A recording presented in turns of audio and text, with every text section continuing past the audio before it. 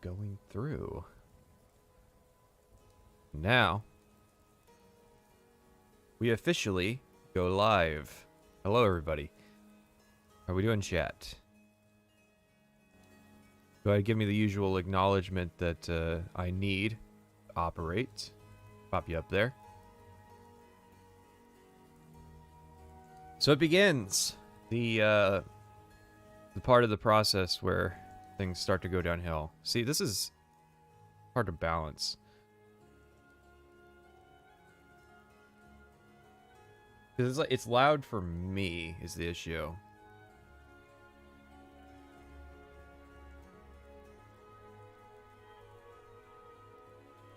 Yes, I know. We finally got to the controversial part. I think the problem is it's too it's like that part's like too it's that Oblivion thing that goes dun dun dun dun. You know the one where they play like the chime sound. I always played that when I wanted to say something silly in the video. Is it both DimeTree videos? Probably. Well, no, I'm trying to make everything around the volume of my voice. If I touch it, I'm scared. So, let's pop the schedule up here since some of you have asked questions that it answers. You see, I mean, I showed it yesterday, but I've got the 11th up now, so we've got the first 2 weeks of our streams kind of revealed.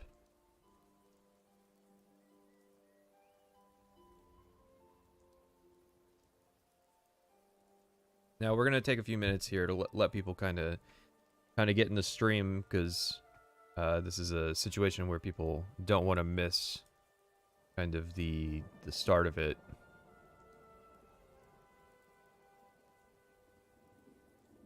So development, I have the entire Mr. Caption video in 144p.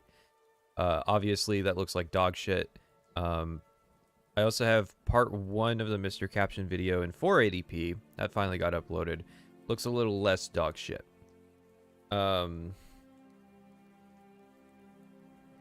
So that's something that it's currently not in the schedule because there was no guarantee I was ever going to see it, but it's something that I can work in here. I'll pull up the the uncensored schedule on my end and see what the next couple weeks look like.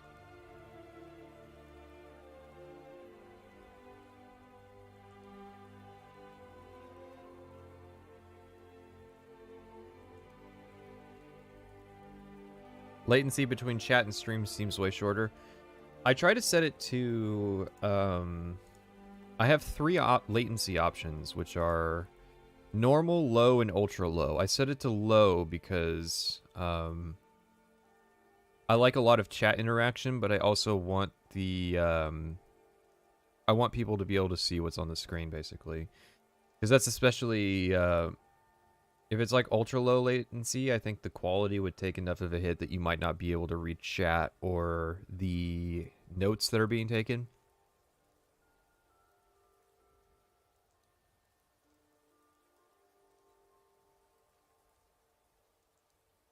Yeah, I know that while the Jack of all trades expression has a longer form, it's usually a lot more applicable to just say Jack of all trades, master of none, as you should specialize in.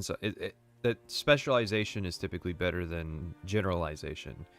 Now, obviously, somebody who's a jack in a bunch of trades versus somebody who's just a king in one is on average going to have more skills. So I understand why the expression is the way it is. It's just a handy way of communicating that idea. Here's what I can do, actually.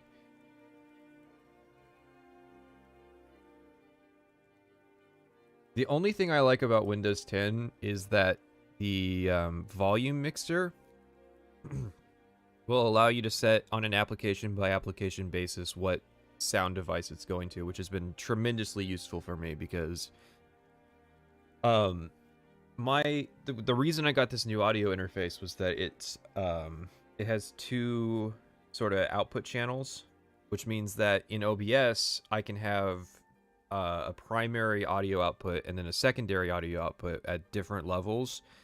And not only that, they can actually be on different audio tracks. So when I record stuff, I can if I was playing something where I was listening to YouTube in the background, I can actually, like with the Red Dead video, I actually listened to a private sessions video while I was playing Red Dead, and because of audio tracks, that didn't show in the video. So just a cool bit of improvement from Windows 10. One of the few that it did, because Windows 7 was super. Anybody who was around for working with audio devices on Windows 7 knows how needlessly complicated it would get. Came here because spending my time watching Grade A embarrass himself again hurts. Is it something new? Or I was under the impression he was trying to get banned, was the deal.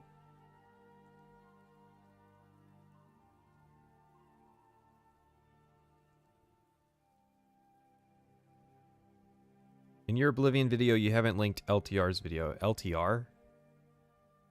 LTR. You mean LGR? Like Lazy Game Reviews? Because I didn't end up using anything from his video. Because he's just kind of a general review guy.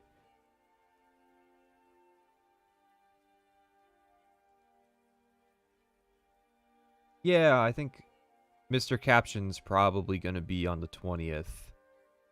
Okay. Because I didn't immediately recognize the thumbnail of the one that's on the 20th, so. Typically the Saturday slots are for the longer videos, and Mr. Caption's is like 2.5 hours long, so.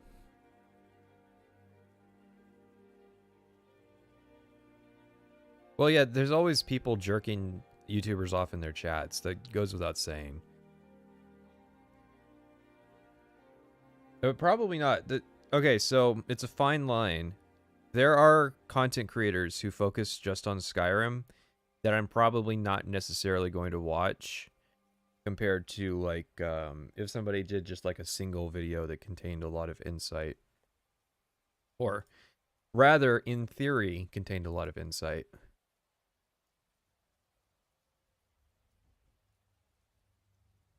Yeah, you mean LGR? I'm fairly confident I did not use an LGR clip.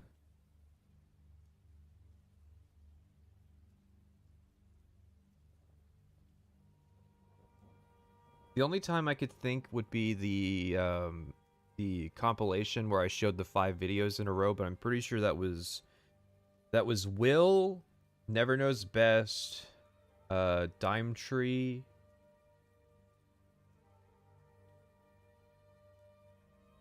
I'm not sure who the other two are. I'm not even sure if it was actually 5. Will, Never Knows Best, DimeTree, Salt Factory. That's 4. I know when I included FETV, that was a spellcasting thing. I know when the GameStop or the GameSpot thing happened, and I know when the private sessions thing happened. So, if I forgot, I think I have dementia.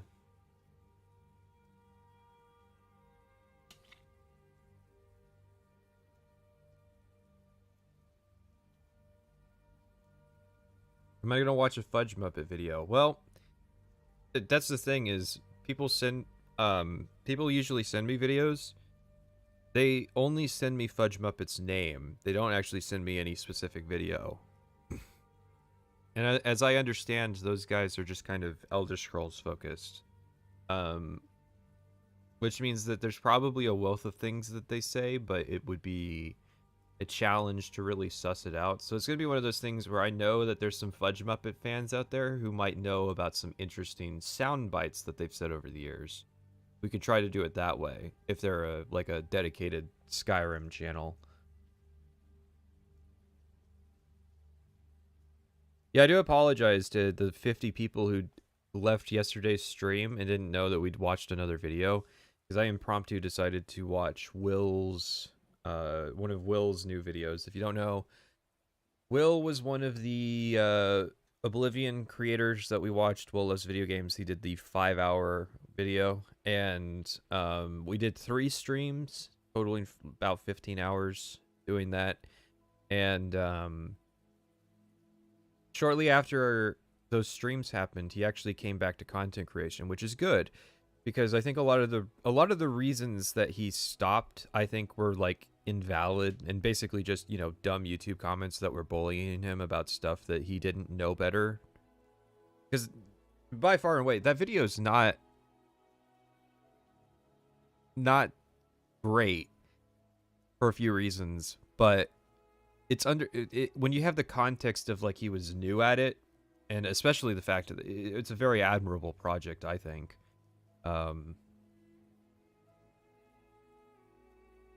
Like, yeah, YouTube comments are going to be dumb and kind of bully him for stuff that he would have improved with time. So I'm glad he's back to making videos, even if they seem to be just shit posts. Am I backtracking on being too mean? Well, I've said before, I think there were a few things I said that weren't nice, particularly in those streams, just because they were so long. But I think overall, a lot of what we kind of talked about was still valid in that video. Remember, when you do a video, it's pre-prepared. When you do a live stream, it's off the cuff. So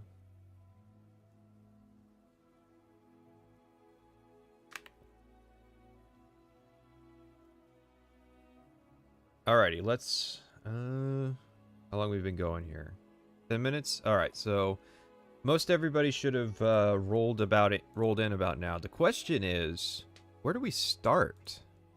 And I'm gonna pose that to the chat. Which video first? Our options, of course, are Whitelight, Metatron, Civil War, and DimeTree. Now, we can look at it. There's a couple ways to look at it. We can do it in order of most popular. That seems like a decent way to do it, but we can also look at it in kind of order of infamy. So I put up a poll, and you guys can get your preferences in.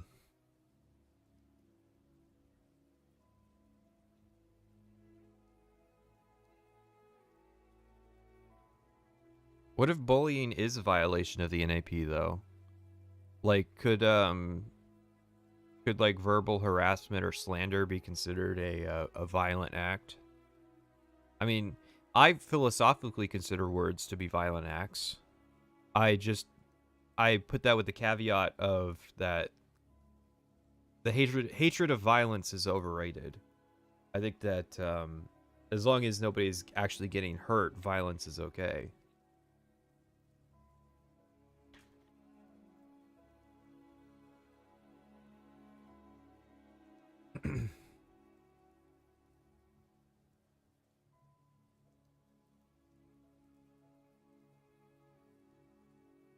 Yeah, okay, so you keep asking. I'm not sure if I'm going to watch Indigo Gaming's complete Elder Scrolls documentary. And the reason for that is, if I did, then it would stand to reason that we would watch the entire Elder Scrolls Problems series instead of just the last part of the series. I'm going to say that now, I watched the Arena and Daggerfall, the Morrowind, and the Oblivion videos that DimeTree made. And I don't necessarily think that they're going to have that much to do that they would be necessary to watch on stream. But if we could just skip to the Skyrim part, but I don't know how, like, substantive that is. So it's kind of a complicated question as to whether or not we're honestly going to do that.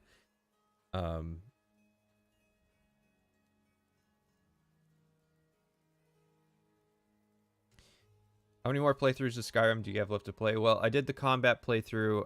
I'm in the midst of the stealth playthrough. Unfortunately, I didn't get to do any of it today because I woke up kind of late.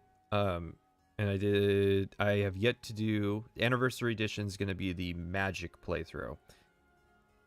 So that's kind of the way I'm approaching it. Instead of doing like role-playing characters, it's going to be more sort of focused on the mechanics, because obviously if I'm going to have a section about combat, it doesn't make sense to do it where the main character that was played was magic focused.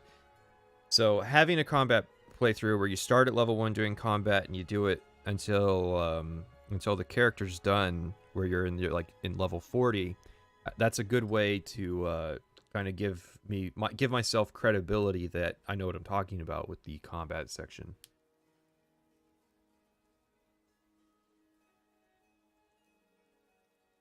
So the poll seems to... Hang on, where's the results?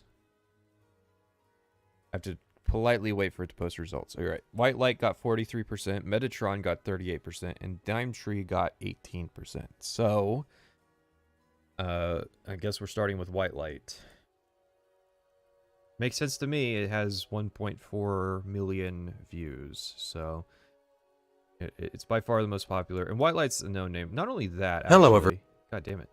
Not only that, I can actually pull up. I hope he didn't delete it. I think he's I think he's kind of a tough person, so I don't think he'll be bothered by this stream existing, but yeah, he left a comment on my Oblivion video a while ago, before these streams were even something that people knew were going to happen. So,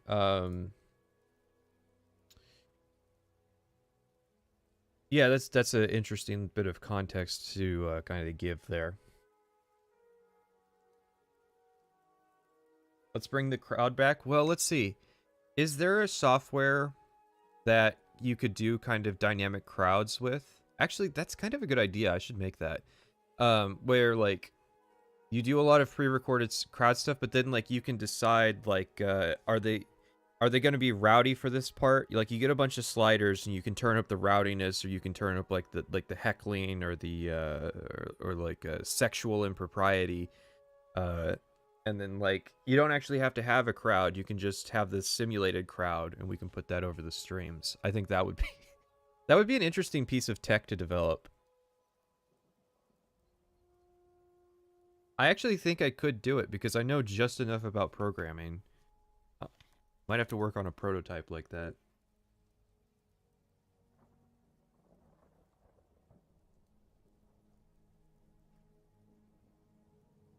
Well, okay.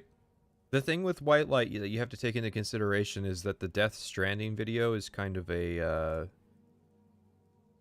kind of an exception. Like, it was an experimental thing. It's kind of like judging my content based on like the April Fool's Oblivion video. It's kind of the Death Stranding thing's an exception rather than the rule as far as he goes.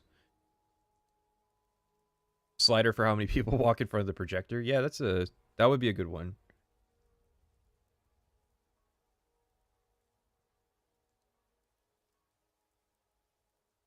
I think the thing is, I needed to work on that about 5 years ago when lockdowns weren't a thing, and that way I could go to like sports events and political rallies and stuff, especially the Trump rallies, because I think those would be good sources of audio for a program like that. But obviously the kind of peak hysteria of that has worn away in the years since.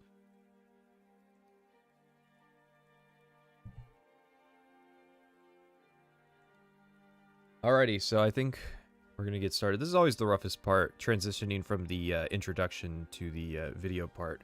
I guess I'll say, there will be a number of people who will probably be watching this after the fact, or will be watching this from the playlist, and this is going to be kind of the start of the parts where we talk about people who, chances are, you might be a Whitelight fan or a DimeTree fan. Well, maybe not a DimeTree fan, he's not very big, but chances are you're a fan of one of the people that we're covering, probably Salt Factory, let's be honest. And you're particularly upset with what it is that we're doing here. And yeah, off the cuff, I'm probably going to comment on stuff like the way that pronunciations are done, or small things that would be nitpicking. But again, I have to distinguish the difference between a pre-prepared presentation where I know what's going to happen and a live reaction. Now, the fact is, I haven't seen almost any of the videos we're going to watch. So, what that necessarily means is I don't know what to expect. I don't know what kind of tone to carry. I don't know what's going to work. And the thing is, chat kind of eggs me on, and I don't ignore the chat. I interact with the chat a lot. So, you just have to kind of bear that in mind. The thing is, I kind of want to be sure that I'm not like stealing viewership from these people. And so the thing is, I was so surprised with how the turnout has been that there's actually a few videos that we might not watch now because the thing is, if I got 7,000 views, that would be huge for them. And like I'm casually getting 7,000 views from the stream, well, that's kind of not fair to them. So it might be a situation where as we get into the smaller and smaller guys, I encourage you more and more to watch these things without my dumbass commentary over them. So you have to bear that in mind. It has to be said, because this is the one time I'm going to get to say it ahead of anything that we do.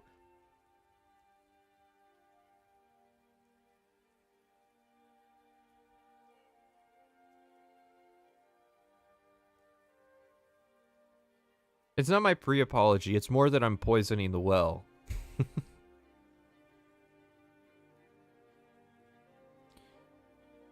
Alright, so starting off with Red Dead, which is a weird kind of theme that's going on here. There's a lot of Red Dead and Skyrim crossovers, I've noticed. Everyone, and welcome back to the Red Dead Redemption 2 critique. This is a part 2, but you do not have to watch part 1 to follow. Oh, crap. Wait. What? Oh. Well, see, the weird thing is, the waking up in the Cartwright thing is a Skyrim meme, but it's not a meme that was kind of created by the Skyrim community. So it's like a outsider meme. So I've never been a particular fan of it. Okay, Mr. Howard, Skyrim it is then.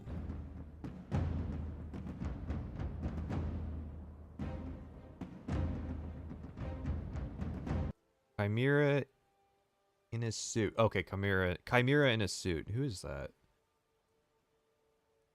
He is not linked in the description. They didn't have a falling out, did they? Hang on.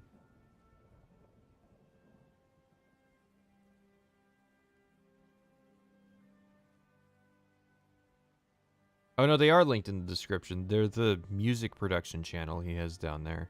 So that must be as a music guy. Wow, imagine having a music guy.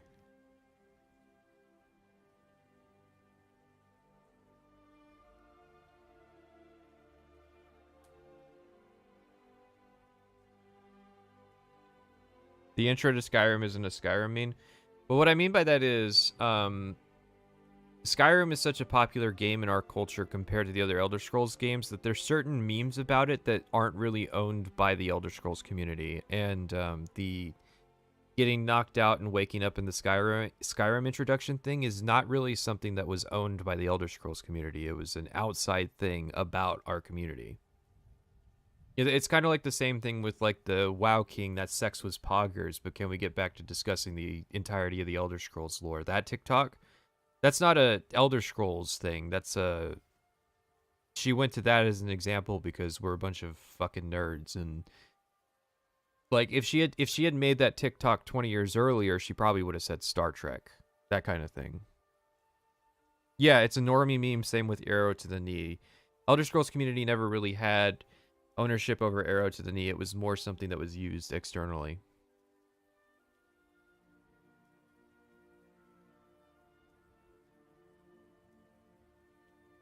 Stop trying to create drama. I'm just interested. He brought someone up. He brought someone's name up, so I looked up who they were, and I didn't see him in the fucking description. That's not drama. I'm just curious. Such arrogance. Nova.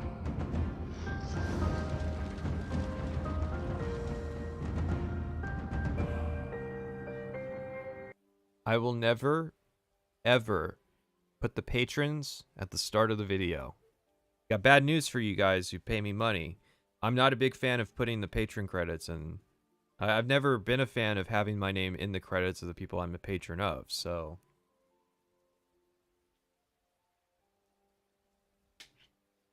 How's the Nick drama going? He actually talked about Movie Bob today, believe it or not. Right as we mentioned it, he talked about how, like... I forget what he said, but it was funny that he brought it up.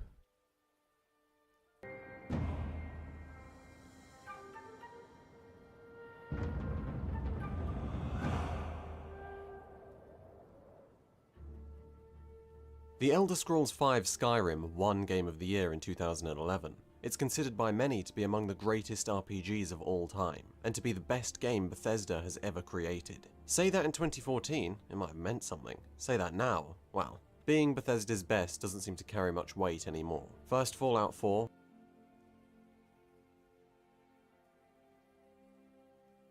I think he's probably right. It's not an issue with me being quiet, it's an issue with this being loud. then 76. It's becoming more and more popular to hate on Bethesda and their approach to designing games, which, to be sure, is a mess entirely of their own making. But along with those sentiments came the idea that So, are we watching a modded review? Because, I've done this intro 1,000 times, and that's not the armor he wears. I'm just curious. Again, this is not a... Don't read into everything I say as, this is the shit that's gonna nail you to the cross. Skyrim was never good. Then why did you love it, I wonder? Why did we all? Why, in 2011, was it considered God's gift? Well, it's time to find out. I've always been bothered... I mean, it works, but I've always been bothered with, like, psychoanalysis in the YouTube titles. Like, why did you love Skyrim? I don't know. It seems like a question that's personal to each person that you would ask it. Or it's like, especially with the Salt Factory stuff, the, was Oblivion as good as I remember? I don't know. Who the fuck are you? They did an EFAP on Skyrim? Did they really? I don't recall that. I remember, like, Last of Us 2 and Cyberpunk being things they covered. Did they really cover Skyrim?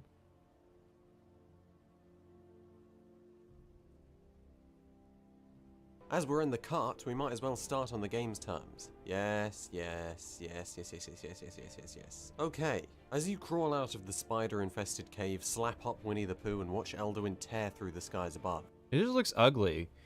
Because everything's purple.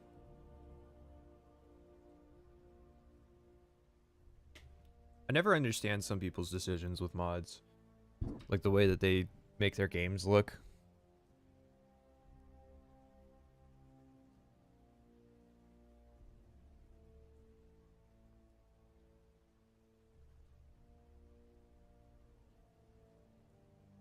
You're faced with the world that bore the game's title. Hang on, I can adjust this slightly.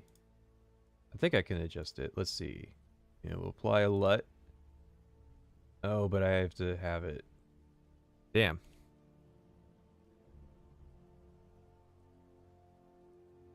How about color correction? Hang on. I have to find what normal is supposed to look like.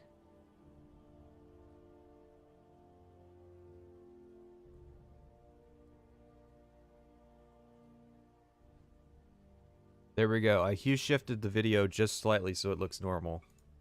Skyrim.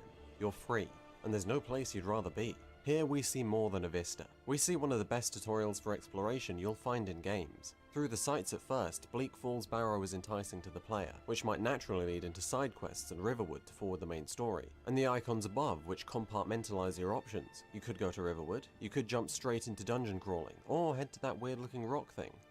I mean, we can also go the other way.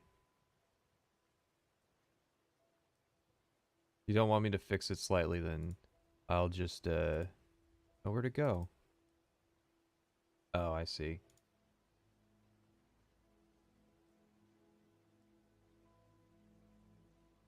We can do it implement style. There you go. Significant power boost from the standing stones is another example of positive reinforcement for exploration. You explore, you'll grow, and that's how the game introduces the first way to play Skyrim, exploration. So let's start with that. Let's have a look around. What's impressive? The intro is always super slow because you kind of have to set things up for where they're going to take the video.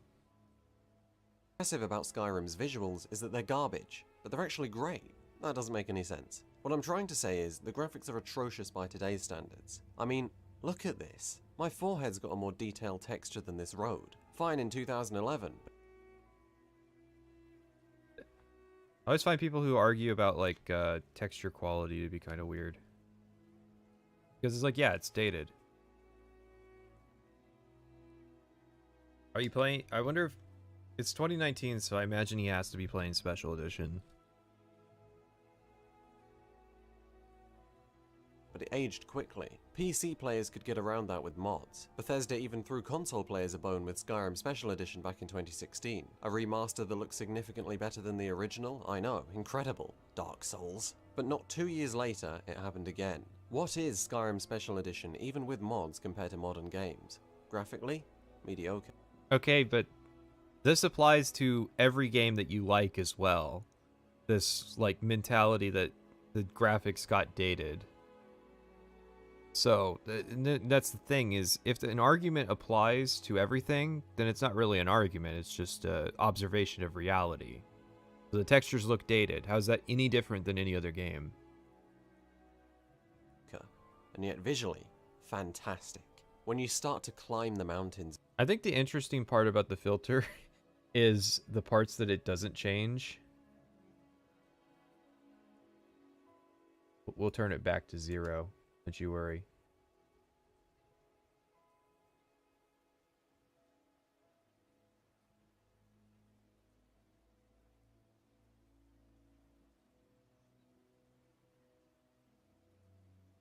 in the sky turn. Oh yeah, get used to people going, he's not done making his point. What am I supposed to do? Let the video play for 5 hours and then so I get the full breadth of the context? No, of course he's not done making his point. That's how this works. Oh, incredible. Dark Souls. But not 2 years later, it happened again. What is Skyrim Special Edition even with mods compared to modern games? Graphically? Mediocre. And yet visually? Fantastic. What's Red Dead Redemption compared to games that come out in 2021?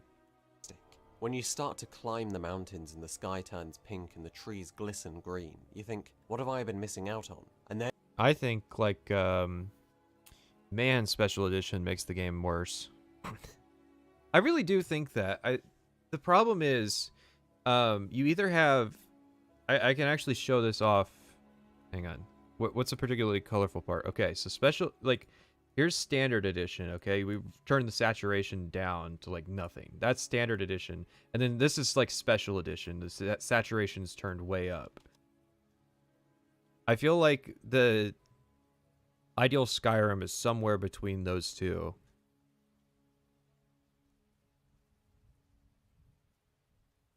What's the difference between graphically and visually? Well, graphics are the technical aspect of visuals. That's like the part about like texture design and models and all that. Visual aesthetics are something that is meant to be timeless. You can say a game hasn't... There's no such thing as a old visual aesthetic, but there is such a thing as old graphics. Dark Souls. But not 2 years later, it happened again. What is... I'm not saying Red Dead Redemption 2 is bad. I'm saying that it looks dated, because it does. Anything that runs in 45 frames per second is dated. Even with, like, copious amounts of Jesus and decent hardware. Skyrim Special Edition, even with mods compared to modern games. Graphically, mediocre. And yet visually, fantastic. When you start to climb the mountains and the sky turns pink and the trees glisten... Okay, but the thing about graphics is... Skyrim didn't change. Oh, okay. That's a bad example because Skyrim did change. But Skyrim Standard Edition didn't change, right? The graphics of the way it looks hasn't changed at all. Objectively. It's static. Why was it good at one point but not good at another? And you can say, well, at the time it looked good. No. I think that that's a terrible kind of way to look at visual design in video games, is to go, well, it's graphically pretty now, but it'll be ugly in 10 years. I think you have to look at the aesthetics of it. You optimize settings if it runs bad. Have you played Red Dead Redemption 2? I'm sorry, I have to ask that. I have spent hours, because I played it for almost 100 hours. I spent hours trying to reach a happy medium of the game looking decent and running at an acceptable frame rate.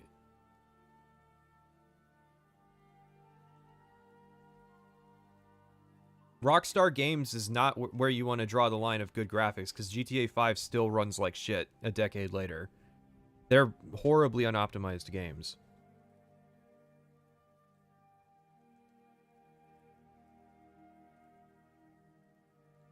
Green. You think, what have I been missing out on? And then as the clouds come closer, the snows start to fall. It's a blizzard. Leaves crusted with frost, rocks encased, the path obscured. White rays beam down from the tallest mountains, and you... Hang on. Give me 1 second and I will make this interesting.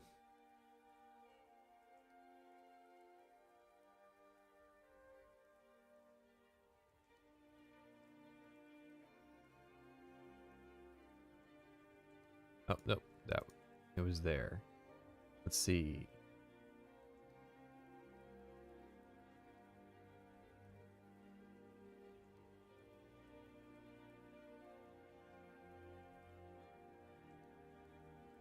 There we go. Or can I gotta make sure I get the timestamp. I like this, To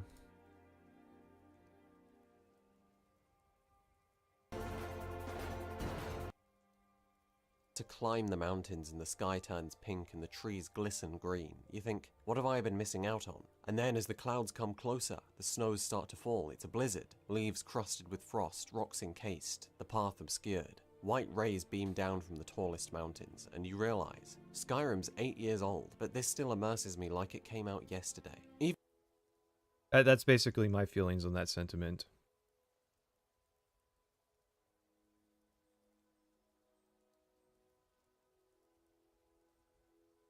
See, I should have done the opposite of what chat wanted, because I knew if Whitelight wins the poll, that means there's a lot of Whitelight fans.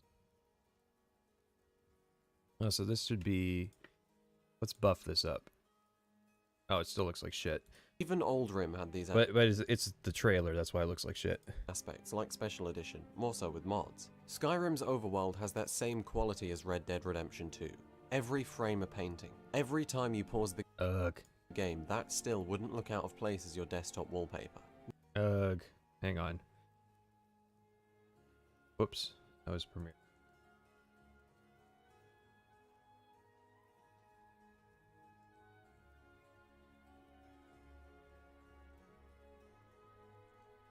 Every frame a painting.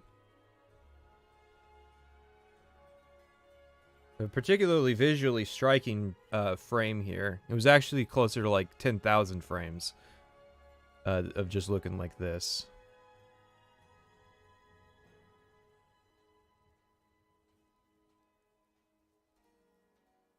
Why is this, if the game's graphics are so mediocre? Because of colors and design. It's difficult to summarize.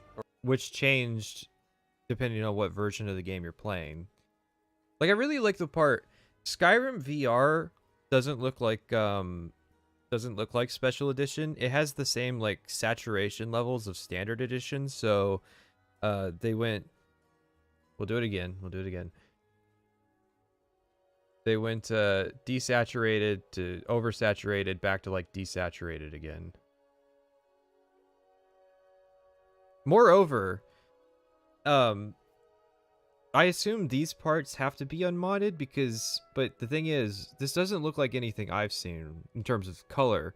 So it's really disingenuous to talk about the visual design of something when you aren't showing what it originally looks like, unless he's like applied color correction and editing.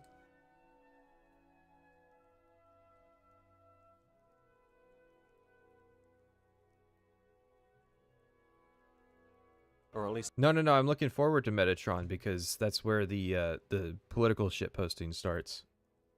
it was until I found an interview with Matt Carafano, Skyrim's art director. He put into words exactly how I felt. The world of Skyrim is what Bethesda's art team understand as epic reality. This means that there are dramatic views wherever you go, the goal being to make you feel amazed at the world you're walking through. Well, they did it. Be it the jagged mountains, the thick white mist they're draped in, the endless caverns, crooks and nooks, ravines, sheer cliffs painted with greens, blues and whites as a cold flow of water slips off the edge. The colours they paint the skies in, pink, yellow, white, blue, and the way the sun pierces. I don't know why is every sunset for him pink? Never seen that. It's almost always just hazy yellow. The treetops, the monolithic Nordic barrows standing within and without the mountains, cutting the mists. It's very smart then that so many dungeons in Skyrim will take you to the summits of such heights, giving a view that serves as a reward by itself. And it's not just the landscapes. Even looking at the armor, I can't think of any game aside from Dark Souls that brought anything as good as this to the table. Every single set somehow looks amazing. The Daedric armor is still among the most badass things I've ever laid eyes on. In fact, I remember spending hours of my time watching. I just disagree. I don't know if there's going to be a lot of use to this, if I'm going to be completely honest. Skyrim armor compilations on YouTube because I was so enchanted with it. How the art team managed to do this when most RPGs are competing for who can be the most generic is beyond me, but they deserve every ounce of recognition for it. In this way, Skyrim is much like Darksiders 2. Despite the low-rung graphical quality, these games will still look good even when the industry has made photorealism standard. On the other end of the spectrum is Jeremy Soul's music. There's a reason it fits so well. Wait. Oh, you must mean the audio-visual spectrum, because I thought he was about to say, like, the quality spectrum. It's like, Skyrim's armors are amazing, but on the other end of the spectrum, Jeremy Soul's music's dog shit. But I guess it's just that's a weird way to kind of transition that thought, is to say, on the other end of the spectrum, you have this guy, Jeremy Soul, accused rapist.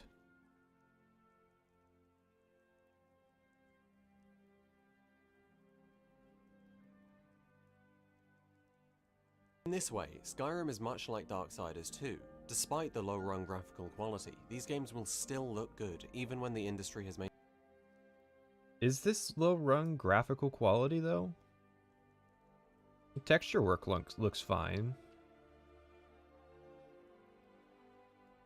Like, I want to know what his standards for, like, a good-looking game are. And I mean, we know. There you go.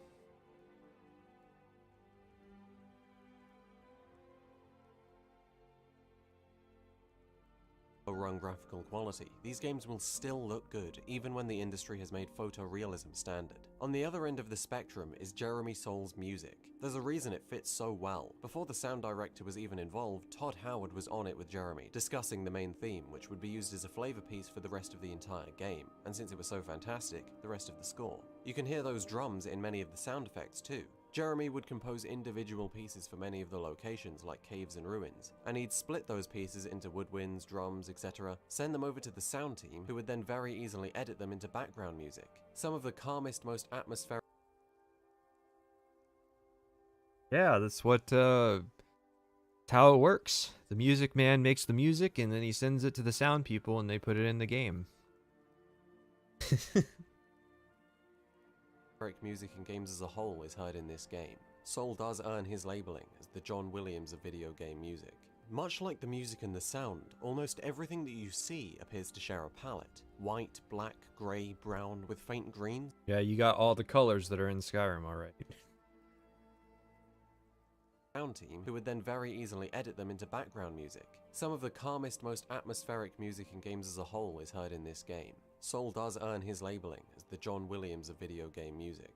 much like the music and the sound, almost everything that you see appears to share a palette. White, black, grey, brown, with faint greens, blues and oranges. You'll see that in the UI, the clothes, the buildings, the animals, even the faces themselves. The feeling of Skyrim, then, is conveyed almost constantly. It's a thick, immersive atmosphere that plants you within the world, thereby amplifying the sense of exploration and the narrative elements. A quality Skyrim shares with the more recent Bethesda games is its jank. When it's game-breaking, there's nothing more frustrating. But with patches, they're unlikely. It's much more probable that you'll run into examples of the Todd Howard charm. I mean, honestly, this stuff never ends, but it's a part of the game. Should it be buggy? No. Do Skyrim fans very much enjoy the bugs though? Yeah. But No, I kind of disagree with that sentiment. There wouldn't be an unofficial patch if they enjoyed the bugs.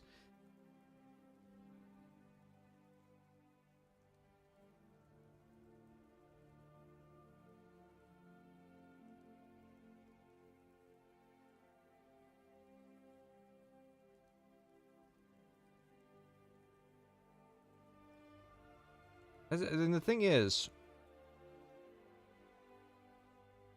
I don't know what insight to glean. It's like visuals good, music good, bugs good.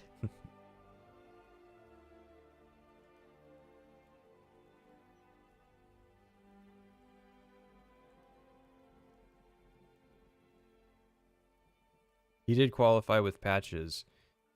Sure, but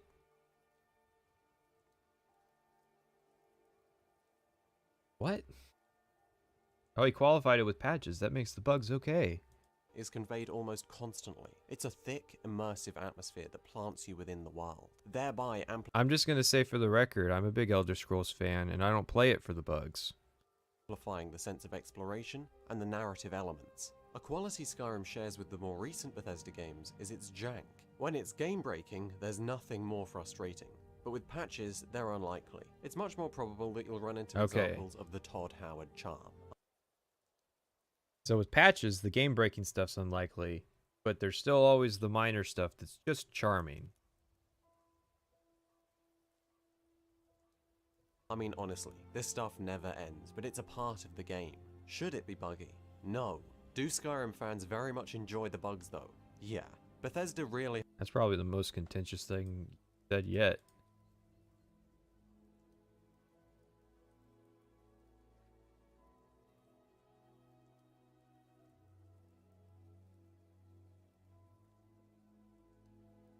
Again, we'll listen to it. We got some Skyrim fans in here. What's your thoughts? The game. Should it be buggy? No. Do Skyrim fans very much enjoy the bugs though? Yeah. Bethesda really are a lucky bunch. I have seen some incredible bugs in my time, but they certainly don't compare to the things I've heard of. Did you know that the mannequins in Skyrim are alive? They're Nords, retextured and imprisoned in wooden skin, coded to be still forever. But sometimes, the code breaks. If I were them, I'd want revenge. A quality Skyrim has that isn't even remotely shared by the more recent Bethesda games is the sheer amount of care and creativity that went into populating the world. It's hard to find something completely innocent and innocuous. There's always a secret. There's always something interesting to uncover. I entered a crack den once, only to find out it was a front for a vampiric drug operation. What about Ysolda, who's secretly been running a meth business the whole time? Or Rorikstead, who are theorized to be entirely populated by Daedra worshippers? A lot to take in, huh? But they have fertile lands despite the tundra. There are no adult women in town despite 2 recent newborns, which means they both died in childbirth. Yet there's a healer in town. So how's that possible? All the residents have an unusual amount of soul gems, you can find books on the Daedra, and you can ask them about some kind of secret to their harvest which they promptly deny. Bet you're never gonna look at them the same way. When you have such... Yeah, but the problem with Rorikstead is that there is no answer you can uncover. The other stuff, there's answers, but Rorikstead's just weird. But I guess that's what Skyrim fans like, because they like watching the videos of Rorikstead, what it really means. What's that quest called? The Oblivion quest with the that's a Lovecraft reference. Shadow over Hackdirt. What it really is.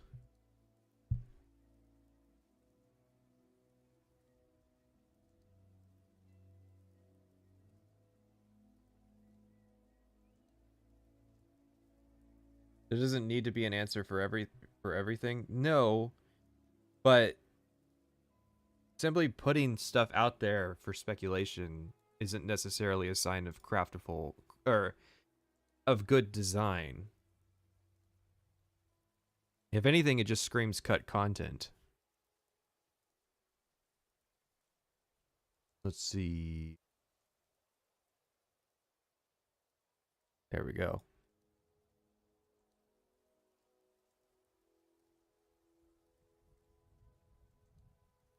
Best thing out of Skyrim was my favorite song, Ragnar the Red. Yeah, well, as much as I like the bards, I really wish they would shut the fuck up when I'm talking to people because it really is just noise, like making a lot of noise in the audio.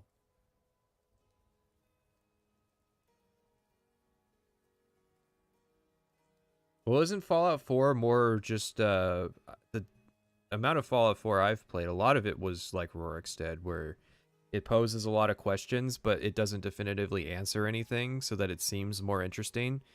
Like with the Institute's motivation. Like, it's the mystery box, basically. That's what he's describing is making it good is because there's no definitive answer, you can speculate and come up with your own reasons for why something is. That makes it masterful. And Rorikstead's was kind of one of the areas where I feel like Bethesda doesn't internally have an answer.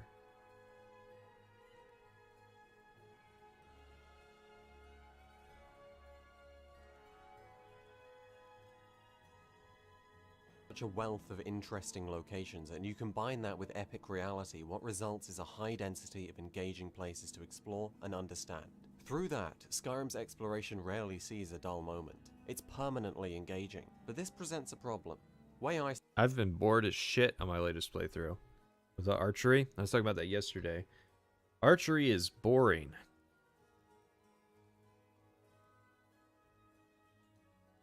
See it, there are two ways of playing Skyrim, questing and exploring. And I think one of the biggest problems with Skyrim is that the game puts you under the impression that questing is the right way to play, an attitude made concrete by Skyrim's affection for fast travel. For most of my first playthrough, it was all I did. I fast traveled to get around. I never once decided to walk to my destinations and investigate what I came across on the way. Oh, the things I was missing out on. A dwarven ruin that requires traversal via spinning cogs. Ragnvald, a labyrinthian, not that one, type Nordic ruin that requires you to find 2 skull keys to unlock the boss. Arkwind Point with its simply jaw-dropping sights. From both a gameplay and presentational aspect, you miss out on a stupid amount of content if you stick to the quests. So then, what? That's true in most open world games, though. I just feel like that's part of the charm of open world games is that you can do the content or you can do the world. And in theory, both should be interesting. And then bad open world games are like where either you're not given enough of a concrete story to follow, or usually what it ends up being is you're not given enough of a world to explore, like Watch Dogs. There's basically nothing to Chicago in that game. Which is weird because there's all those landmarks and mini games and shit, but then you realize that a lot of it's repetitive or lacks cohesion.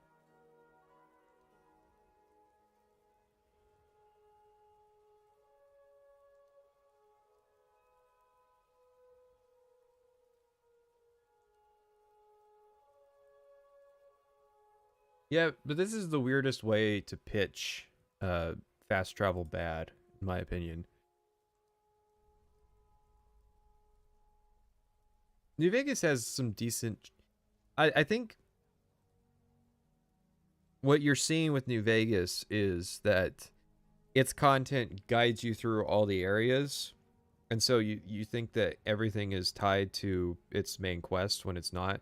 And a lot of the side conflicts that you see are tied to that main kind of conflict that's going on in the area. Because I really hate Fallout 3's like theme park design of like, and this is where we have slaves. This is what we do here.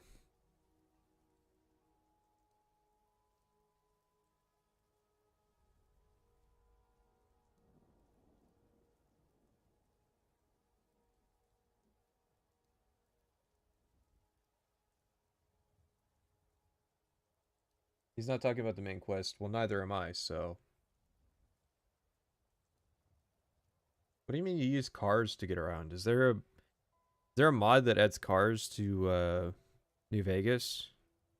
It sounds like it could be interesting, but I don't think that map is big enough to necessitate that kind of mobility.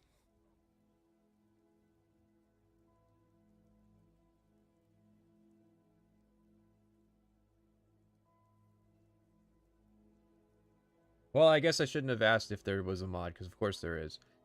I guess I should ask more so, is there a good mod?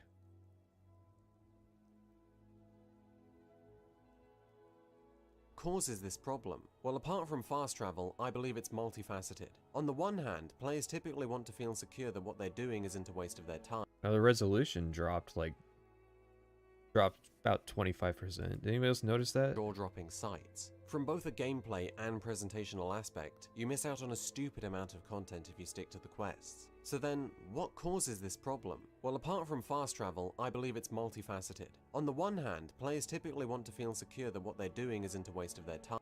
Yeah, oh yeah. So this has to be somebody else's footage because the colors aren't all fucked up. And so, of course, they'd want to follow the scripted narrative. I mean, that's not an issue, but it's weird that you wouldn't just have your own Dark Brotherhood footage. Like, it's not like you're showing off the alternate dialogue to a scene. Yeah, and that's a really minor thing. Don't think it's a big deal. Instead of the inconsistency of their own adventure. And on the other hand, quests in Skyrim are essentially just a series of locations. So why explore 15 random dungeons when you could explore 15 related quests to get narrative experiences and multiple powerful quest rewards alongside it? Is questing actually a more effective route to gain power? Not really, but you'll assume it is, partially because you'll assume exploration. Don't tell me what I will and won't assume. You don't speak for me. I have this issue with couple content creators is they always speak for what the players feel. I try to avoid that. I make no promises that I do, but you can't say that every single person is going to look at quests and figure that's the path to power, because everybody's experience with games is different and they're going to have different philosophies for how they want to approach it.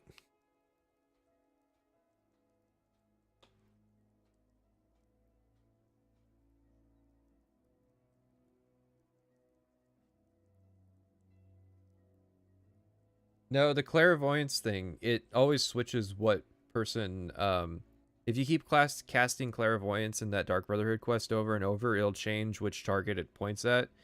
So you can't use clairvoyance to figure out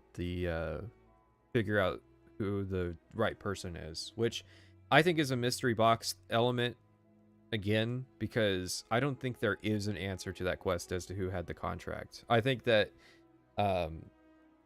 they just kind of engineered it that way for that impact of, I don't know if there is a right answer. You know, you still have to choose, that kind of thing.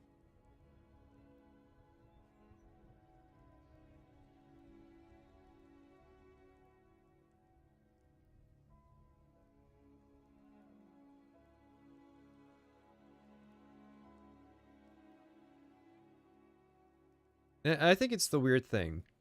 I look at it from like a role-playing perspective. What should my character reasonably be doing? Like, when I start up a game, my immediate thought isn't, how do I go about breaking this experience? Because I like to give games the chance to be good without having to break it.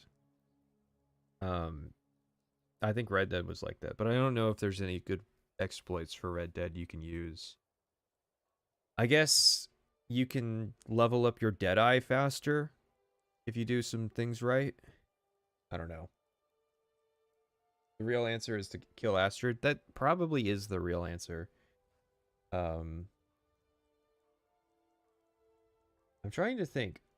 For some reason, I thought I had an idea of how you could justify the Emperor dying, even if Astrid and the Dark Brotherhood were wiped out. I guess technically, Cicero and the Night Mother don't show up to the Valkyrie Sanctuary, so Cicero could theoretically still complete the contract, is maybe the idea.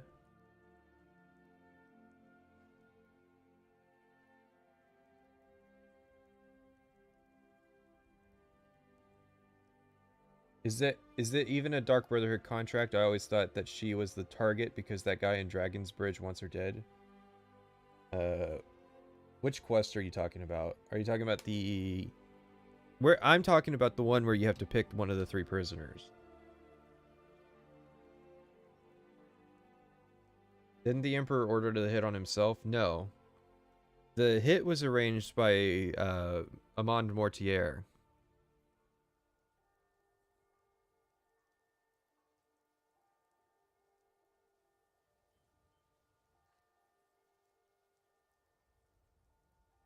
Is inconsistent. It's on Bethesda for not convincing you otherwise. So you're missing out on a lot if you choose to only quest and rarely explore. But either way, you can become addicted to Skyrim's core gameplay loop, with only slow narrative moments or repetition presenting any risk of boring you. Skyrim's gameplay loop is simple. You go to a location, you fight and loot, both of which progress in scale, and by the end you're done. To me, the only comparable feeling is found in games built around addiction like Destiny. Why is that? I believe the answer lies within rewards. Skyrim does rewards right. From level ups to quest rewards, the one thing you'll find common among all rewards is significance. If you've ever played the Deus Ex games, you'll know Significant rewards, huh?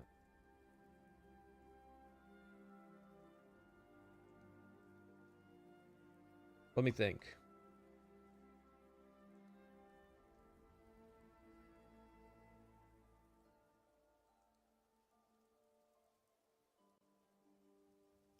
No, probably not. Because the things that the player really should want in Skyrim would be stuff like enchanted equipment that's catered to their playthrough, but it almost always comes off a leveled list. Like, I can't tell you the number of times that I do a quest and then the quest giver's like, here's your reward, and they give me like a random item, and I'm like, so I reload the save and I do it and I get a different item, and I realize there's not even like a personalized special reward for that quest, and the gear, every time that happens, the gear almost always is just trash.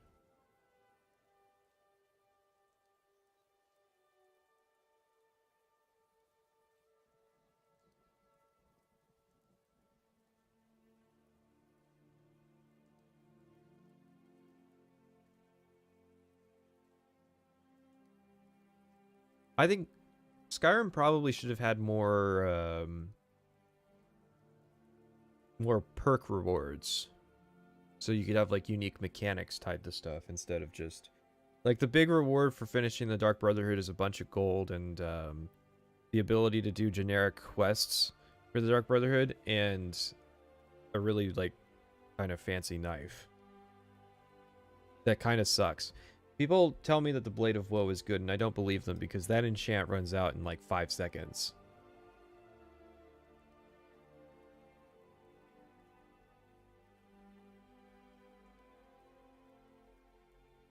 Yeah, that was the weird thing. I have multiple times in my notes. I bought a composition notebook for Skyrim. I have multiple times in my notes where I would pick a master lock, and then the thing that was inside that master lock would be like literally 10 gold.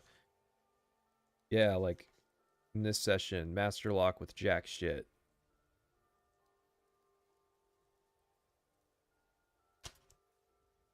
Too much of Skyrim's rewards are like just random. No, they didn't remove item recharging. The annoying thing is they took away the ability to hotkey Azura's Star. So like my big thing that I figured out in Oblivion is if you have Azura's Star, you can hotkey it and then use a soul trap weapon and just keep fucking going, right?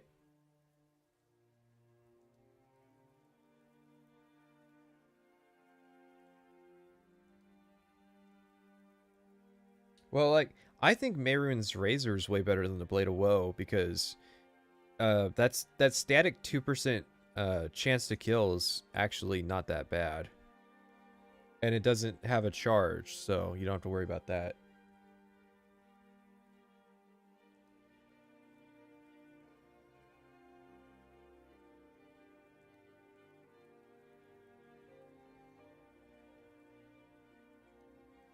otherwise. So you're missing out on a lot if you choose to only quest and rarely explore. But either way, you can become addicted to Skyrim's core gameplay loop, with only slow narrative moments or repetition presenting any risk of boring you. Skyrim's gameplay loop is simple. You go to a location, you fight and loot, both of which progress in scale, and by the end you're done. To me, the only comparable feeling is found in games built around addiction like Destiny. Why is that? I believe the answer lies within rewards. Skyrim does rewards right.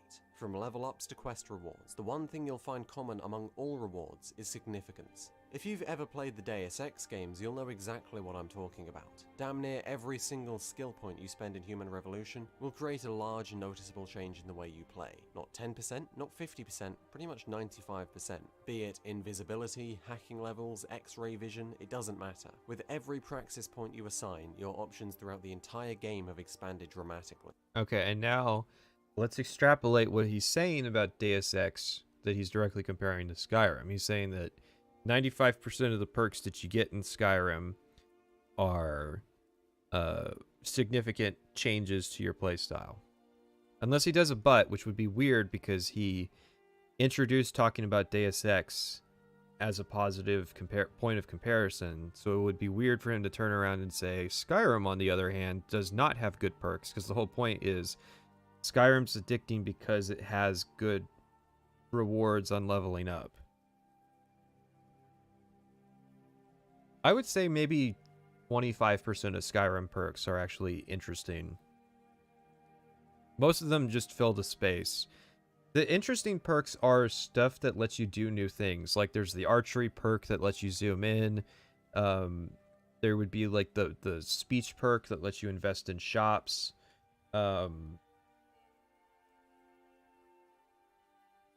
Yeah, most of the perks just suck. There's a reason that almost every modded playthrough changes the perk system to make it better. It is not one of, it is the single best way of creating meaningful skill trees and replayability in these narrative-driven games, and Skyrim attempts something similar. There are some, maybe not useless, but boring perks, sure. Okay, so like I said earlier, you introduced this comparison. Let's go back here. Where's the Destiny clip? Because that's where it starts. It's on Bethesda for not convincing you otherwise, so you're missing out on a lot if you choose to only quest and rarely explore. But either way, you can become addicted to Skyrim's core gameplay loop, with only slow narrative moments or repetition presenting any risk of boredom. Also, don't speak to me about getting addicted to Skyrim's gameplay loop. You don't know me. You. Skyrim's gameplay loop is simple. You go to a location, you fight and loot, both of which progress in scale, and by the end you're done. To me, the only comparable feeling is found in games built around addiction like Destiny. Why is that? So the only comparable feeling to Skyrim... Hang on. We'll write down the logic so everybody can keep up. Only comparable feeling to Skyrim is the addiction Destiny. That's a rough paraphrase, but it keeps the idea in your mind. Now I'm going to change the, switch Kirby out. Let's see, who's good? Who wants to replace Kirby? No Man's Sky guy, Sean Murray. You're perfect.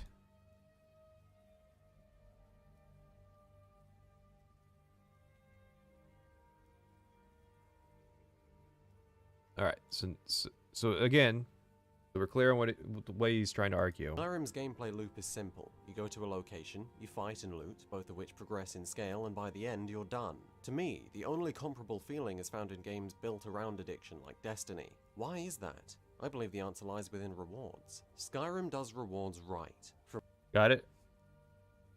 So the next line of the logic is, Skyrim does rewards right. From level ups to quest rewards, the one... Got it? Clarifies level ups, quest rewards. However, he then goes on the Deus Ex tangent, and then he says that Skyrim makes an attempt at doing level ups right. One thing you'll find common among all rewards is significance. If you've ever played the Deus Ex games, you'll know exactly what I'm talking about. Damn near right. From level ups to quest rewards, the one thing you'll find common among all rewards is significance. All right, so the next line of logic is... Oh, this is probably going to be hard to see.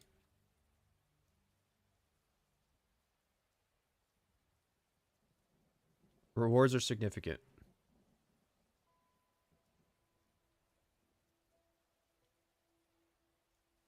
If you've ever played the Deus Ex games, you'll know exactly what I'm talking about. Damn near every single...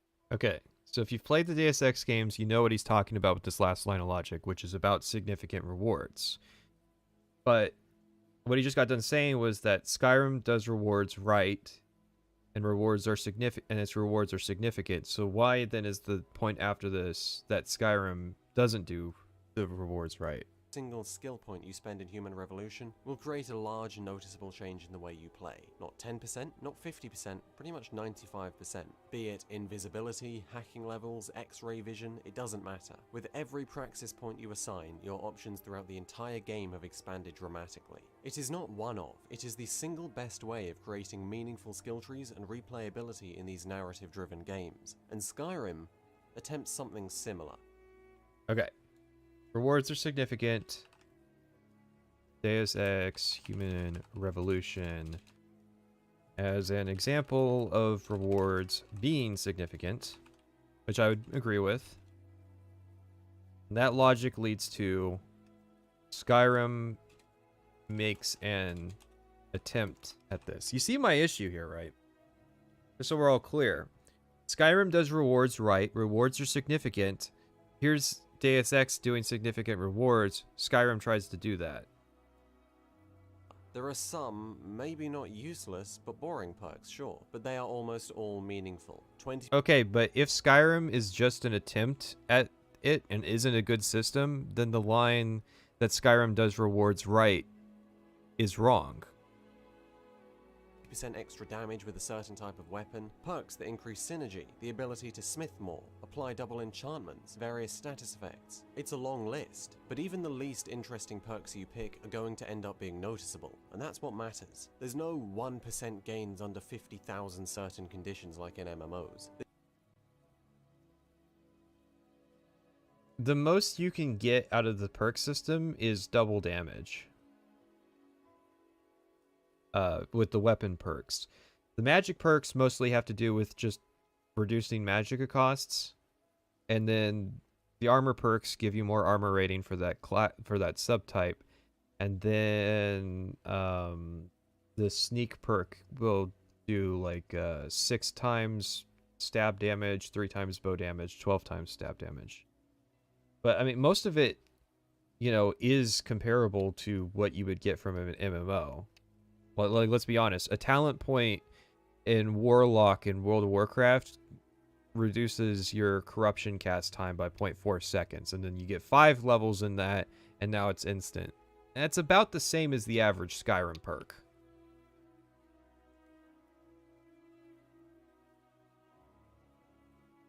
It's rewarding, but he said that it does rewards right, and then he gave an immediate example of something that actually does it way better. So I'm not sure I track this one.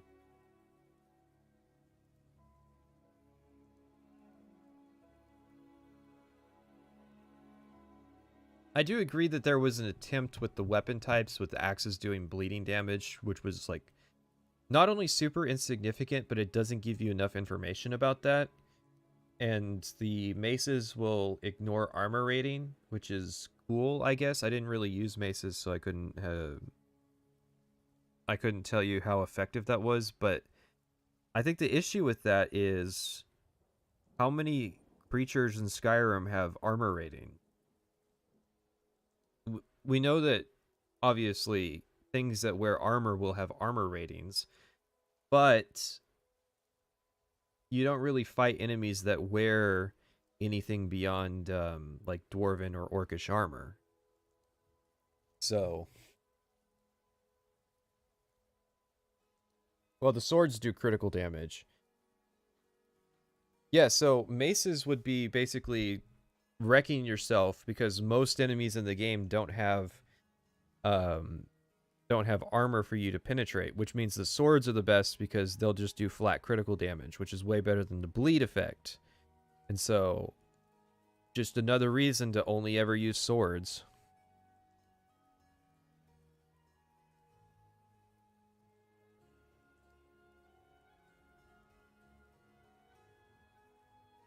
You legendary a weapon, the crit perks lower your damage because of how crits work. Wait. See, this is the issue, is Skyrim, again, doesn't give you enough information that it's like, there's no way I would have been able to glean that just from playing the game.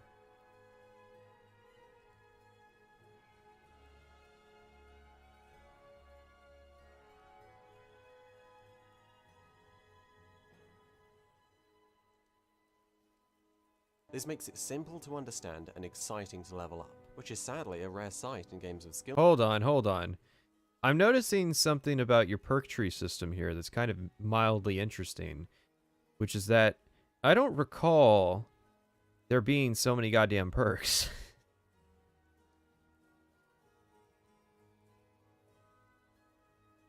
Like, that's 1, 2... Oh, 13, 14, 16, 17, 18, 19... 25, 26, 27, 28, 29, 30. I mean, even with like all the perks that you have to put multiple points into, that's still not applicable. So your whole basis for the perks being interesting, okay, it's a complicated situation. Maybe he's talking about vanilla Skyrim and he's only showing us Ordinator Skyrim, but if he's talking about Ordinator Skyrim, then yeah, of course it's interesting. It's a fucking mod. It's a post-release content modification that is designed it is designed without balance in mind.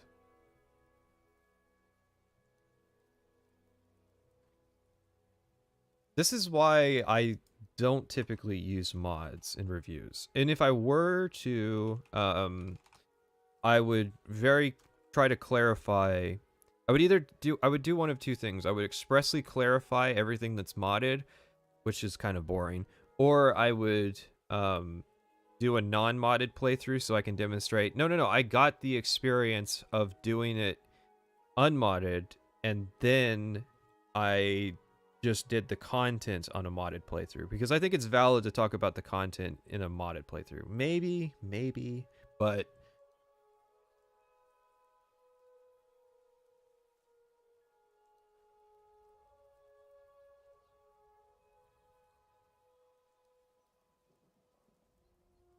Skill trees these days. at least acknowledge it, please. Level ups come from any form of play. Now let's link it back to the gameplay loop. Rewards here are compounded over the course of the entire dungeon. In your conventional dungeon, you'll accumulate gold, potions, scrolls, soul gems, ingredients, jewels, arrows, likely a skill book or a word of power, and maybe even a weapon or an armor upgrade. Every single one of those has its uses. They're small rewards compounded into a... Yeah, and most of them just end up in my chest for me to never sell. Because the thing, Skyrim's not very smart about giving the player gear that they would actually want. So it's like, I got so much glass armor on my melee character and so much ebony armor on my ranged character. It's actually kind of uncanny. And I'm sure I'll get like tons of weapons and just like stuff that mages don't really use on my magic character.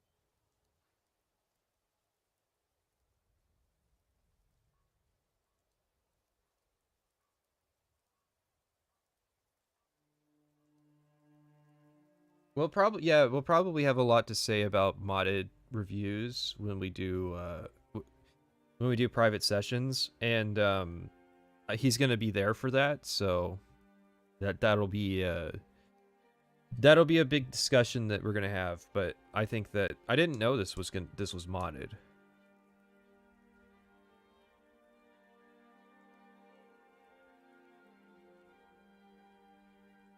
It would be like if I was talking about Minecraft and I started going off about how satisfying it was to build like machines, and like, yeah, Mojang is really good at really selling us on the idea of like big quarry systems and data storage, and it's like, wait, those aren't in Minecraft. That's a mod pack.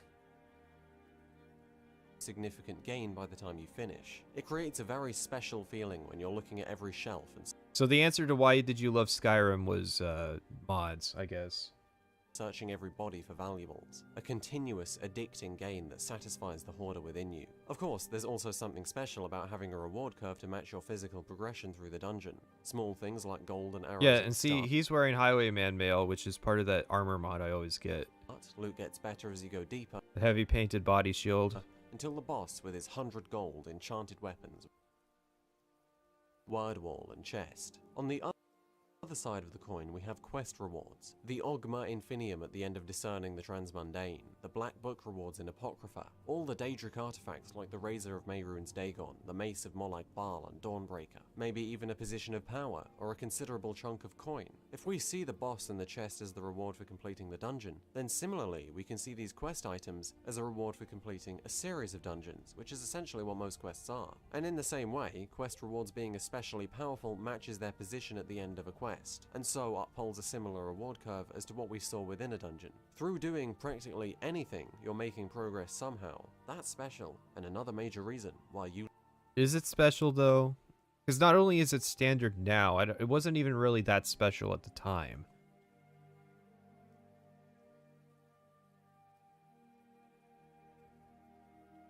No, I think Kazazai's Fang is in the base game. It's the you get it from Valthum.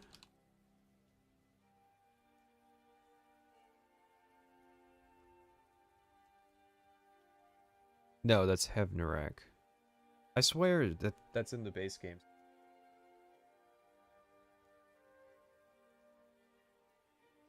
Kavazane's Fang.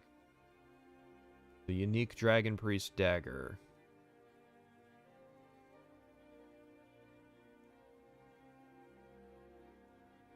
Yeah, it's part of the alteration quest.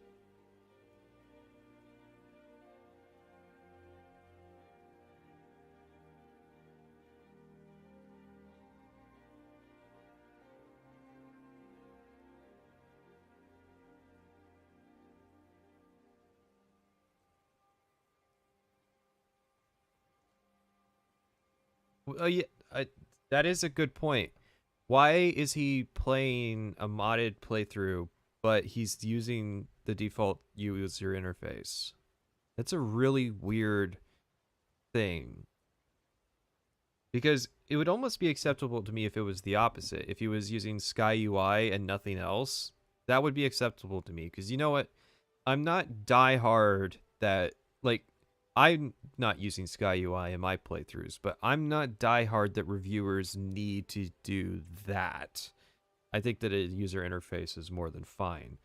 But I think the thing of it is, Sky UI would make the mod thing really stand out.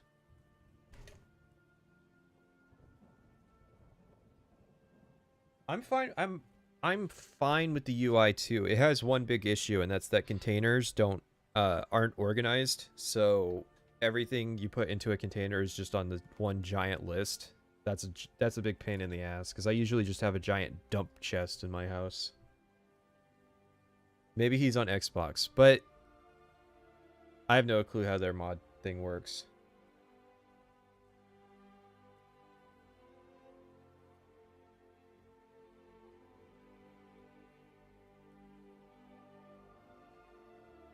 Okay, but the thing, here's the thin line you walk when you review a game while using mods. Is he just talked about how substantive perk rewards are while he's playing with Ordinator? So that begs the question: is he talking about Skyrim perks or is he talking about Ordinator perks?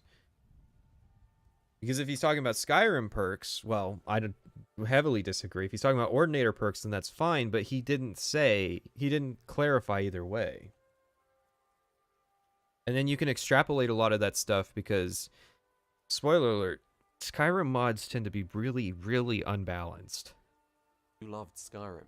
Thinking about it, rewards aren't the only interesting quality Skyrim shares with intentionally addictive games, because both Skyrim and many in the mobile genre are astoundingly accessible, even to people who don't play games that much. My lovely girlfriend has over 9,000 hours in Skyrim. 9,000! And what's interesting about that is that this was basically her first AAA game, certainly her first I don't understand people who are like that.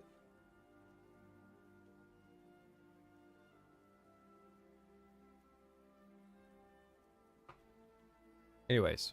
RPG. So how did Skyrim, what would have been considered, accurate or not, a serious RPG back in 2011, enchant her, someone unfamiliar with most of Skyrim's mechanics? You can attribute a lot of it to the game's visuals. Anyone would be starstruck by sights like these. Okay, but the thing is, we've shown he's pulling some of this footage from other videos, like all the Dark Brotherhood stuff.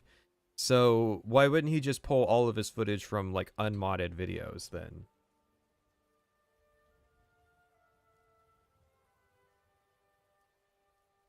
But I think the root of it is Skyrim's simplicity. There's not a single complex attribute to the entire game, and yet... Oh. Thank you.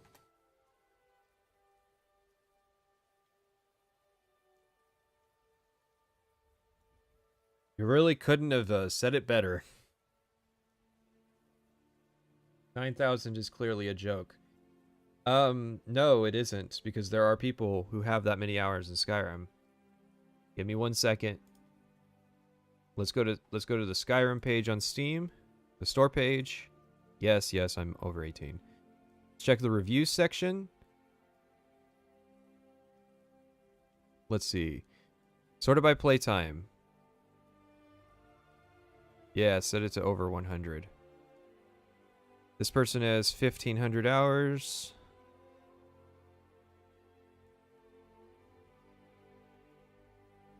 This person has 2,000 hours. Damn it, why does it gotta ask me so many times how old I am?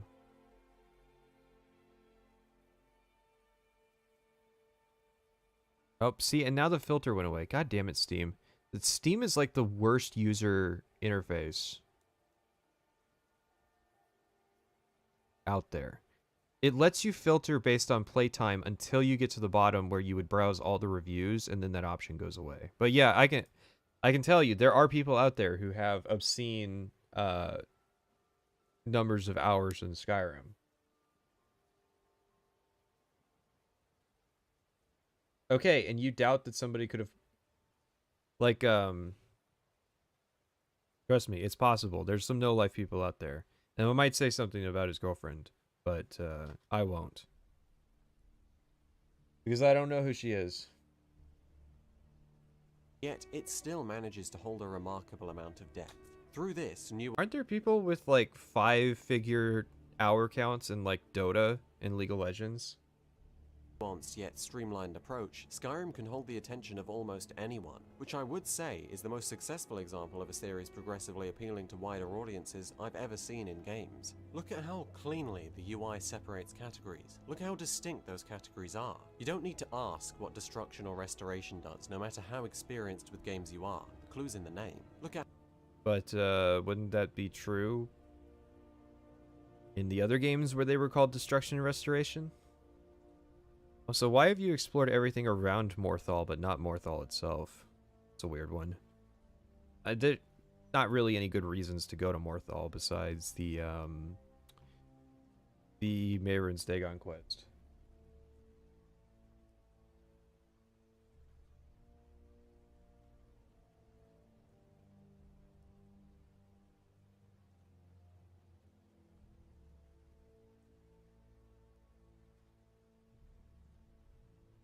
Alright, give me 1 second. I'm gonna switch Sean Murray out for someone new. Here we go.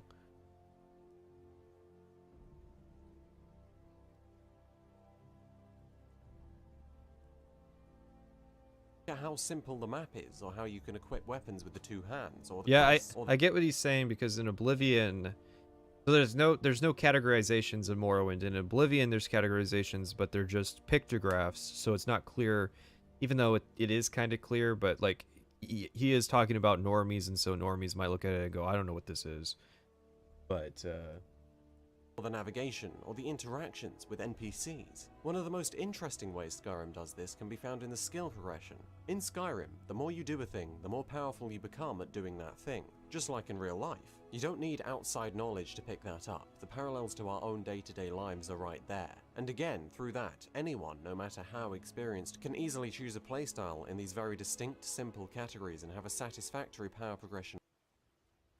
Those perk trees are so long. With it. Couldn't be simpler, but it could be better. There are disadvantages too. As you play, the walls keeping you locked into the playstyle you picked grow stronger. You can't just go from archery to two-handed 100 hours in. You'd be completely cream-crackered, and so you have to keep using bows if you want to continue playing well. Swapping would take hours upon hours of farming experience with the new weapon type, on top of blowing your entire bank on skill vendors, who give you levels for gold. You just gotta steal it back. I have like 80,000 gold on my stealth character.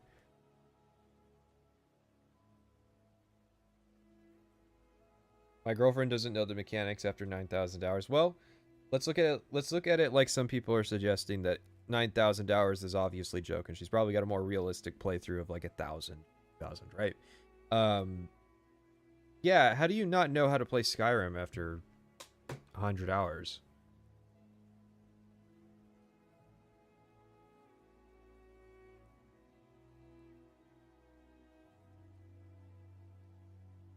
Want to continue playing well. Swapping would take hours upon hours of farming experience with the new weapon type, on top of blowing your entire bank on skill vendors, who give you levels for gold. Skill vendors is an interesting name for it. Also, he's got 100,000 gold on this character. And he's using a controller. So I think somebody's Xbox theory was actually right then. Because no Sky UI but certain mods, that's definitely an Xbox thing. Because Sky UI takes the script extender, which I never understood.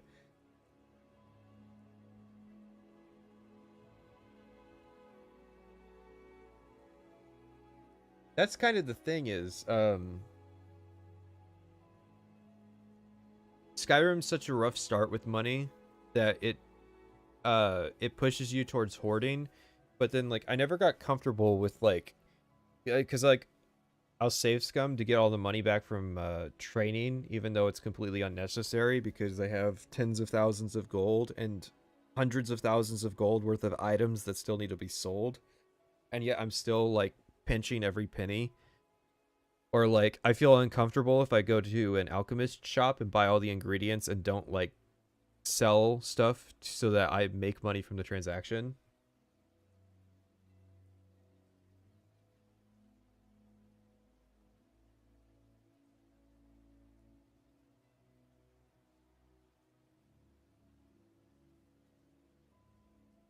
Interesting. Okay.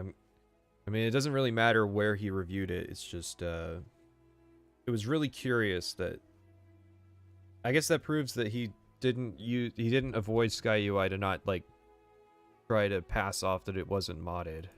You could just smith and enchant something absolutely insane, negating the need for experience, but you're still making a sacrifice, and you'd need to have farmed your ass off for smithing and enchanting to— pleb.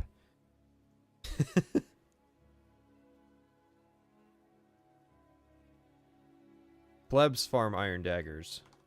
FYI.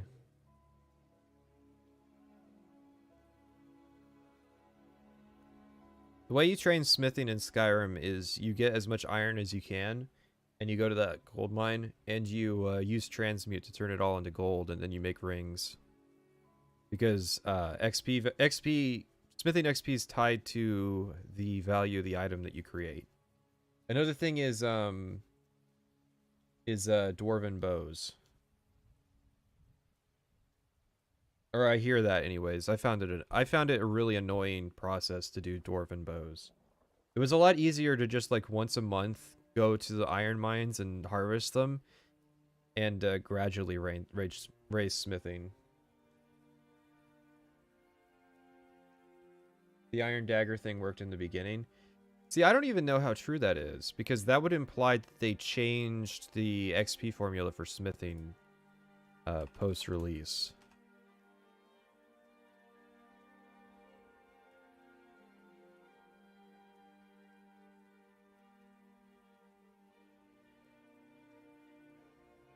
Let's see, item quality. Where's XP?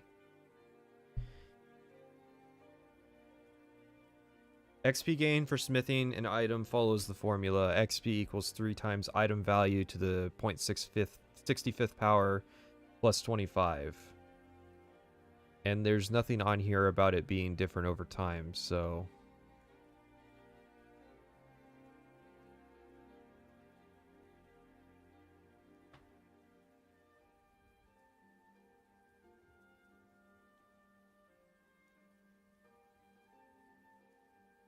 I think the Iron Dagger thing is a misinformation thing. And it would be easy to test theoretically, because you could just load up a console version of Skyrim that isn't connected to the internet, like standard edition, and actually measure if it gives you more XP in that version.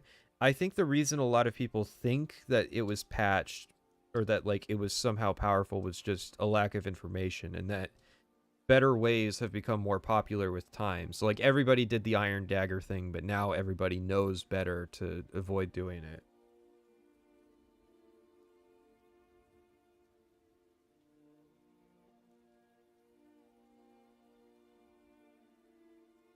To be good enough. If you feel the need to farm just to use a different weapon after 100 hours of gameplay, especially given the quality of Skyrim's combat,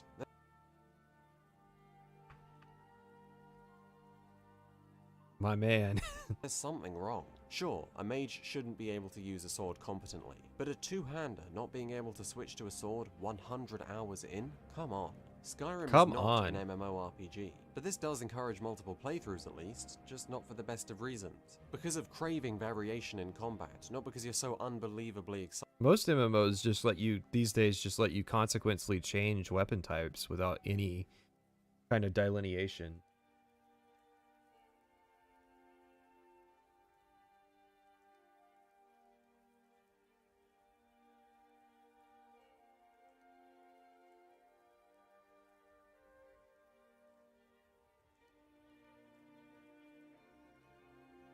Yeah, weapon skills got removed from World of Warcraft. I want to say in Cataclysm or something like that.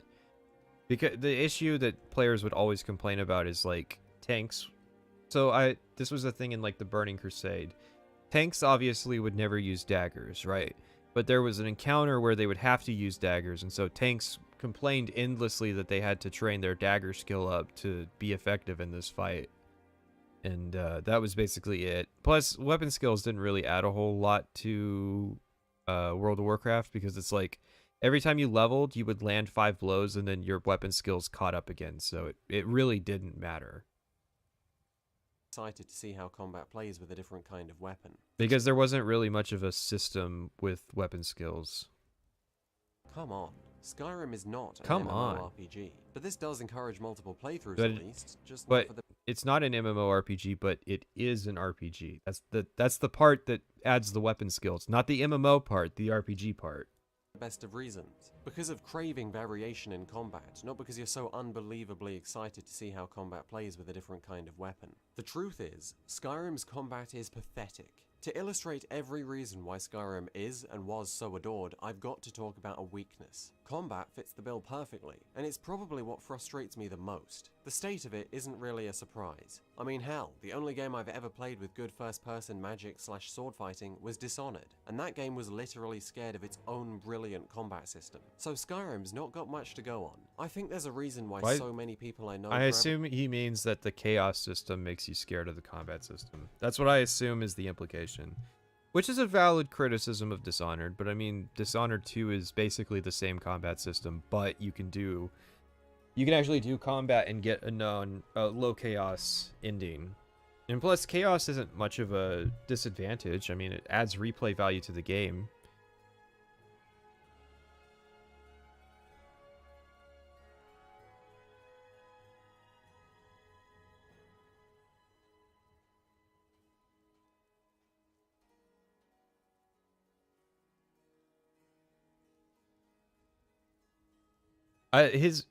His comparison wasn't melee combat. His comparison was the integration of magic and melee into a single system. So arcane games are a good point of example compared to like Mount and Blade. Because Because Mountain Blade doesn't have magic. That fits the bill perfectly, and it's probably what frustrates me the most. The state of it isn't really a surprise. I mean, hell, the only game I've ever played with good first-person magic/sword fighting was Dishonored, and that game was literally scared of its own brilliant combat system. So Skyrim's not got much to go on. I think there's a reason why so many people I know gravitate towards Stealth Archer. Skyrim's detection mechanic. Because they're plebs. Stealth Archer sucks. I'm gonna keep saying it. Why so many people I know gravitate towards Stealth Archer. Skyrim's detection mechanics, while maybe nonsensical at higher levels, are somewhat deep. There's speed, armor weight, lighting, line of sight, whether or not your weapon's drawn, and enchantments. Most dungeons are designed well enough to let you sneak past everything apart from maybe the boss. Add a dagger into the equation, and you've got a fairly satisfying game of cutthroat assassinations. Add a bow, well now. Whoa, 30 times sneak damage. I didn't max out the stealth damage thing, but I think the max you can get is 24 times with the Dark Brotherhood gloves that help you do more like stealth damage. Isn't 30 times an Ordinator thing? You can do that in the base game. The max is 60. How do you get that high? I swear it's only like 24 times. 30 times is daggers plus perk plus gloves. What? For skill, then dagger, then... Oh. Well, I figured maybe my issue is I haven't upgraded the one-handed perk, because I've had way too many perk points to spend.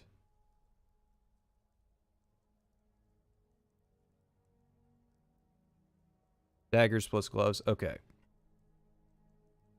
I could swear it was, you get 12 times from the perk, and then you get 24 times with the gloves. What's the 6 I'm missing?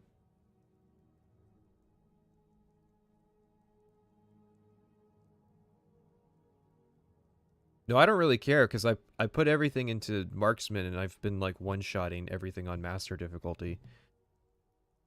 So... That's just with Marksman's like 3 times stealth bonus.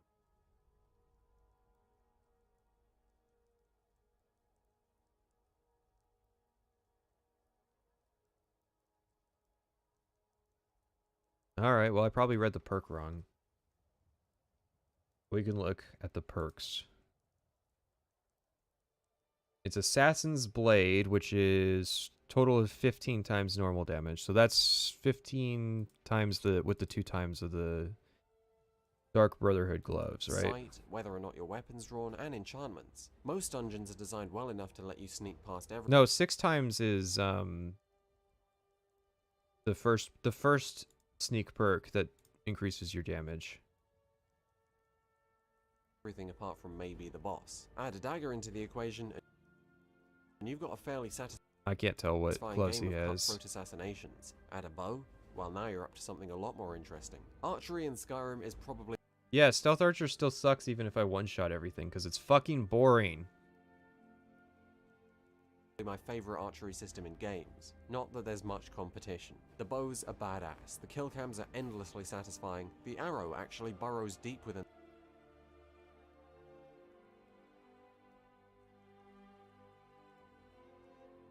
Alright, I think we're gonna start... We should start the bingo card, I think. I think it's about time.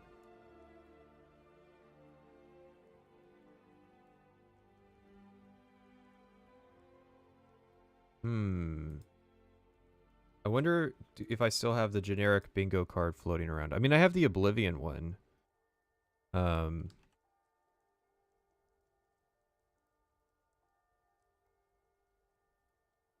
If you don't recall, this was the bingo card. So I think kill cams are definitely gonna be our first thing. I'll put it at the top of the list. Kill cams. What else do we think goes on the bingo card? Go ahead and chat about that.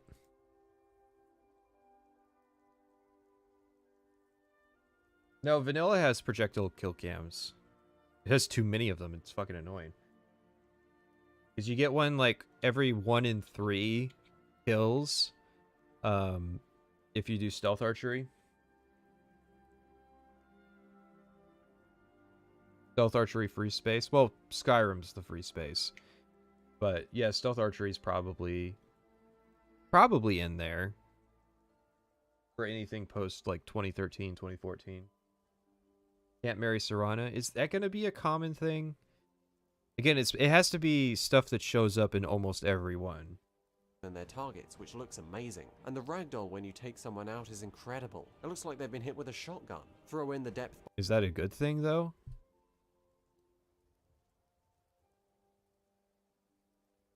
Like that sounds extremely subjective. I think it's kind of disconcerting that people go flying away when they get shot, when they die from stealth. I think it'd be a lot cooler if like they started like, you know, putting their hands around the arrow to try and pull it out, and they're like falling to the ground and bleeding all over the place and like twitching and dying on the floor. I think that would be cool.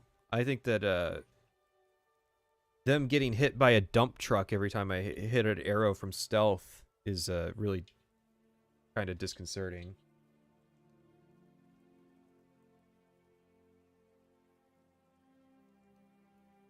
By nature of projectile aiming, that being travel time and gravity, and you've got yourself a nice skill ceiling, which allows for a good degree What was of that? mastery. Being travel What's ambush predator?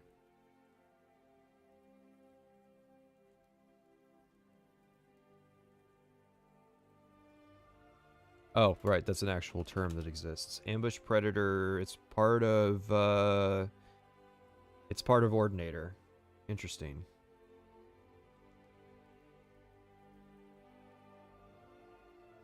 Ambush predator. After standing still for 6 seconds with a bow or crossbow out, it does 25% more damage until you move. Interesting.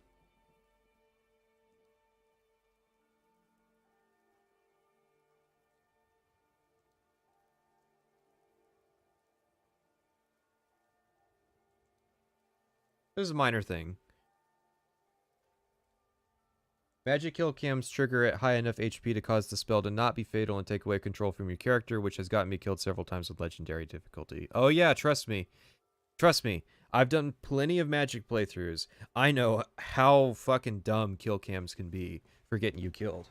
That's why I almost never use like the streaming Magic effects once I get up to those higher difficulties, because those almost always get you killed. You got to do stuff that just explodes in damage. I think there's still stuff about Skyrim I don't know.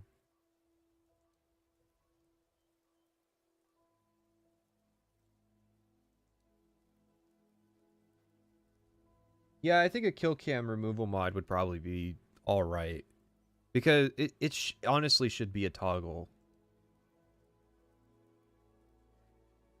time and gravity, and you've got yourself a nice skill ceiling, which allows for a good degree of mastery. My only Okay, and the bows either do, as far as I'm aware, the bows only either do 2 or 3 times. But he's getting like 2.5 times damage from sneak attacks with bows. That's another thing. real issue with archery is how long it takes to ready an arrow, even with the light bows or Zephyr. Yeah, I have the ancient Dark Brotherhood armor.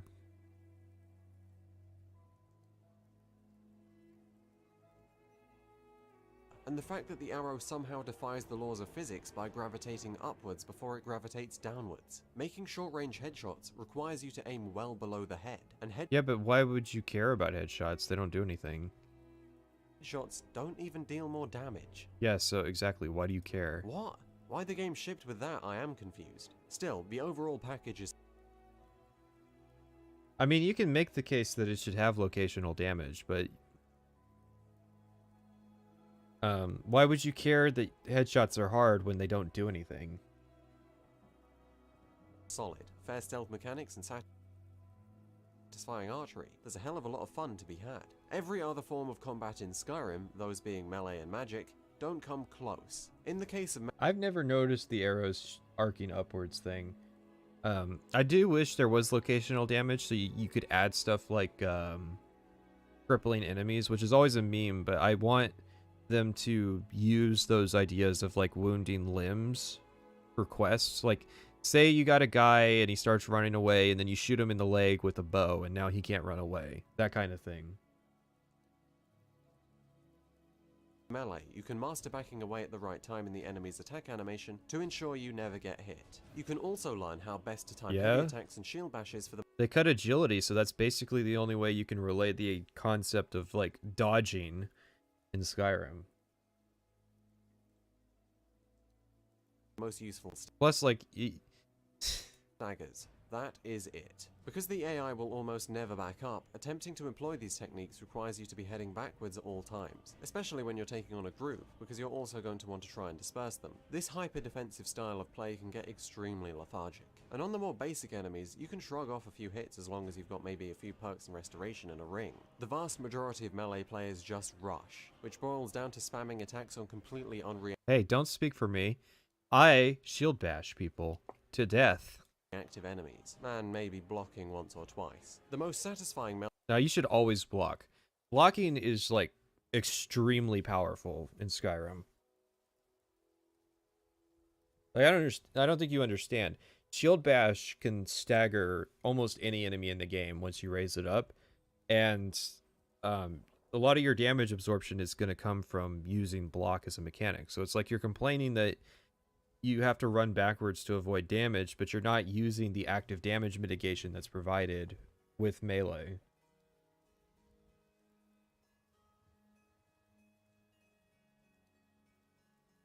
can really get is The stealth version versus the Chad shield user. kill animations, even if there was more than positioning and timing. Hang on.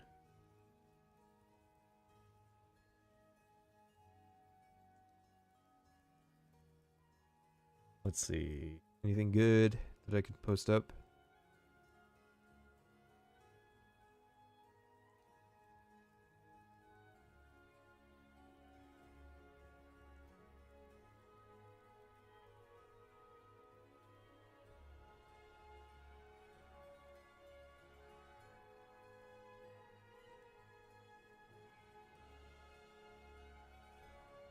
Staggers to give it some depth, like parries with the shield bash you already have. Swinging a sword feels like you're cutting paper with a butter knife. Certainly compared to the vast majority of other games with sword fighting, melee fights are animated like we're playing an MMO. I mean, look at brawls. Right hook, right hook, right hook, right hook, right hook, right. Yeah, because you can left hook in Skyrim. That's one of the. I really wish Unarmed was better, because I think it's interesting that you can do right and left hooks as you control them, compared to just how it worked before. Like, you're describing Oblivion's hand-to-hand combat, but you can left hook. Right hook, right hook. Ooh, surprise him with a left hook. Oh wait, so you do know what the left hook is, you just acted like you didn't. I'm sorry. So your point is that because you surprised him with the left hook, it just didn't count because it's almost worse because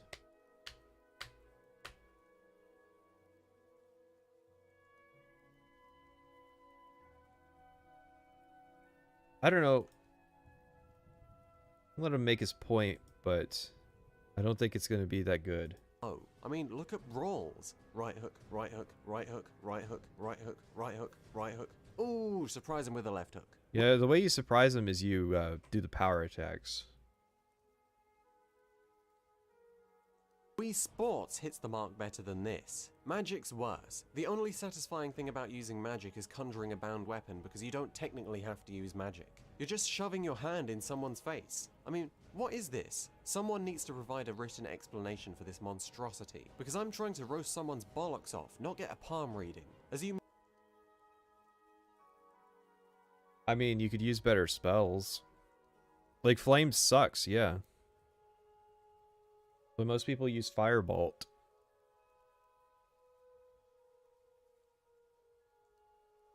Hang on. Dark Souls combat is not very good because there's simply no way to avoid oncoming damage. Look at this footage. I'm clearly moving away from the boss and yet I get hit.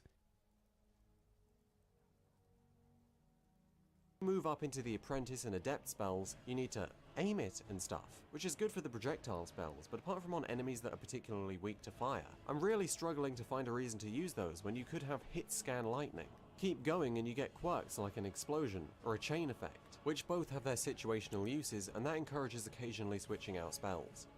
So really the magic's not as bad as just pointing and clicking. Like, this is presented really weird, because it starts with... It's the mark better than this. Magic's worse. The only satisfying thing about using magic is conjuring a bound weapon because... So the only thing that's satisfying is you use a bound weapon because... you don't technically have to use magic. You're just shoving... Yeah, that's true. You don't have to use magic. You could just do stealth archery, or you could just do melee. But, like, that's like saying stealth archery is not very good because you don't have to use it. You could just get in close and use a melee weapon. Like, yeah, okay.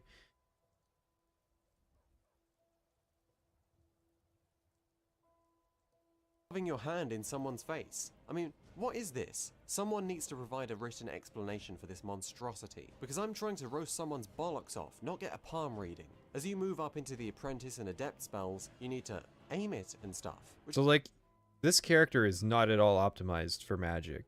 Does you see how quickly, like, Flames and Fireball is draining his Magicka bar? So either he hasn't invested any points in Magicka, or he's not invested into the skills to reduce it. Plus, he doesn't have dual casting. And it's just the logic of, like... I don't know. That's the thing. I don't like Skyrim's magic, and I think that this is being really unfair to it. Which is good for the projectile spells, but... Because it's like... You got illusion magic to kind of control the rate at which spells fight. And it's like, okay, you're using conjuration. Why don't you summon an enemy? That seems like a good ability to have. Apart from on enemies that are particularly weak to fire, I'm really struggling to find a reason to use those when you could have hit scan lightning. Keep going and you... I'm having a really hard time justifying using low level magic because high level magic exists. Like saying, I have a hard time justifying using an iron sword when Daedric swords exist. You get quirks like an explosion or a chain effect, which both have their situational uses, and that encourages occasionally switching out spells. I'm scraping the bottom of the barrel here. The master spell's cool to look at. Other than how shallow the spells are, the biggest problem with magic is the fact that low-level magic builds are very hard to enjoy. Firstly, Magicka recharges extremely slowly. Unless you get a sign or use potions a lot, or wear the right equipment. I mean, I don't know what equipment he's wearing here, but all the robes increase your passive magicka regeneration, and there's enchantments you can do to increase passive magicka regeneration, because, you know, enchant is a magic skill.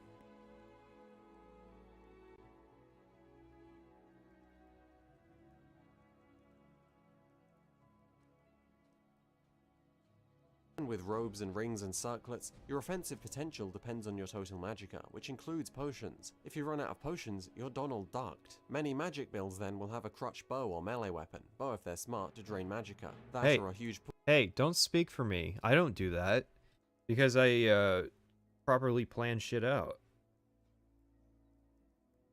It's like saying that bows are bad because you can run out of arrows. Pool of magicka and a low spell cost to start with, that they then... This is so weird. I found somebody who's like, who can get me to defend Skyrim's magic system.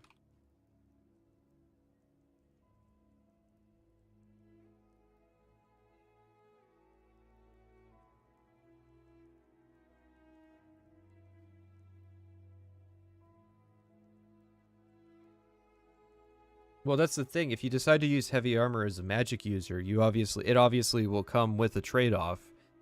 That being that you have more defensive potential, but you lose a lot of your offensive potential by slashing your magicka regeneration in half. If you constantly need to use potions, then yeah, it's bad. Yeah, but like there's ways around that, like fortifying your magicka so that you have more, or cutting the spell costs down by using potions or perks. Like, there's ways around these problems that he's having. And hope is enough to get them through fights. But that's only going to be practical late game with enchantments, gear, and a hell of a lot of levels in magicka. Yeah, but early game magic's fine because that's where the game scales the best for your enemy types. Like, that's where you'll have the easiest time. Late game gets rough because everything else will scale properly in terms of your offensive capabilities, but magic only scales how much magic you can cast, not how much damage the magic does. Has he shown anything other than destruction magic? He's conjured stuff, I think. Magic can get so hopeless that when you inevitably run out of magicka, you pretty much can't win because you've got the pain tolerance of a football player and maybe a sword that might as well be a stick for all it'll do. In a way, Skyrim being a stat-based RPG makes its lack of depth a good thing. Because everything is so basic, it doesn't really matter how good you are with the actual combat mechanics. You ain't beating a dragon with a wooden sword, unless you exploit it to absolute hell. As such, you can't ever get so good on the higher difficulties that using all the combat performance affecting systems like the level ups, perks, armor and weapon upgrades, enchanting, smithing, potions, scrolls and such would be completely unnecessary. You're going to be interacting with them, beginner or advanced, whereas in a more deep game... That's so weird. I can't fight this dragon with a wood sword, so that's a bad thing. And it's like, in what world would you justify being able to defeat a dragon with a wood sword as a good thing? Because that invalidates anything that comes after it. All those rewards that Skyrim does right doesn't matter if the shittiest of weapons can kill stuff.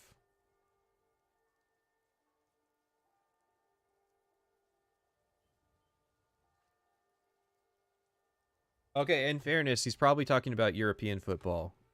You know, the one where they go down after nothing in order to gain an advantage. He's not talking about American football players who, like, fucking tackle each other. You might get so good that you'd forego leveling up or upgrading. Is this an excuse for the state of Skyrim's combat? No. Despite the depth of the real-time engagements, depth is technically gained from all those combat performance affecting systems, and you can make decisions to create a successful outcome. As it is with so many RPGs, those decisions are hidden behind menus, so are largely uninteresting. That doesn't make for particularly... So it's just uninteresting because it's hidden behind a menu. Hey, you know, RimWorld is a very interesting game that's almost entirely menus, right? And that's not even touching on Dwarf Fortress, which is way more interesting and is entirely menus.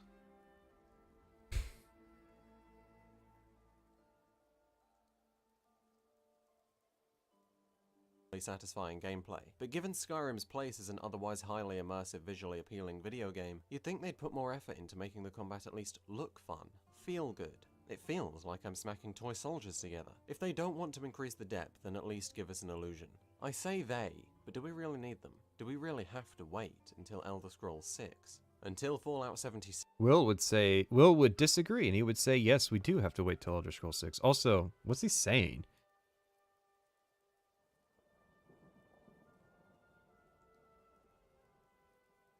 Well, shit, and then you have, like, old school Moos and Muds, which had zero graphics, and they were just descriptions and menus of stuff. And it's like tabletop has no gameplay. It's, like, no visual gameplay where you control it. It's literally just descriptions of stuff, and you staring at, like, spreadsheets and like, you know... That's just a really weird metric for if a game is interesting is, well, it uses menus and menus are boring, so... Decisions are hidden behind menus, so are largely uninteresting. That doesn't make for particularly satisfying gameplay. But given Skyrim's place as an otherwise highly immersive, visually appealing video game, you'd think they'd put more effort into making the combat at least look fun, feel good. It feels like I'm smacking toy soldiers together. If they don't want to increase the depth, then at least give us an illusion. I say they, but do we really... They don't want to increase the depth. Give us an illusion. I say they, but... Need them. Do we really need them? And he's showing Todd Howard, and it's like, yeah, you need Bethesda. But... This feels like a non sequitur. Like he suddenly transitioned to, like, Bethesda and Elder Scrolls 6. I guess his mentality must be, I make reviews so that they can make better games. Must be the deal.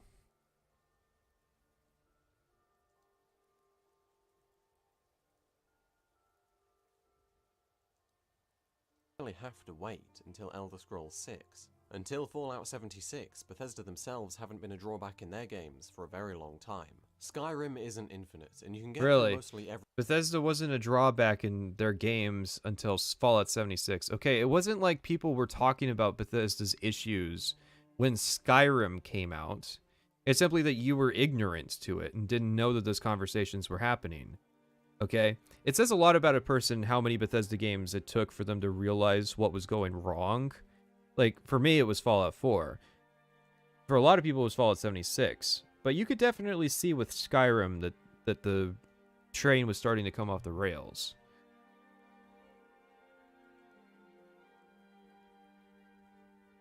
Please turn this off when he starts the mod segment. I think that's what he's getting into, which...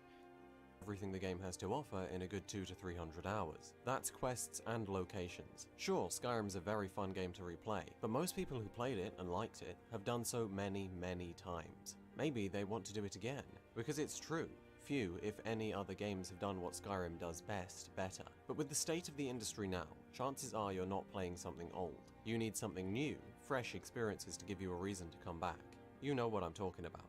Mods. A feature we all know and understand. The ability to simply download player-created content and experience it in Bethesda's game. PC players have had this option for years, but with Special Edition, console players can too, right from the main menu. What's so especially magical about this is that the biggest bar between the player and mods is now removed. Being bothered. You'd be shocked at how many people would mod, but don't, because downloading player-created content is either too scary or too bothersome. Now, you just boot up Skyrim, and right from the main menu, you can search up a new quest to download. New armor, new gameplay mechanics. Let me show you. Armor and weapons we already know and understand, but it's incredible how just a simple alteration in the power of certain spells, or a retexture can make the game so much more entertaining. Thomas the Tank Engine But it's also no longer Skyrim.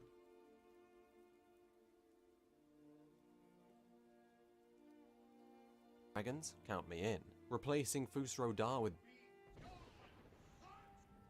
ramping up the power? Letting me use it on myself? This is a better Just Cause than Just Cause. But you and I know that's not the reason we're modding. We're here to become a heckin' bone mat. No, we're here to fix Skyrim's problems, and to make it more of a game than it already is. All those issues with depth Thomas and the Tank satisfying Engine might be combat I good had, for the well, now you bingo know why card. I needed to illustrate them. In I think it does come up a lot. any other game, you're stuffed. In this game, download Ultimate Combat, Wildcat, TK Dodge, and Archery Overhaul. Done.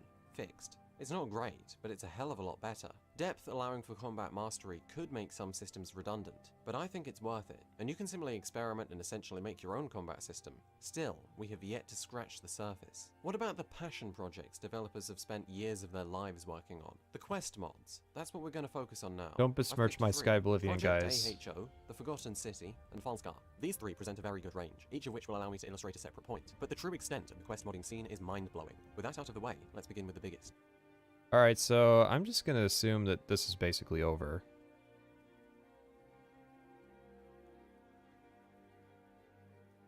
Play Forgotten City with your friends so long as you all have the mod installed. In a few months, probably a few years, whichever works for them, Sky Oblivion will launch. The entirety of Oblivion in Skyrim's engine. Why? Well, it has all the benefits of a good remaster and essentially none of the drawbacks. It's free, it looks vastly better in every conceivable way, the combat will be improved, as if that would be difficult, and of course, it will reintroduce Elder Scrolls 4 to a new generation of video game humans. Skywind is the same concept applied to Morrowind by a completely different team. I cannot wait to get my hands on either. So there we have it. Skyrim has an addicting core gameplay loop thanks to its Alright.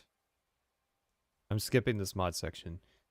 I'm going to be completely honest. You're going to have to... If I highly doubt there's anything Skyrim related in there. So...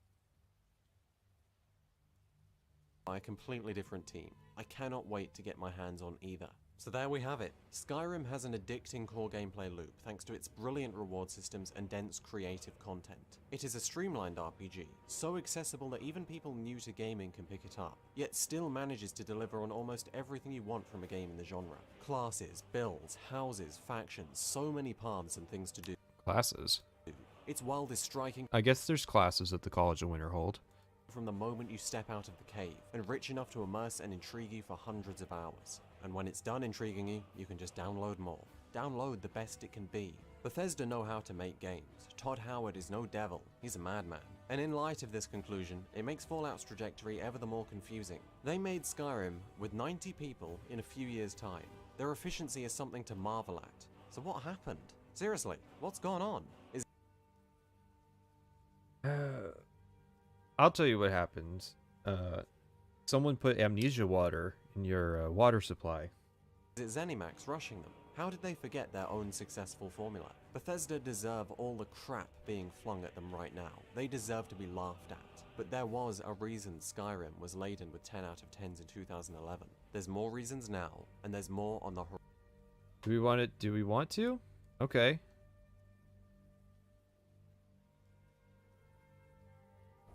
Wish to see Skyrim become independent from the Empire. Throw in an Horizon. Thank you all for watching. I keep saying that this is a new style of video at the end of every video now, so let's just assume that it's all new. I very much hope you enjoyed it. There's a hell of a lot more to come, and for anyone new, there's just as much to go back and check out. I'm considering taking a step into voice work, voiceover and acting for various projects. I should probably smooth things over before making any big announcement, but if you're looking for a voice like mine to hire, then shoot me a DM over Discord, name's in the description. Okay. Are you gonna say anything, or are you just gonna... Damn, man. Damn. I thought this was gonna be the easy one. Ain't that some shit?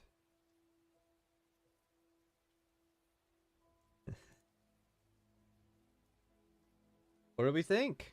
What are we thinking? The year is... Oh, don't want to spoil it. That's pretty wild.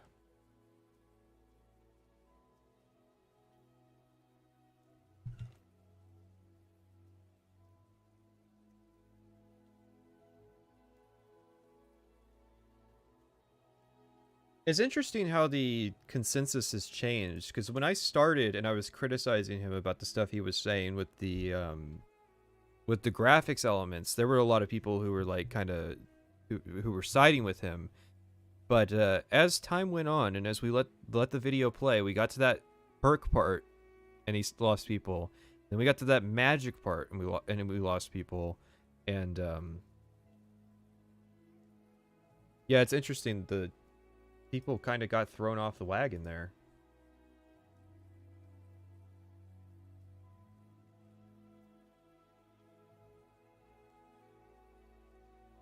Alrighty, so I'm gonna say at 15 after we're gonna continue the stream. Let me get something to drink,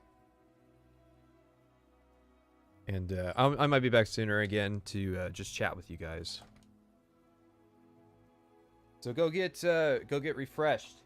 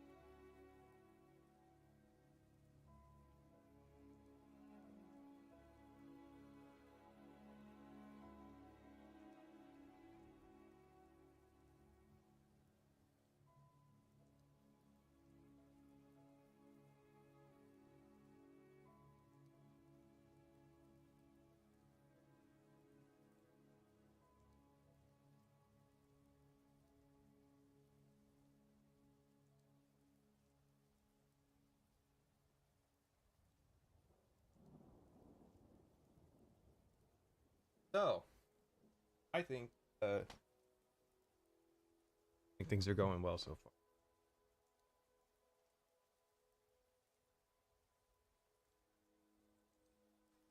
Do I like or respect any video game reviewers? Yeah. Um, I like and respect Whitelight. I think it's just a matter of um, people don't seem to understand how respect works. Respect is not cock gobbling people and ignoring their faults and like never looking at their stuff in any kind of critical light.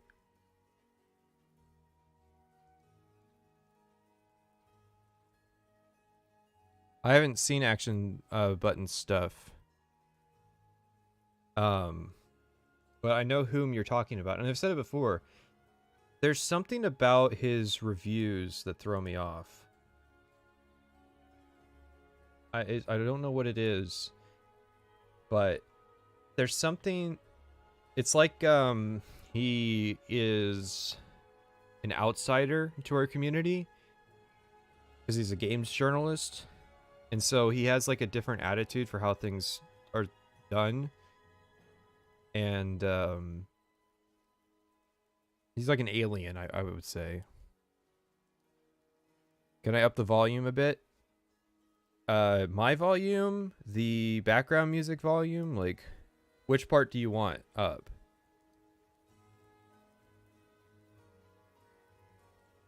Yeah, I think that video probably will give us the most to think about for Saturday.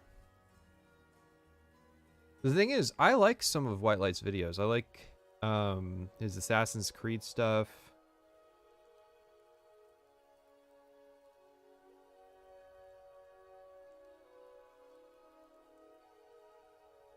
I liked his Arkham Asylum video. I liked his Far Cry 5 video, the Avengers one. He did a really good video on the Reaper Lords clan from Red Dead Redemption and GTA Online. He did a Death Stranding video. I don't think that one's necessarily good. It was an experiment, basically.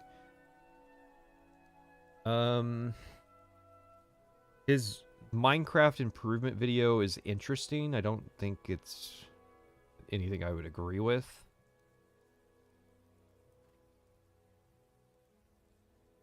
I'm gonna go watch Salt Factory's video. Yeah, schedule. This will give you a timeline of when we're doing things. So Salt Factory is a Saturday thing because it's gonna be all day for one person. Absolutely all day for one person. That kind of thing. 6 stream. Well, I'll put something up. Who's good to put up? It's always a good question. I'll put up the Bone Walker.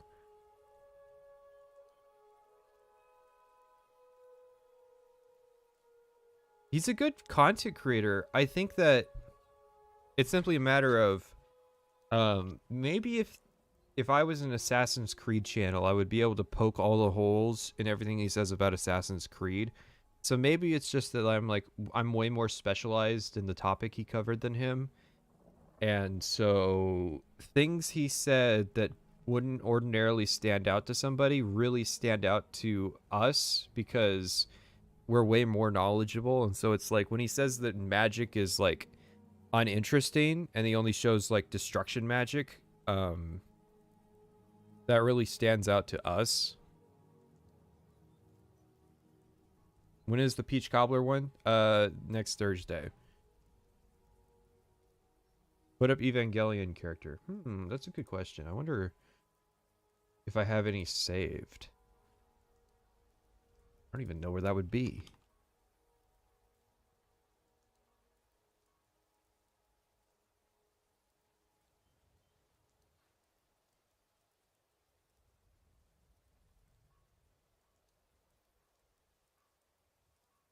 Okay, I have the next picture ready, but it's gonna have to be a bid or somebody's gonna have to donate. That's gonna be the rule. Every time somebody donates, I'm gonna change what the picture is.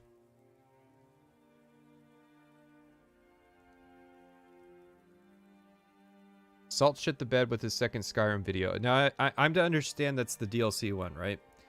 I didn't plan to do it, but that doesn't mean that we won't do it, because there's kind of an improv element to the way that we're doing things. Because it's like the last stream, well, the first stream got like 15,000 views, which is really wild. And there are Oblivion videos, or there were Skyrim videos that I wanted to watch that have less than that. So, oh, someone wants their animes.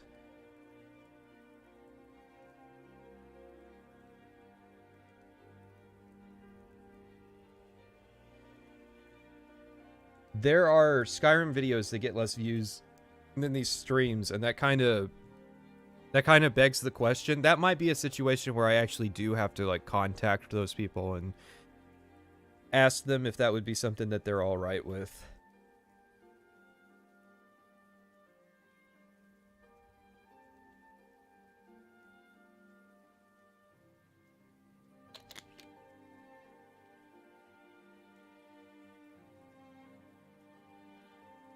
I expected Whitelight to be the highlight of the day, the great way to start it before we go downhill with the things that are to come. Yeah, I plan on. So Dawnguard and Dragonborn are really going to be like the first DLC where I kind of talk about the side quests of the DLC, because I think that's a ball I keep dropping. And so that's kind of an area that I want to do right.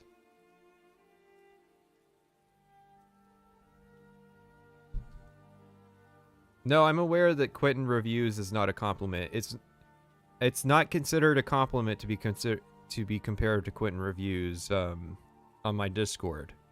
So I've personally never seen any of his videos, but that is the general sentiment I've heard. And I gotta be careful, because I hear he's vindictive. Joseph Anderson is really good at having kids. That's true. I think he has 4 or 5. Quentin Reviews was the guy who did the 4 or 5 hour video on like iCarly. That I think is like the go-to example of like how not to sell people on the idea of long-form content.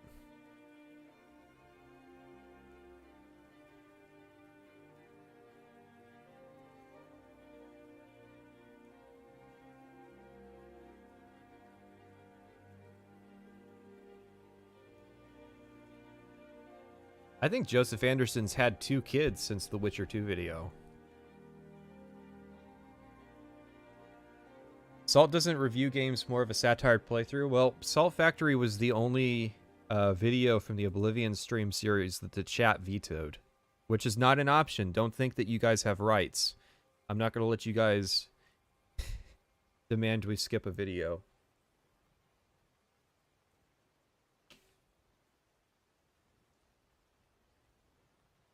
I think I know the section that kind of lost the chat. Hang on.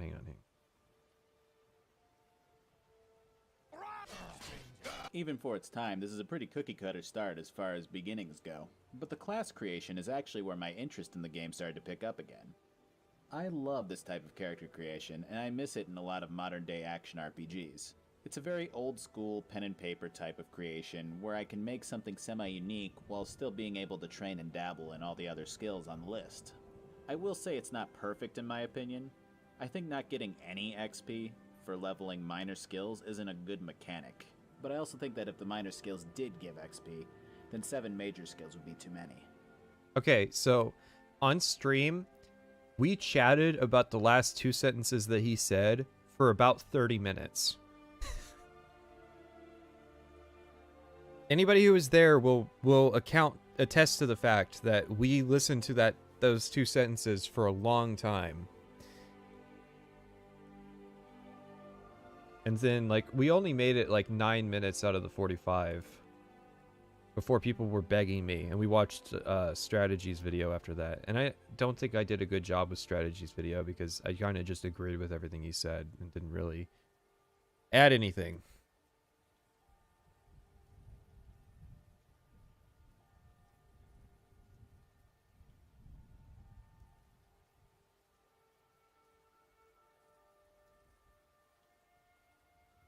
So, this is Mr. DimeTree. This was another rough one. This was the only one that got clipped for copyright, and that's because he loves using copyrighted music in his videos. So I've turned on the closed captioning, and I'm going to track down where I wrote down the timestamps. And when we get to the parts that have the music that'll be a problem for us, we are going to just read it.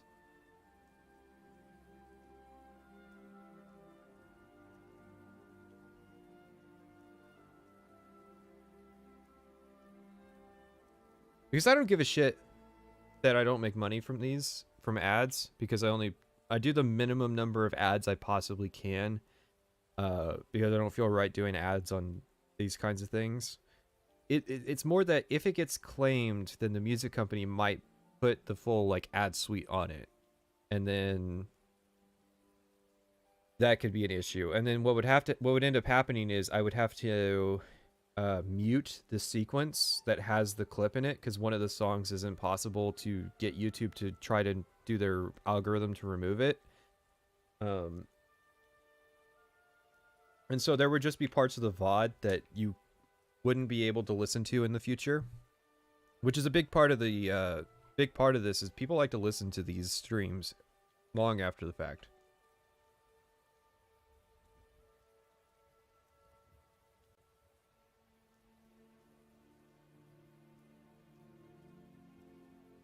The year is 2000. Oh yeah, and by the way, this was a series. The Elder Scrolls Problem was a series he did.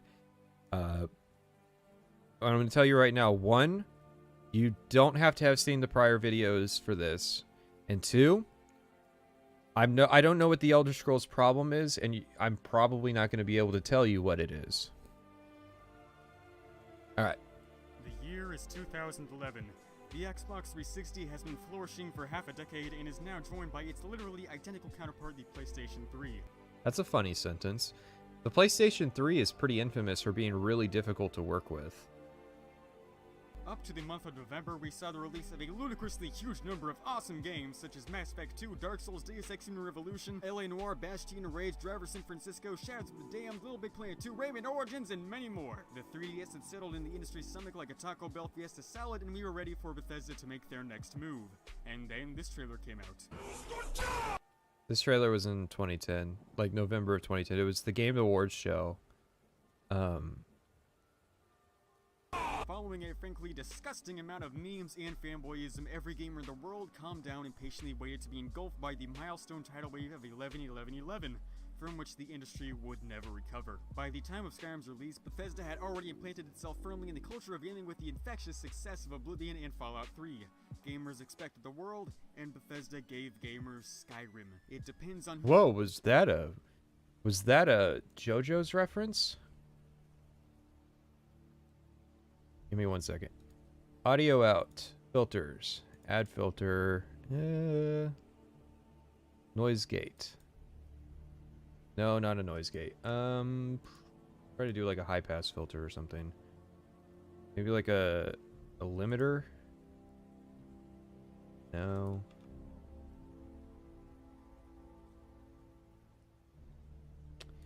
Damn.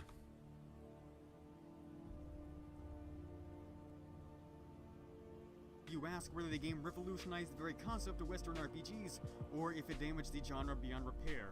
But no matter who you consult, there is no doubt in anyone's mind that Skyrim drastically altered the world of Western role-playing games, if not all video games. After the financial success following the release of Fallout 3 in 2008, Bethesda scrounged up all the profits gained from the game's sales, and with it hired 5 new voice actors. And with that development on— 5 new voice actors. Yeah, I can tell that the numbers 17 and 70 are kind of close together.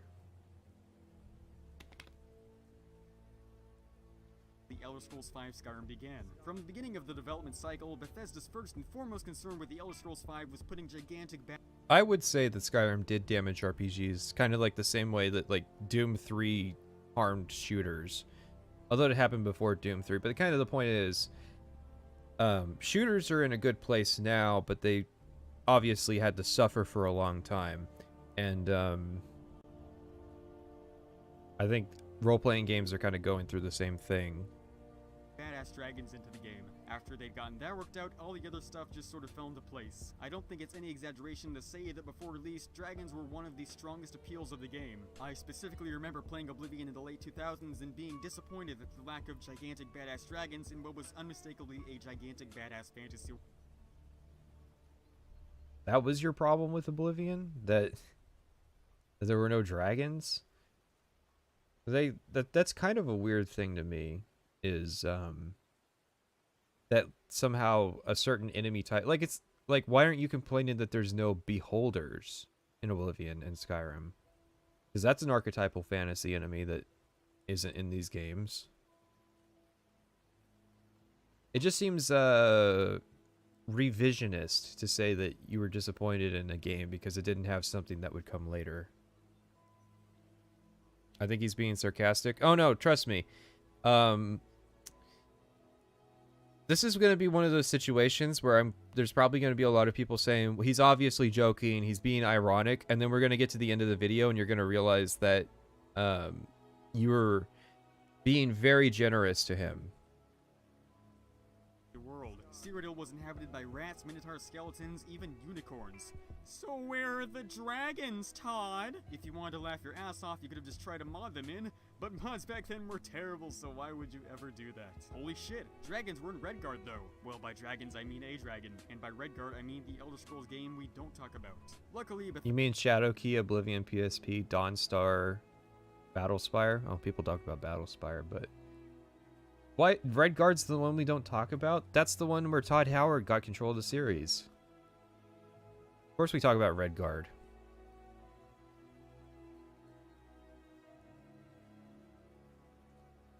I feel like dragons don't even belong on the bingo card.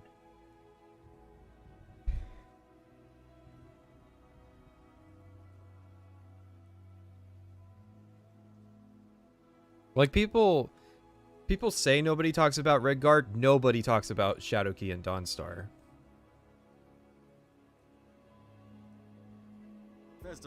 Well, see, DimeTree, I think his inspirations come from those video essays where it's, let's put on some lo-fi hip-hop and let's just really be popping with these fast rhymes.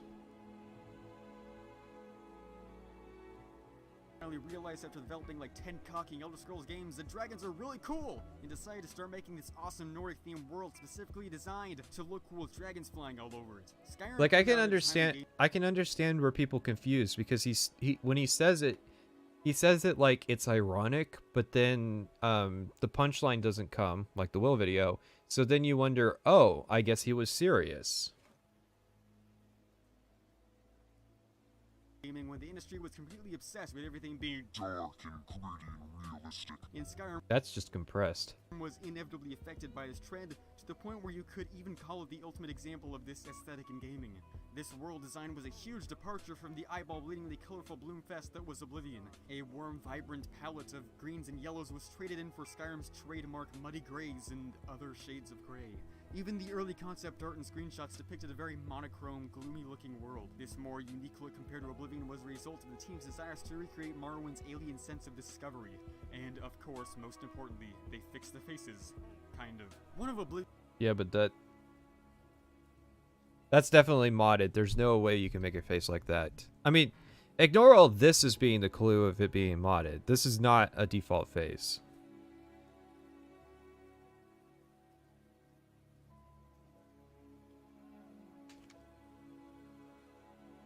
Sure, I can turn up the audio.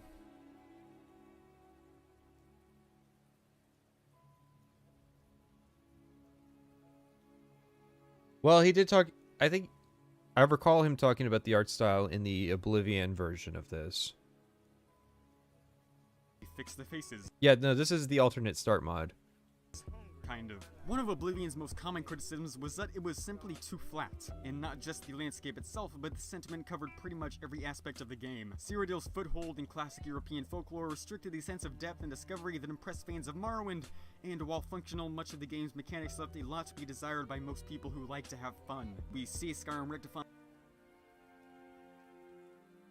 saying this right off the bat, as every single one of Skyrim's 9 holds is immediately more unique and interesting than Oblivion's 12 regions of grassy plains and dirt roads. While relatively dry and static, the ongoing political turmoil between the holds of Skyrim ties the world's regions together and establishes a very strong sense of variety between them. At least that's the idea. Even ignoring how the game handles its world politics with all the depth and complexity of a Saturday morning cartoon, it's sort of easy to forget anything is even happening besides the whole dragon mess. If Whiterun holds neutrality between the Stormcloaks and Imperials makes it a constant object of competition between the two factions, how come we never actually see any conflict happening until Stormcloaks just straight up raid the... You just passed the Battleborn guy talking to the blacksmith, wanting to get more weapons for the war. entire city is part of a quest. I mean, come on, be generous. Both sides up to that point have spent all their time sitting on their asses, flicking playing cards into their helmets and talking about how much they hate those filthy outlanders. The Civil War storyline is dry enough to break your teeth on, and it'll probably just end up going with whichever side has the coolest outfits anyway. That's not to say the game's world design isn't gorgeous though. Because it is, and if you don't think so, then you're stupid and I hate you. Despite being so desaturated and gloomy looking that I have a color preset on my TV dedicated to turning the saturation up to 100 for this game specifically, the world itself has some of the most trouser-tighteningly gorgeous set pieces in the series. The first time I played this, I jizzed non-stop for the entirety of my first playthrough. I'm not even joking. The graphics have somehow managed to age like milk in only 6 years though. Skyrim is a strong contender for my That's because a lot of people had really low standards.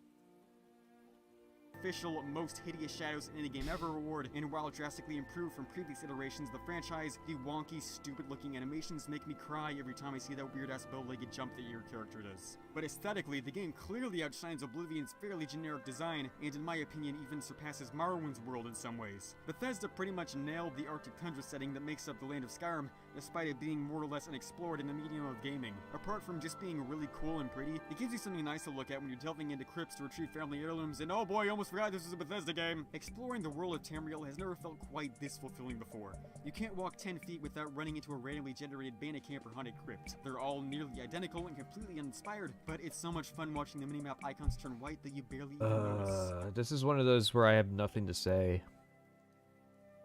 What do I even do at a time like this? This is the great turmoil that I as a streamer have to deal with, is when a video gives me nothing.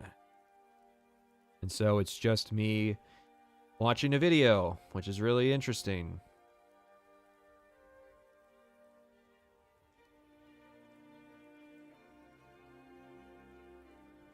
Oh, it's a web piece, so I can't load it. Of course.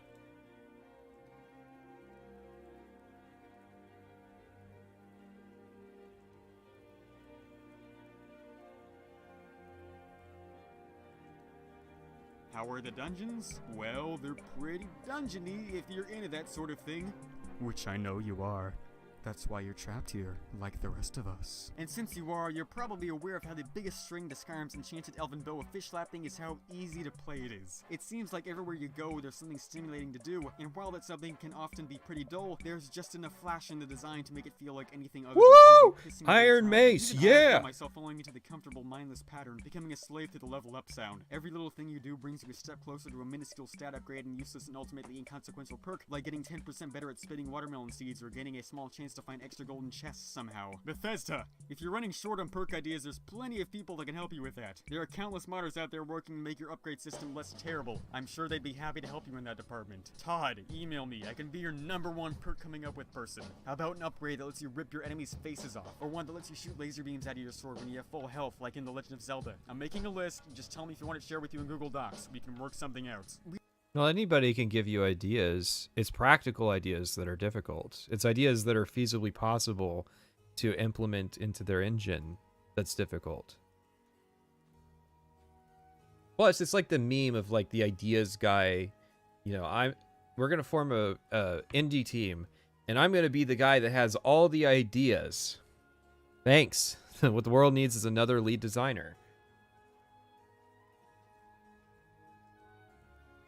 No, he's trying to be like, I don't know if anybody knows who this is, Soul Bro #3, who, like, he does this exact style of commentary. It is literally just throw on a lo-fi beat and be mildly sardonic.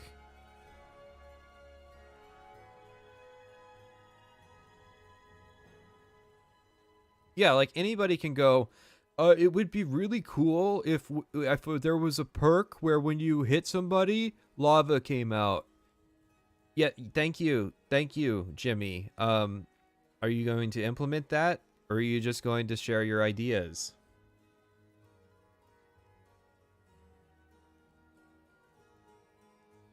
We all like to make jokes and have fun, but it should be said that Skyrim handles its RPG mechanics with much more proficiency than any one of the countless bland tacked-on upgrade systems that I resent it for inspiring. Whereas in games like Watch Dogs and Shadow Warrior, where the difference between having none of the upgrades and having all of them is the ability to wiggle your ears and maybe an extra ammo pouch if you're lucky, Skyrim sits on the complete opposite end of the spectrum. I tried to play through as a stealthy one-handed backstabber, and by level 6 I was effortlessly crouch-walking up to anyone I wanted dead and just destroying most enemies in one blow, and this was on expert difficulty. After getting only 2 perks.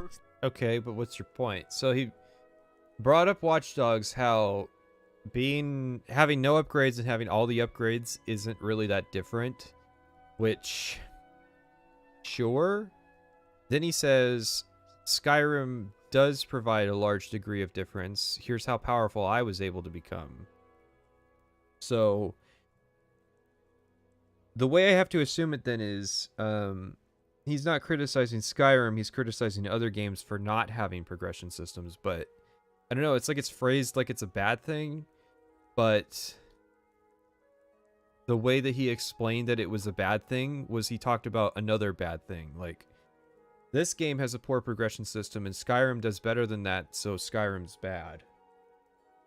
In the sneak skill, I was pretty much undetectable short of sprinting everywhere and clanging metal armor while loudly voicing my opinions on how Ocarina of Time doesn't hold up very well. Sure, you feel like a badass, but it doesn't feel earned. In Deus Ex, you start out the game aiming Hey, don't tell me how I feel. I mean, I agree, but don't tell me how I feel. like you have a washing machine full of venomous spiders taped to your elbow. But as you progress and gain skill both as a player and a character, your aim steadily improves to the point where you can channel your willpower into the bullets you fire and make them wash the dishes for you. I feel like Bethesda looked at this, compared it to Oblivion's progression system, and thought, we could do that too. But being able to put Big Boss to shame after an hour of grinding does not feel earned. It has to be mentioned just how badly Skyrim handles its sense of progression, not just in its mechanics, but in just about every aspect you can name. No matter how many heroic deeds you accomplish, no matter how many characters you encounter in the main quest who tell you how famous you are, you always just feel like some random douche in Daedric armor, upturning burial urns for loose change, and being an errand boy for that one guy that runs a clothing store down the road. Sure, Who's the guy?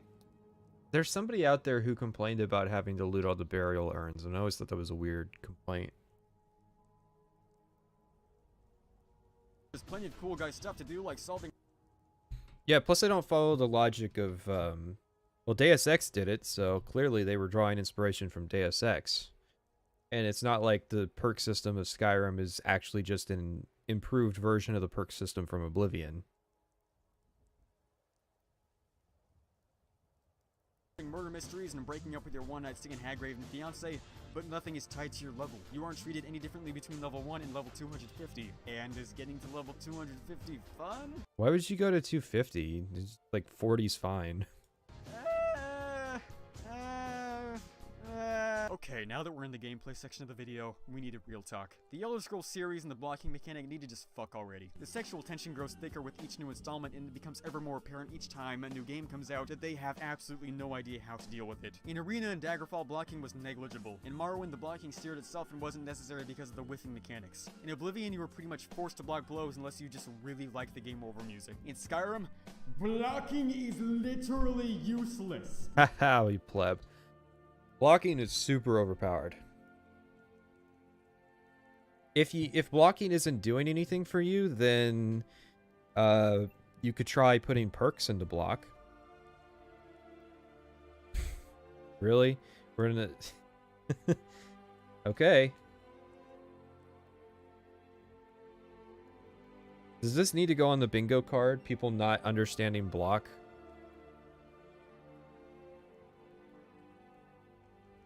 I'll just put down block. I think that's sufficient.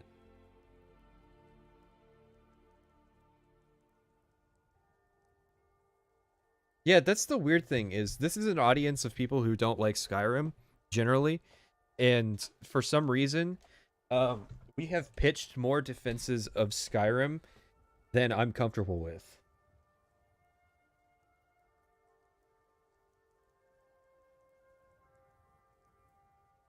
Well, it's like Not only is blocking useful because it'll absorb damage, but shield bash is insane.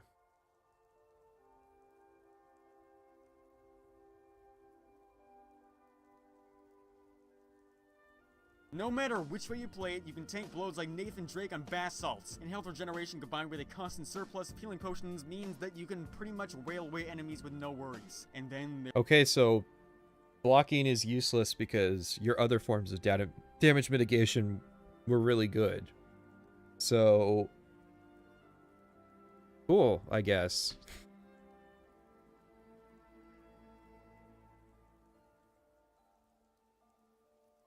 there's the difficulty. Any sense of involvement given off by Skyrim's combat is merely an illusion. It's somewhat weak and less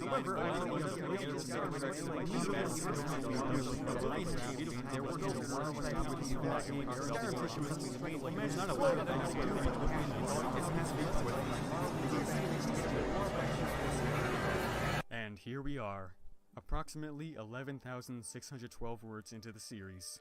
Over 30 pages Oh, you pleb. 30 pages? Are you kidding me? of shallow, cynical analysis veiled in a thin air of smugness and jaded disillusionment with a franchise I've come to hate just as much as I love. I've considered meeting a quota for this video, to hit that golden ratio of positive and negative remarks to make sure the subreddits are happy, but it's all in Now, who gives a shit about Reddit? Okay, so you had a lot to say about it, and you decided to not say anything about it. consequential at this point. The one point that took 11,000 words to reach. 11,000 words building up to the point where the title starts to make sense. The Elder Scrolls problem. Yes, thank you for not establishing what the Elder Scrolls problem was at any point until this.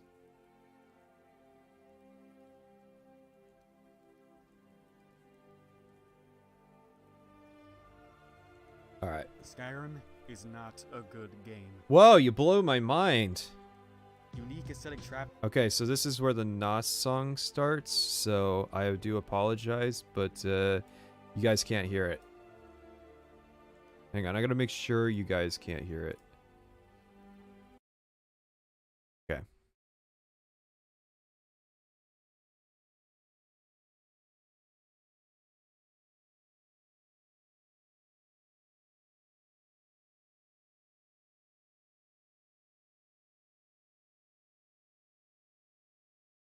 Yep.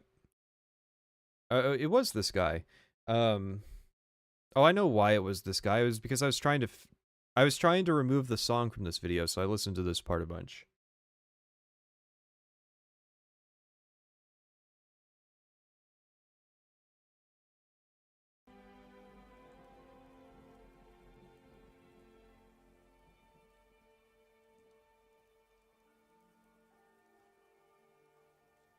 Mm-hmm.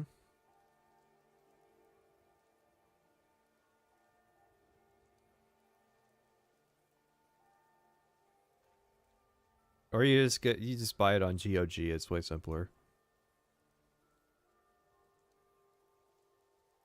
Okay, so I didn't like this argument because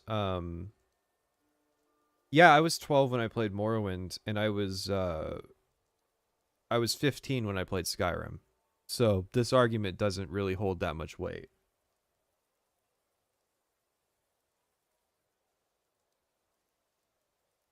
You don't have to own Arena or Daggerfall. They're fucking free.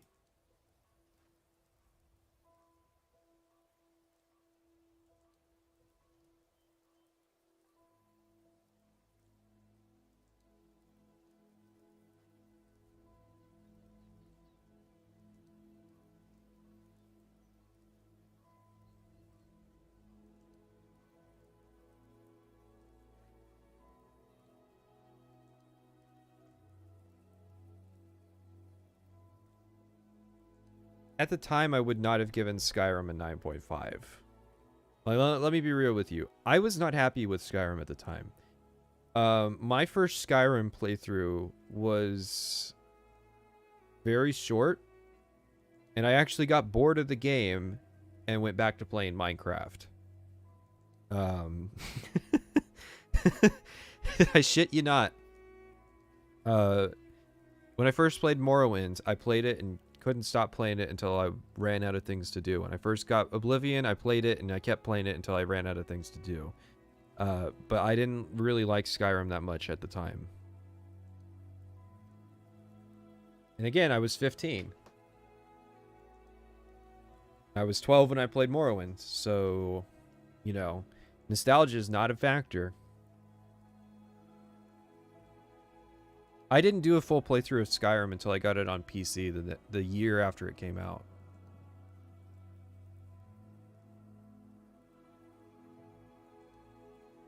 Yeah, but, you know, paid reviews and all that.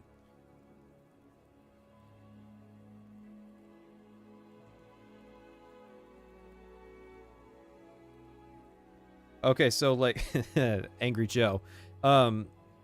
The captions are not keeping up with what he's saying.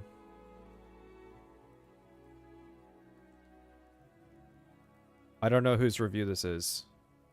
I don't know whose review this... Oh, this is GameSpot's. Alright, so it's accurate again.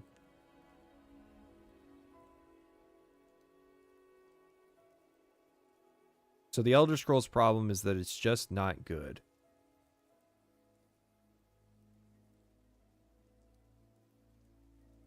No, because he just started an Al Green song.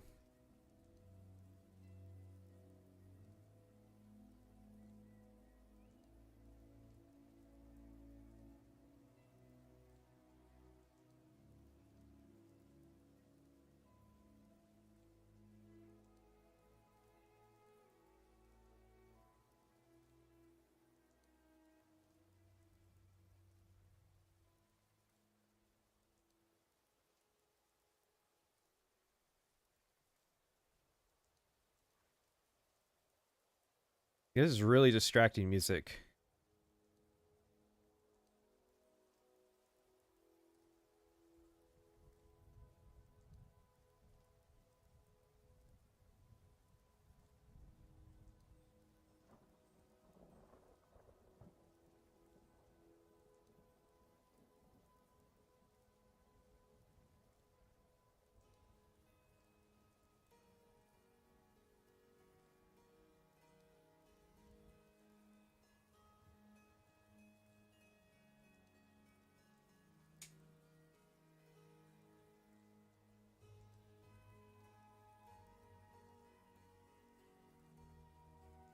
I think it gets a 5.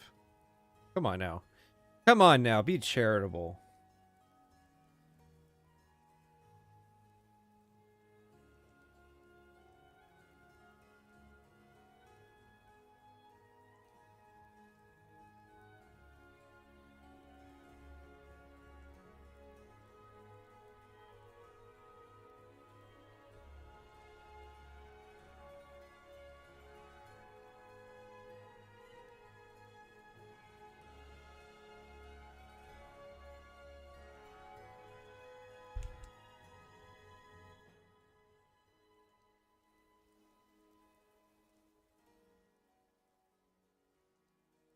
Yes, it's intended.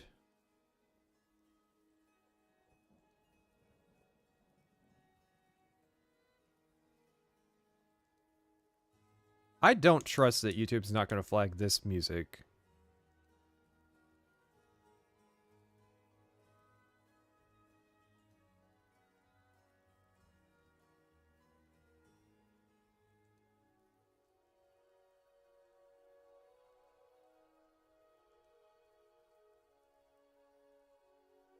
Yeah, you really just said absolutely nothing. But don't worry, it doesn't stop there. So very recently, he made a follow-up. It's titled "Why Skyrim Fails." I have the thumbnail floating around somewhere that I can throw up, because some of you might like it. And there we go. That's the thumbnail. So, how are we feeling about Whitelight now? Now that you've been to the bottom, we're going back right up to the top, huh?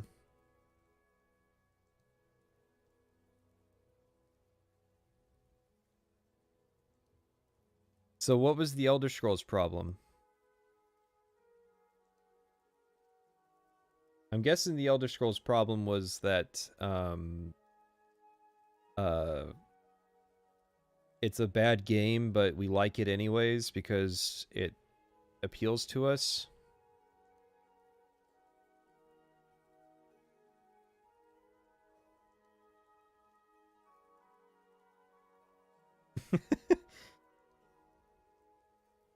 We could take a break from DimeTree. People really want the Razor Fist video. We can do that. I'm not opposed to it. But I am going to figure out something to throw up. That's good.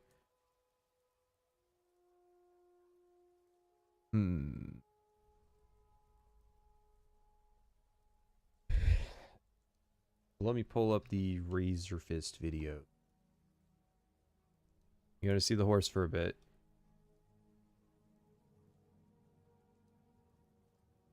I know Razor Fist is a controversial figure.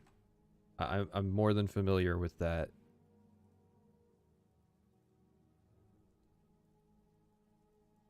I think what it is he's not very nice.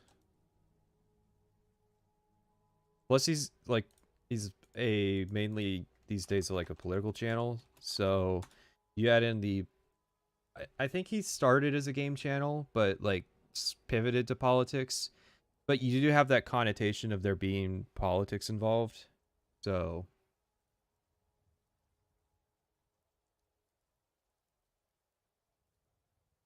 that may bug some people.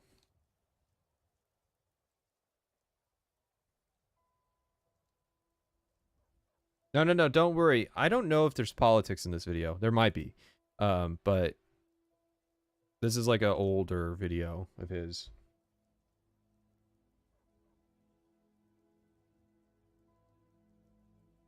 But let's keep talking about DimeTree. Come on now, let's not get derailed here. We're taking a short little breather before we really get back into it. I saw that there was a gameplay reveal for Elden Ring. I have yet to see it. The people who have seen it, does it look good? Does it look like something I should do? I don't want to embarrass myself playing a Dark Souls light. But at the same time, usually launch is the best time to play Bandai Namco games, so... Where's Metatron? Metatron's after DimeTree.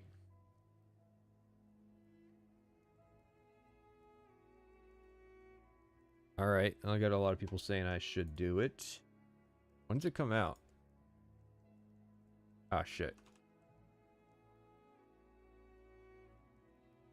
February 25th? That's not impossible for me to do.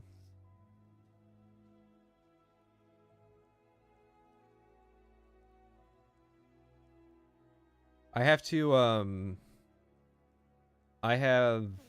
review before I want to do Starfield when it comes out next year. And ahead of Starfield, which comes out at the end of 2022, I want to do No Man's Sky, Outer Worlds, the Elite Dangerous Odyssey one that they did, and Fallout 76. So that's 4 projects at least that I have to do alongside Skyrim. And then there's this Cyberpunk follow-up I want to do. And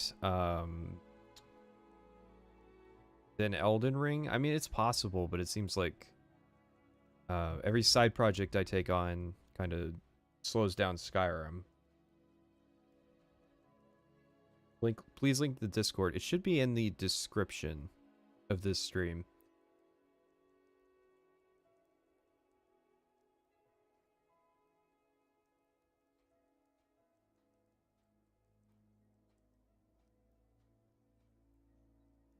What are my realistic expectations for Starfield? Well, okay, so that's a challenging question. I could have given you realistic expectations that Fallout 76 was going to be shit, because I didn't have high faith in it. I entertained the possibility that there could be a return to form at Bethesda after all this time. I also entertained the possibility that it could be far worse than anything that's happened yet. It could be buggier, it could be even more accessible and simplified, but I think it's one of those situations where there's more uncertainty than there was with Fallout 76. So I guess it'll be better than Fallout 76. There you go. That's a high that's a high watermark. Why is my highest Patreon tier $3? Because you can specify more if you want. I don't know why I settled on that value. I don't know. It just seems like asking for $5 for not much extra benefit isn't really that big a deal. Like the $1 people get in the credits at the bottom, and they get the same early access to videos. So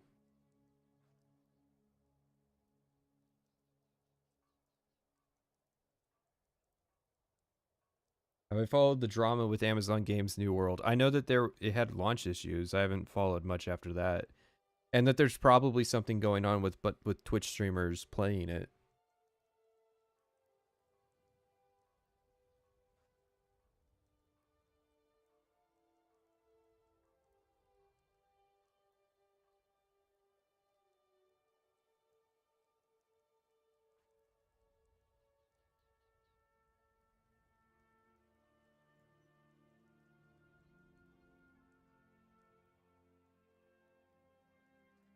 Is Starfield really going to dictate Bethesda's reputation? Because the way I look at it, their reputation's already fucked, and people have known it for years. They're known. The God Howard thing is a known meme, but Bugthesda's a known meme. Everybody knows that they make buggy games and that they're catering towards like accessibility and stuff, and that they just want to re-release stuff and viciously monetize their games. This is all stuff that's known. How many people are there out there that are still die hard on the Bethesda train that haven't heard these things? Most Bethesda fans know this stuff and still willingly eat the shit. So it's like, I doubt Starfield is going to... They're not going to die if Starfield fails. They'll just make Elder Scrolls 6 and it'll sell... And it'll sell 1 billion on the first day. And that's not blackpilling. That's just the nature of the industry.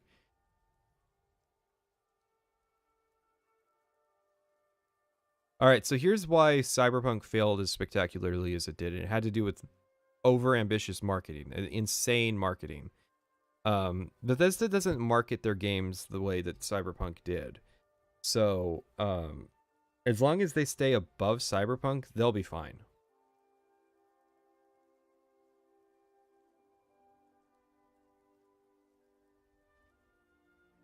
Alrighty, let's get into this.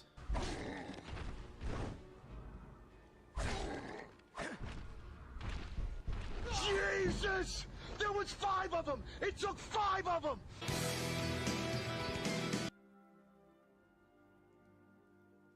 Old school YouTube.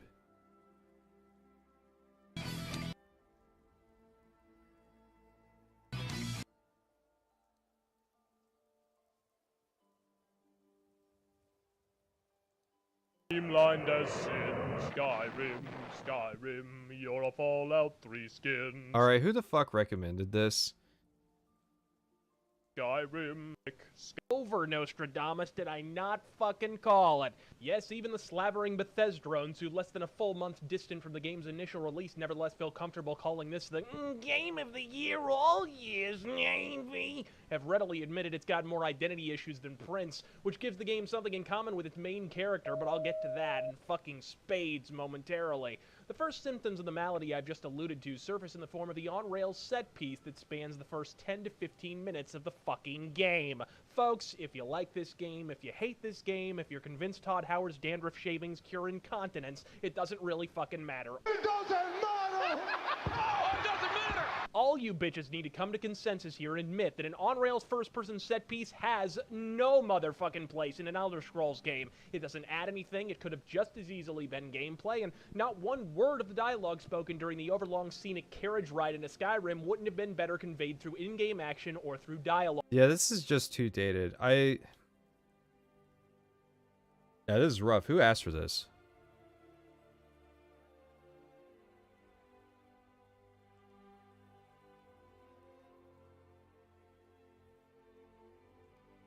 This is rough, 2011 YouTube. I don't want to repeat the Angry Joe thing.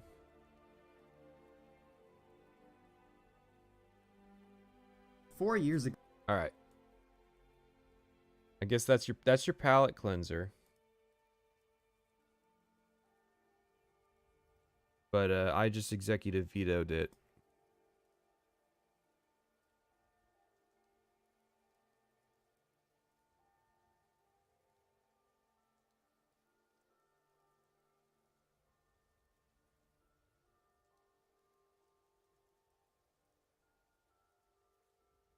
All right.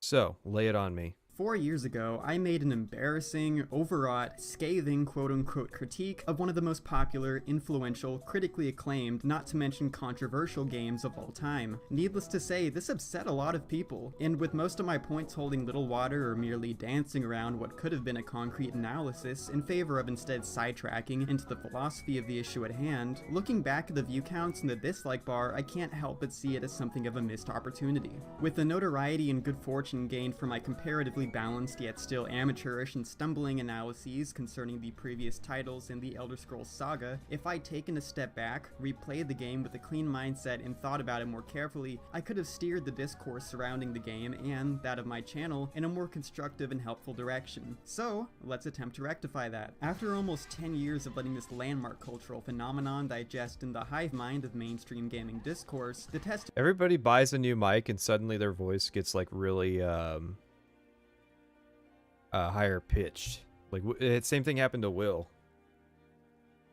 You heard him after 5 years and it's like he's younger. of time has proven again and again that the immense, seemingly inexplicable sticking power of Todd Howard's magnum opus, at least if you're investing your definition of greatness in terms of pure sales figures, bows and secedes to no rival. You still see ads for this thing to this very day. It's utterly insane just how strongly this... a new version's about to be sold. That's why you're seeing ads.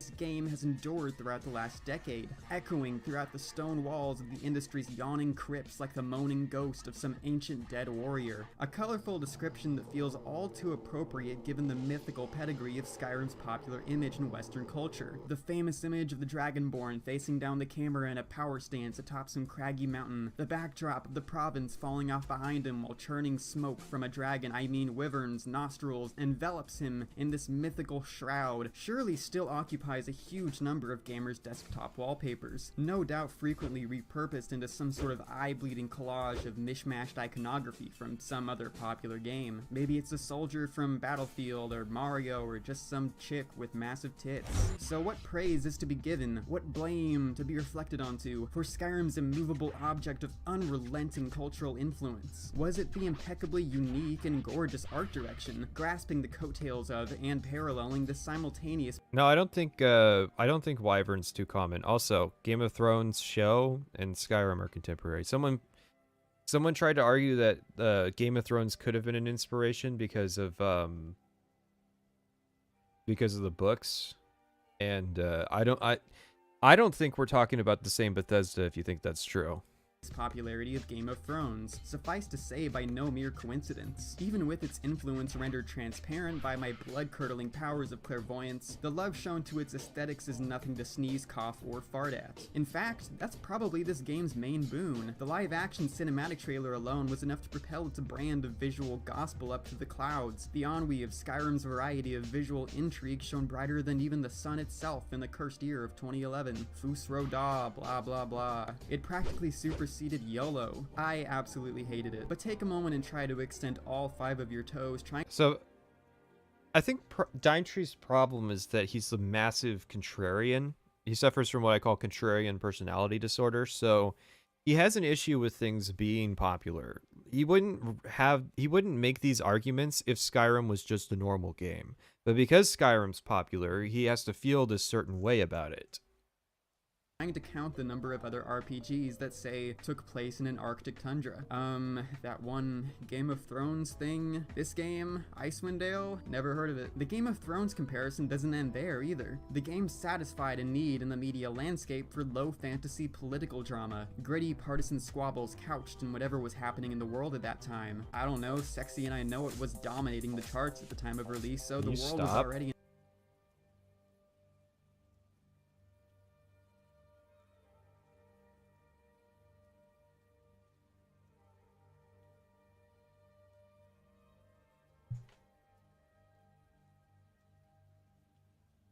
around the office water cooler, Skyrim was probably mentioned in the same breath as speculation over whether Osama bin Laden was dead or not. Even so, where are the cloaks? No wonder the wet and cold mod was so popular. What's the point of a western dark fantasy game where you can't cosplay as Ned Stark? You know what? For posterity's sake, Let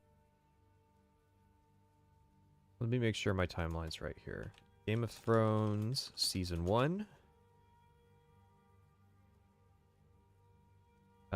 It's had its first episode come out in April 17th of 2011.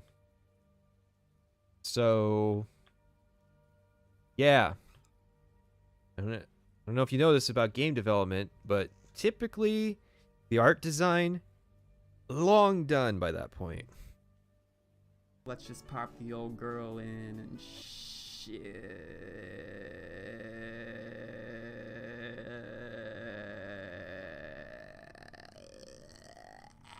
You don't need me to tell you why the intro sucks. Even people who like this game can acknowledge how it's staggeringly just so not like the rest of the game. I think the prognosis is in.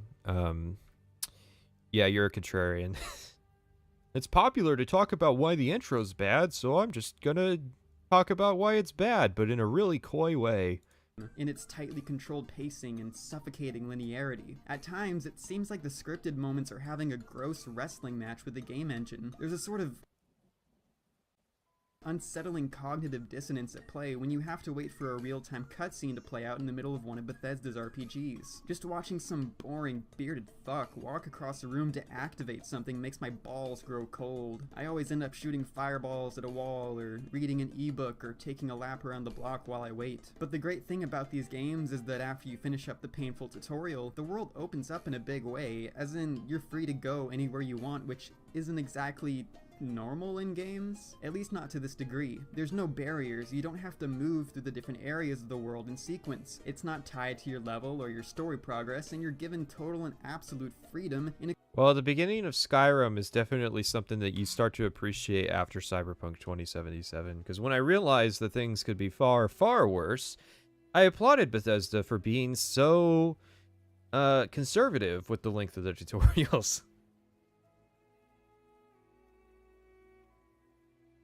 exploring the province from the moment you leave Helgen. So you go, and you start walking, and you stumble upon this little hamlet. You feel like you stumbled upon it. Really, there's only two paths to follow after you exit the cave, and the other is an easily missed offshoot partially obscured. But you probably won't realize this your first time. There's like 5 buildings in the town, Charging which them is with soul gems to make it feel more dynamic, including gruesome and fun kill animations.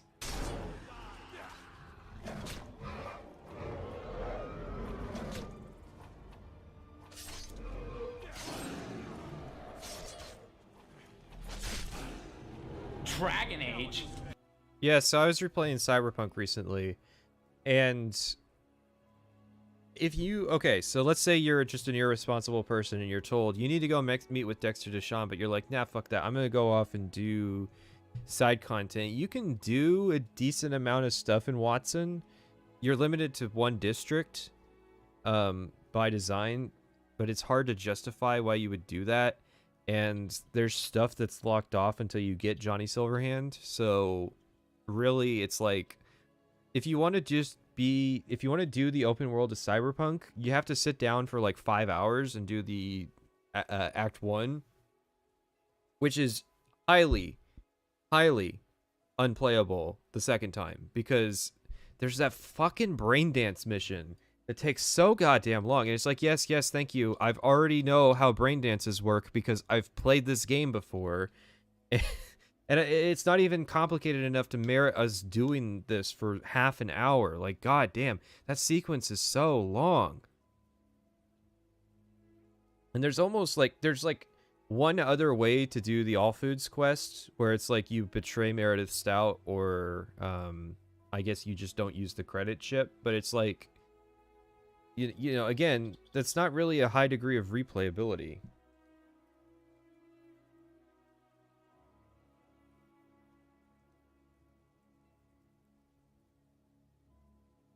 Do you ever actually do a brain dance afterwards anyways? Yeah, there's a few missions that do it. The prolific one would be the guy that's like kidnapping young boys. there's brain dances that are part of that quest, and it's actually all right because like you see the fucked up shit that he's doing to people from the perspective of him, I think it is. So it's like there's brain dance stuff and it's mildly interesting, but it doesn't merit how bad it is in the tutorial.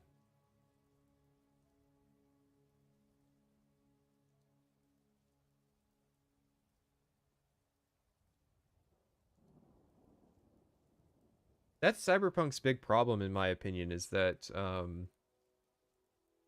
they needed that moment where you're let out, that Morrowind style moment, and they can just lock all the Johnny Silverhand quests until after you get him.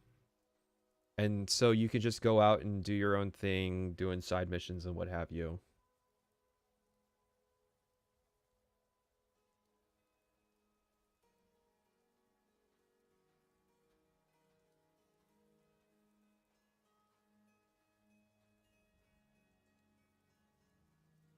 Yeah. The brain dance with at the cow farm. That mission's actually kind of cool. And it kind of shows like the potential that Cyberpunk had to be good. And I think that it was just like massively misdirected.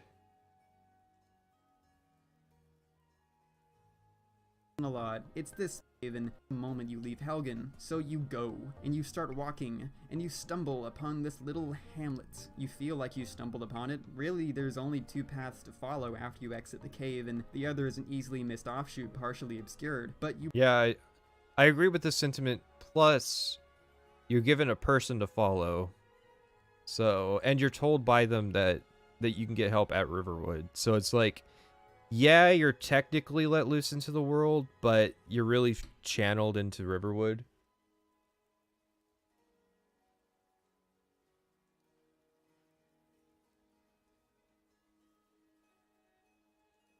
Well, the thing is, they show you the montage of you doing shit with Jackie, and I really feel like that honestly just should have been the game.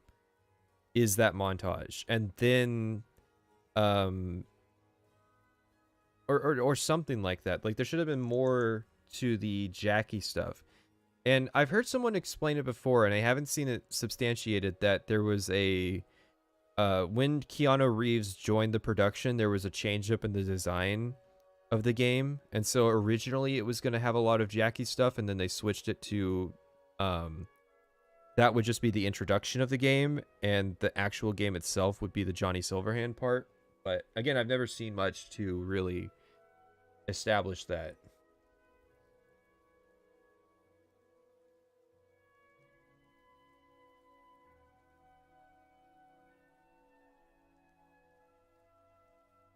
Yeah, I think he is right about the sense of the argument that you can go off and do anything isn't really true when there's pretty much only two things you can do. You can go right to Riverwood, or you can go left to Falkreath.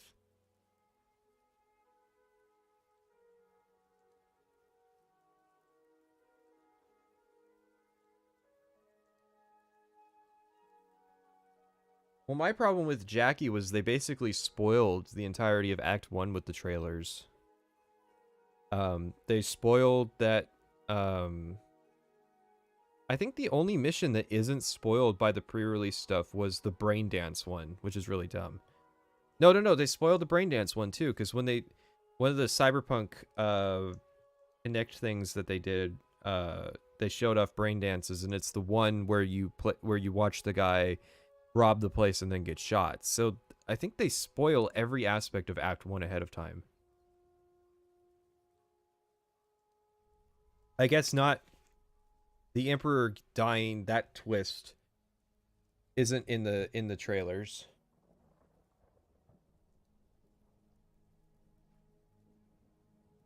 I don't care about spoilers, but it's simply a matter of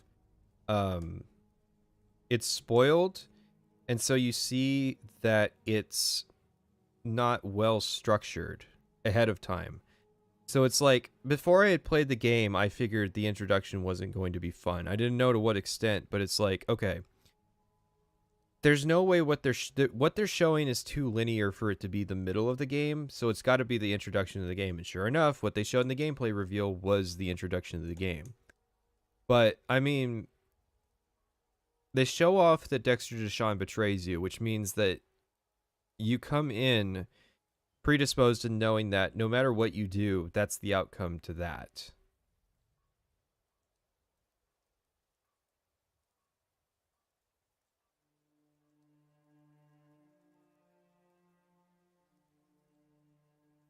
The post-intro cutscene was the game I wanted to play. You mean the, are you talking the montage that happens after the life path part before Act 1? Because, yeah, I agree with that. And the life path things were so dumb, too. I have now played all 3 of them, and none of them are good. So...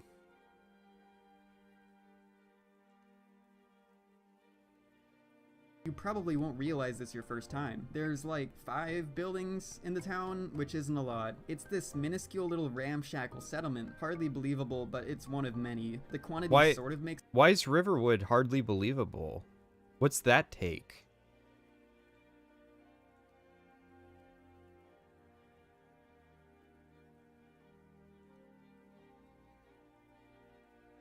Riverwood is hardly believable because there's 5 buildings. What? You don't... Like, small villages exist.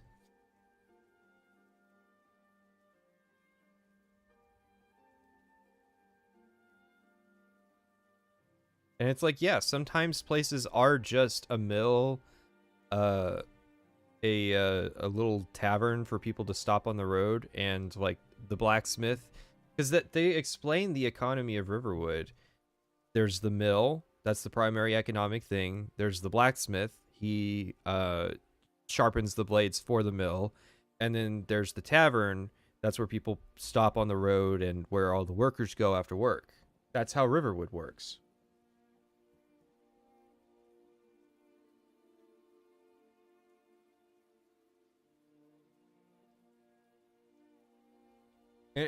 But, I mean, even barring that, what's the argument?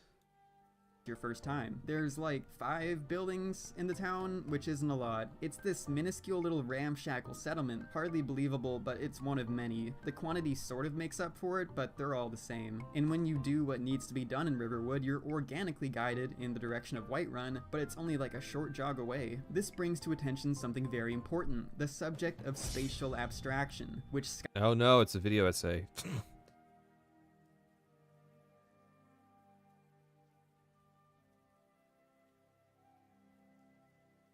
Like, that's a weird way to present it. Sure, it's a small town, so... Yeah, I think Riverwood could be bigger, but what's your point? I don't understand what the argument is. It's just small, so I guess it's boring. But yeah, it's a village.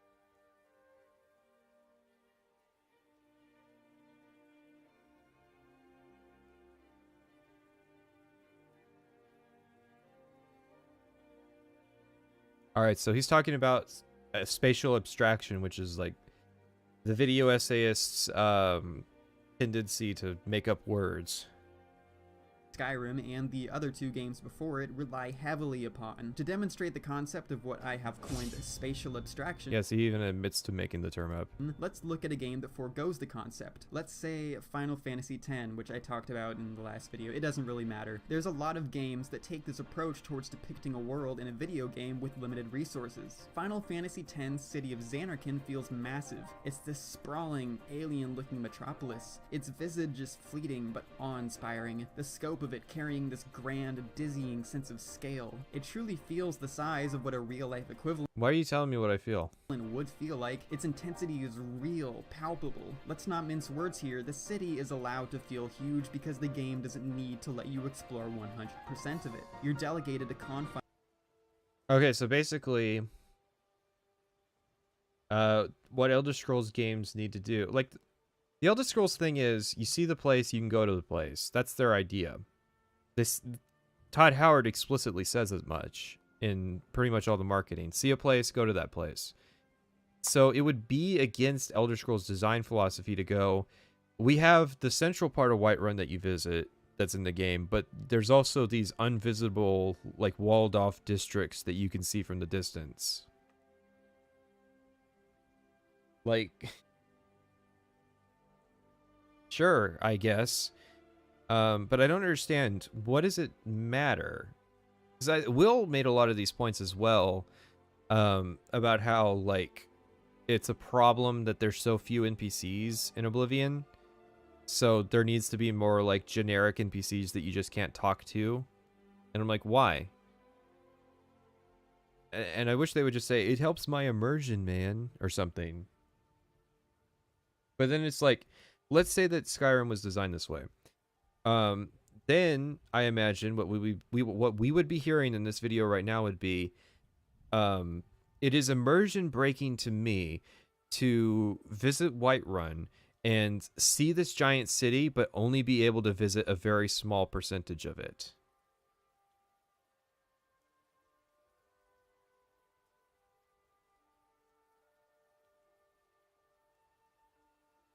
Spaces and see the rest of the city in the background. Your imagination simply fills in what the game itself can't convey directly. Skyrim takes a different approach. Like Morrowind and Oblivion, Skyrim, as it is shown in-game, is almost like a miniature model of an actual country, a microscopic diorama that you could jog across the perimeter of during your lunch break. Whiterun's outer walls outline what could be the spatial dimensions of, say, a Walmart. Not even really. Like one of those tiny Walmarts that only sells food and paper towels. There is a clear distinction here between asking the player. I mean, yes, this is true, but my solution to the problem is you increase the scale of the world so that you can actually do more. And I don't have an issue with you doing more generic NPCs that you don't have to deal with, that just sort of fill roles. But, you know, the solution he's proposing is make the illusion of bigger cities, when I think the idea that Bethesda's going for is that those cities are big.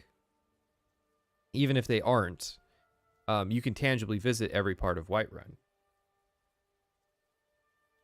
Yeah, no, Walmart typically sells everything, and then it's unusual to have those neighborhood markets that sell just the groceries. Player just for a moment to believe that the sprawling city clawing out over the horizon. No, I would absolutely believe that Walmart is big. Your average Walmart supercenter is bigger than Whiterun. I don't disagree with that. That's a easy argument to win about how small the world is. Horizon isn't just a JPEG file, and asking the player to believe that the Jarl of a laughably tiny settlement with a grand population of 74 is allowed to have any serious stake in the country's political climate. I mean, be that as it may, his small area is still bigger than the smaller vassals that are near him, and as big as most of the major cities. Like, it's the illusion of being big. And it could be better, but I just disagree with this idea that you have to fake it to do it right.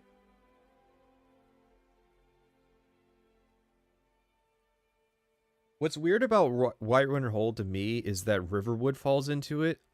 I would think that Riverwood would fall into Falkreath Hold. I think Whiterun should be the political capital of Skyrim. Like, it's really weird that Solitude is the political capital because it's a port town when it's, like, almost as far away from being able to sail from Cyrodiil as you can possibly get. Because remember, you have to sail past Leyawiin, which is at the southeastern corner of Cyrodiil, and then you have to circumnavigate the entire continent to get up to Skyrim. If you sail from Cyrodiil.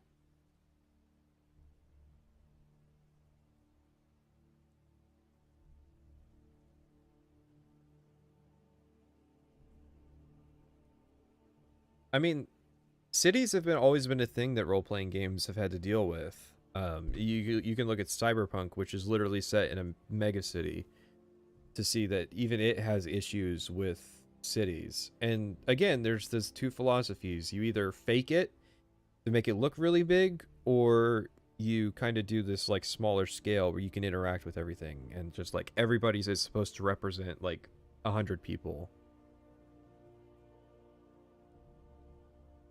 But I mean, you know what else is small? Red Dead Redemption 2's world. And it, in my opinion, doesn't really have a big issue.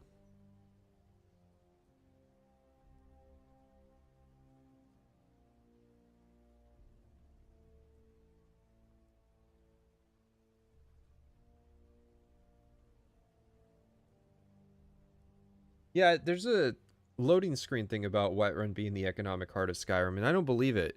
So the economic heart of Skyrim is Whiterun, but it's only got like 4 market stalls, and most of them are just for like the daily needs of the citizens.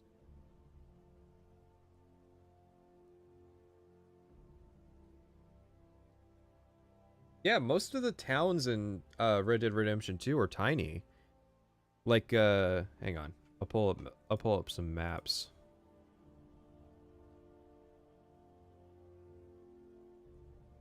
Like Saint Denis is pretty big. I don't think there's anything in Skyrim that compares to Saint Denis. But like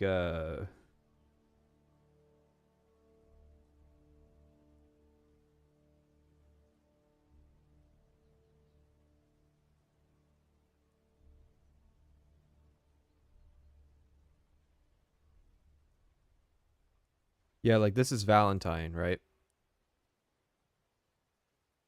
You could probably fit Valentine in like a maybe not a Walmart, but like a Costco.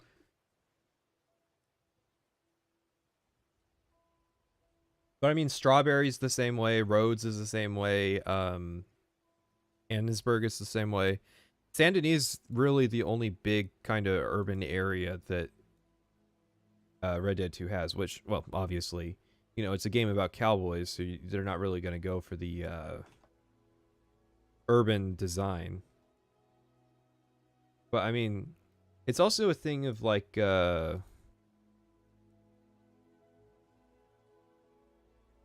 also a thing of, like, a lot of Red Dead's world... God damn it, it's a WebP.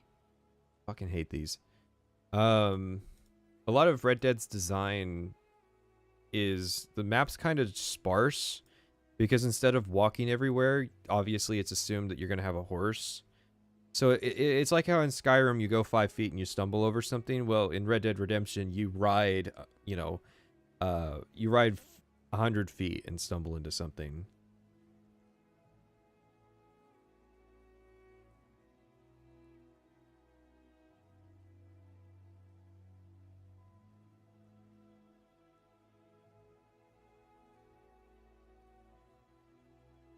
I think he's in a Walmart. I've never heard somebody describe something relative to the size of a Walmart. I think it's an amusing kind of way to do it, because it's really gonna throw off it's really gonna throw off all the foreigners what the fuck we're talking about. Hang on, don't we have another Giga Chad somewhere? Might be overwhelming, but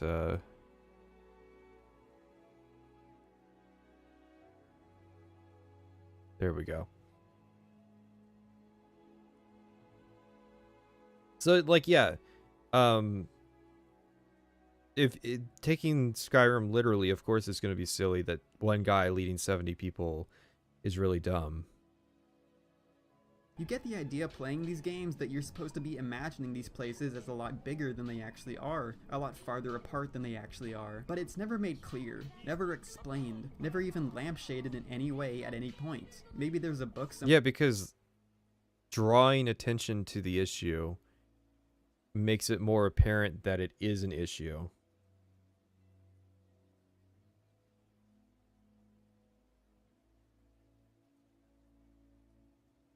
Somewhere giving an actual population. I don't understand. I thought this was supposed to be PR for the last Skyrim video. Size that I haven't read, because fuck that. But man, it completely takes me out of the experience. I'm sorry. Explained, never even lampshaded in any way at any point. Maybe there's a book somewhere giving an actual population size that I haven't read, because fuck that. But man, it completely... Well, you know what they say about ignorance. Skyrim, map, small, sad face. Takes me out of the experience. The characters living within these walls are hard to believe too. You don't really get the sense that you're intruding on their daily lives as you take quests from them. Your path crossing with theirs for a brief moment out of millions in the grand scheme of their storied existences. You instead get the impression that they're just sitting there, pushing their dick head into their foreskin and watching it pop back out like a turtle head, just waiting for you to walk into their weird, creepily empty house so they can tell you to run some asinine errand for them. The game reserves actual personality for only a select few. more important characters, and everyone else just sort of serves to fill space, mess with things. Yeah, but remember, Serrano was not in the base game.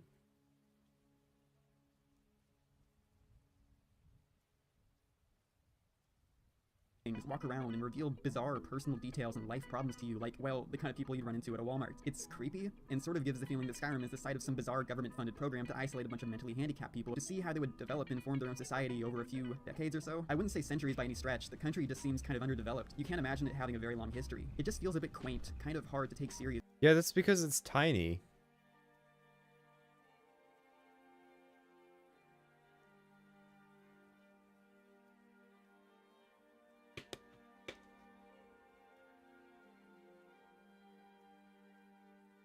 Although many do take it very seriously. Although the Elder Scrolls lore buffs tend to focus mostly on what we don't see depicted in the games, and more so what the fanbase has gathered from secondary reading material and such. Bro, you didn't read volume 82 of the Draconian Chronicles? You clearly have no idea what you're talking about. Well, buddy, I got 2 words for you. I ain't got time for that shit. I'm sure the lore is cool. I don't know. The story taking place in the games themselves are never allowed to get too complicated or interesting.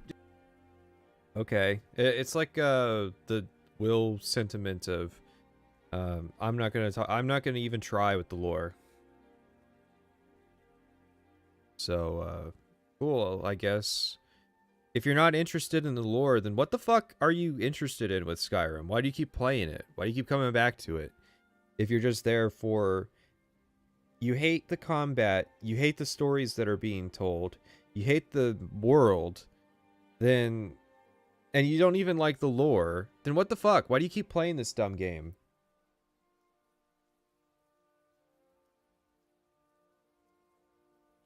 Just by way of how limited the engine is, they all have to operate in these unbelievably limited confines, necessitated by this aggressively modular, all-purpose sort of everything engine. You have to be able to converse with each and every character in the game, so the personalities of the individuals within the world are spread thinner than, something that's spread thin. Jelly. Skyrim is like a peanut butter and peanut butter sandwich. You have to be able to walk into any house you feel like, so none of them can be too interesting on their own. Where's the jelly? Is it in this guy's house? Nope, just good old Harold Jorgbarger, just standing around. This sandwich is soggy as hell. You hardly even register all the loot you pick up in the dungeons. It doesn't even matter all that much because there's not all that much you need to buy. I hardly ever bought anything in this game. Without a considerable investment in the persuasion or mercantile skill, or whatever they changed it to in this game, you're gonna be paying unbelievably exorbitant prices for the most asinine objects imaginable. Like, oh no, I'm gonna be spending hundreds of my tens of thousands of gold.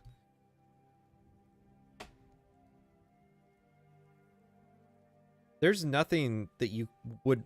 When you're poor in Skyrim, there's not really anything you can buy. And then when you can finally buy stuff in Skyrim, you are unbelievably loaded. Like, there's a lot of variables to account for in Skyrim's economy. Most of all, the one variable where none of it makes any sense, and these variables are kind of an afterthought now that I'm looking at them. There's no printing press in the world of Skyrim, obviously, so books would have to be handwritten by a scribe, and there's only one actual library in the entire province. This should mean that reading would be a luxury afforded only to the rich, like it used to be in our own history, but most books are worth, what, like 3 to 15 septums? Less than... See, okay, Skyrim's problem is that the value of items is like an average instead of... like if you go to a general goods store and say, hey, I have some books I need to offload, the general goods guy is going to be like, what the fuck? Not a single one of my customers can read books. Why would I pay you any meaningful amount of money for them? But then you take it to the library and you go, I want to sell you some books. And he's like, yes, I've been looking for these. You know, I run a college, so it's like all these people can read, so it's more valuable there. Like a Mountain Blade kind of economy system. That's Skyrim's main issue.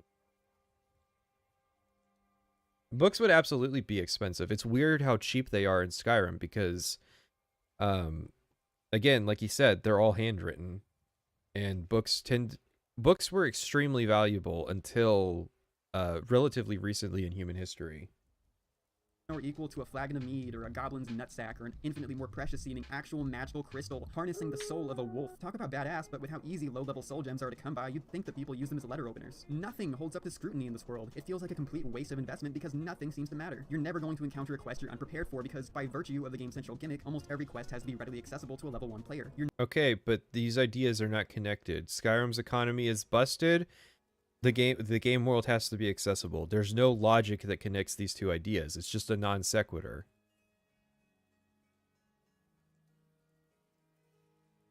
Oh yeah, printing presses... Okay, technology is weird. Printing presses existed in Elder Scrolls until they didn't.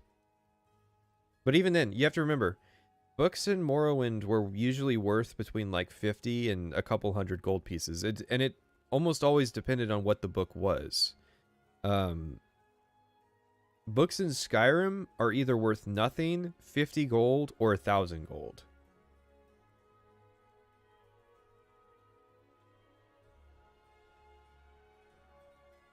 Not working towards any greater goal. You're not. He's not.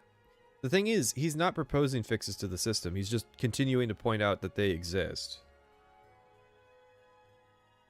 Unlocking anything new besides skills, armor, and all the garbage you run into on adventures and end up decorating the tables in your house with, which I should mention could be fun if it didn't all fly off the shelves every time you return home. And the best looking set of armor in the game is the iron set that's on all the promotional material, but by the time you reach level 5 or whatever, you've already moved on to the vastly superior steel set, which is also pretty cool looking, but from that point on it's just tier after tier of this clunky, awful looking bullshit that just seems more impractical than anything. Surely whatever defensive benefit this dwarven whatever you call it confers is not worth the extra load. Why would a slightly stronger material better protect you from, say, fire magic? I think you'd just be boiled alive in the metal, am I wrong? Actually, now that I remember, RuneScape of all games realized this and incorporated that very idea into its gameplay, and it was kind of interesting. Imagine if certain classes had glaring weaknesses against certain types of enemies or certain types of damage, but then also had some sort of exploitable advantage against other types. Yeah, but it's armor that's made of dwarven metal, so it's gonna have some properties like being fireproof or something.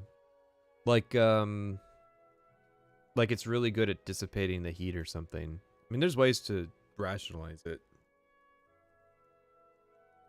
But no, you have to be a jack of all trades. You're not going to get far if you're an archer running around with no sword on your back. No matter what type of build you have, no weapon, armor, or item is off limits to you, and this means that every playthrough is going to be woefully similar to the one before it. I can't help but think these games would be massively more replayable if they started incorporating more hardcore classic RPG elements. The Witcher 3 tackled this issue to great effect, perfectly imbuing. Yeah, but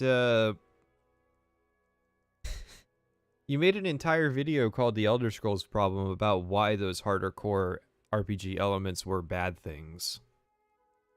So, like, I guess he's not wrong, but, you know,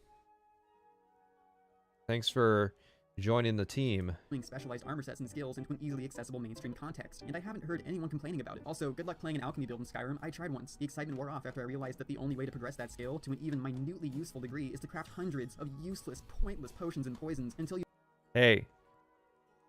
So, like a second of investigation will tell you that alchemy XP scales with the value of the potion. So if you're creating useless potions, you get no XP. Just thought I would put that out there. It's like the Iron Daggers version of alchemy. Why was the Razor Fist video skipped? Well, it wasn't part of the initial plan, and I'm going to be completely honest, it was not going to make for a good stream based on how things were going.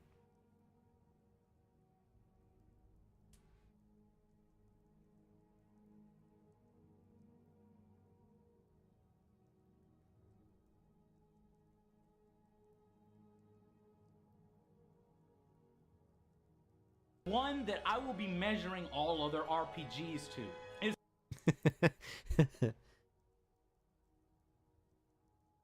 To be fair, potions are worthless when you have low level in alchemy. While that's true, if you can figure out how to do compound effect potions, which are worth more, even if they're fucking useless, they're worth more. Or you put perks into alchemy, or you get alchemy gear. You don't have to do restoration loop crazy alchemy gear to get a decent enough buff to increase the value of potions. But yeah, like if all you're doing alchemy for is restore health potions, then yeah, of course it's gonna be dog shit.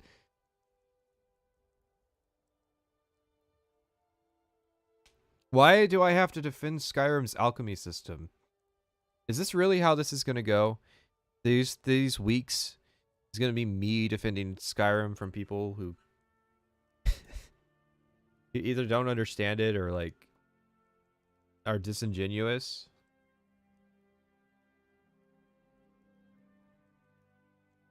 You've unlocked enough perks for it to be worth a single solitary damn. So many afterthoughts, so many missed opportunities. If I had to sum it all up in an easily digestible conclusion, Skyrim's amazing degree of player freedom and staggering amount of granular interactivity is rendered nearly inconsequential in light of its misguided attempts to flesh out its gameplay, not by creating deeply involved systems, but by running around like a toddler on Adderall, placing one poorly thought out gameplay element here, one boring, truncated storyline there. When people say Skyrim is an ocean with the depth of a puddle, what they mean is that Skyrim completely fails to offer any compelling outlets for investment. You cannot and will not lose yourself in the realms of spellcraft, or the ways of the sword, or the tumultuous political climate, because it's all just going to be spoon-fed to to you automatically if you just do what it tells you to do. Take the one path that anyone who ever has played it in history will invariably follow, led along like a child on a leash by this game's insulting unwillingness to let an inch of its intimately crafted fantasy world go unexplored. Go to High Hrothgar right away, no dilly-dallying sport. Travel to Bleak Falls Barrow post-haste, bitch, or else you're gonna have to go without one of the game's most useful and interesting combat abilities, even if you've already traveled to, cleared out, and explored every nook, crevice, cranny, and corner of it 60 times already on previous runs. No, it's not all bad. Yes, you're allowed to like it. No, it's not objectively worse than any other game, because objectivity is a myth.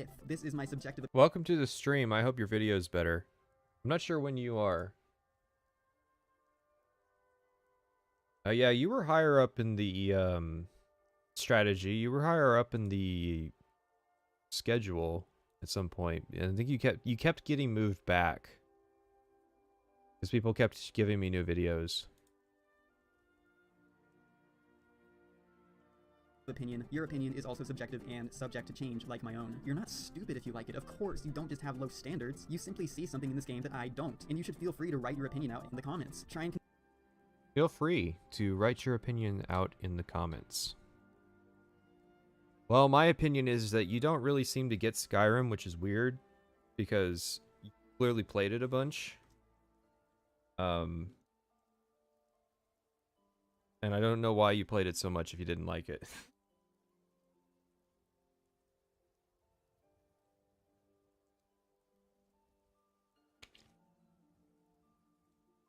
Well, I think your issue was, it was the one where, I think you compare Skyrim and Morrowind, and initially I wasn't going to do stuff like that. So that was the issue.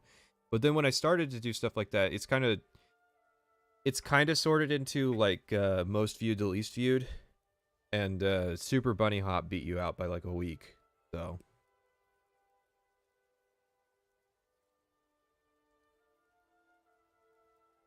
convince me otherwise. I crave perspectives that directly oppose my own. They are the most interesting because they are not the same perspectives I have already thought about for the last decade. The game has massive popular appeal. Clearly, its lore has captivated a huge audience of passionate fans, and the sheer breadth of discussion it's managed to provoke on this channel alone easily justifies its existence. Oh, wait. The modding Not community logged that I in. lampooned in another video holds untold universes of intrigue for countless enthusiasts. Wait, you lampooned the modding community? I thought you, like...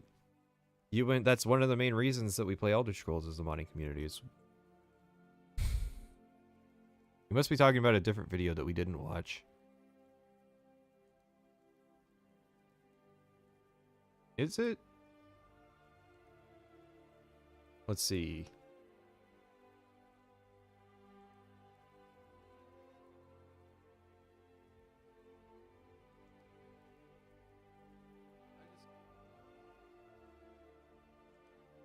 There was, oh wow, you make more videos than I thought.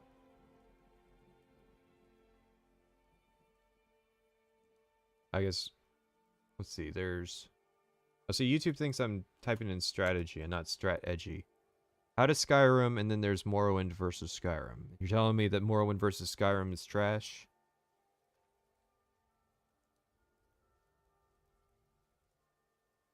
Well, I was biased against the How to Skyrim, because I mostly didn't really have anything to say about How to Oblivion, so...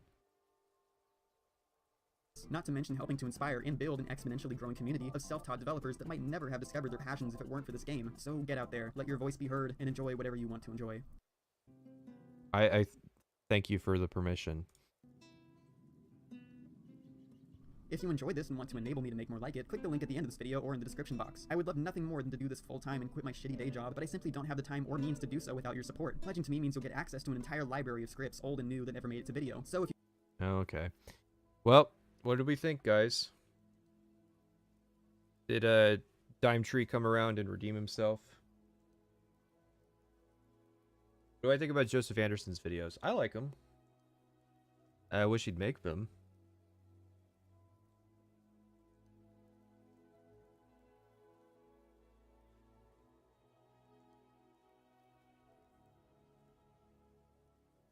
No, let's not be too mean. I think his issue is he suffers from contrarianism, and so it's like I don't understand the reason why he made the first one, and I don't understand the reason why he made this one. He lacks a thesis, I think, is what it is. And I know theses are for nerds who do nerd stuff, but it turns out if you have a point to make and not just a bunch of things to say, it really helps guide things along.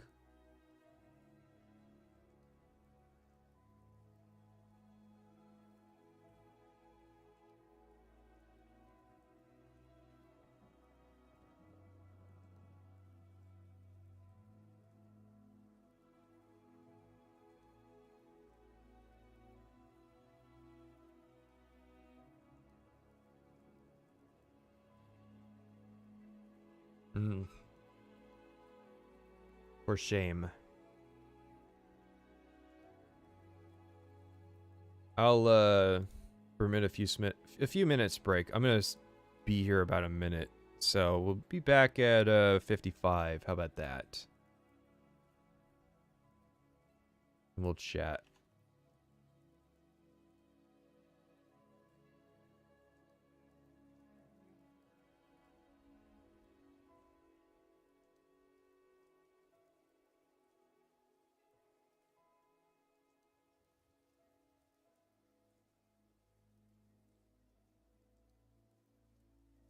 I don't get how Bethesda never explored the player experience from any other angle than you being a laborer for others. You never actually do anything where the motivation is purely self-benefit.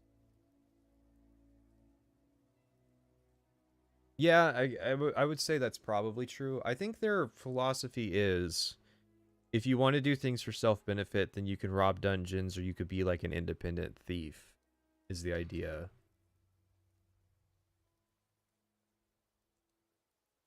I mean, it's hard to kind of write a quest line about being your own king. You have to have like a Bannerlord style system to really kind of approach that idea.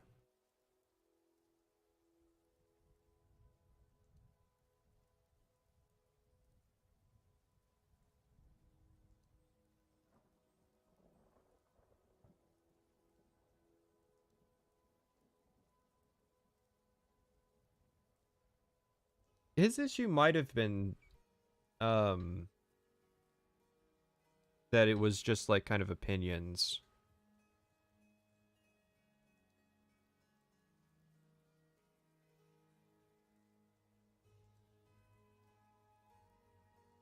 I wonder if the second part of the Mr. Caption 480p is out yet.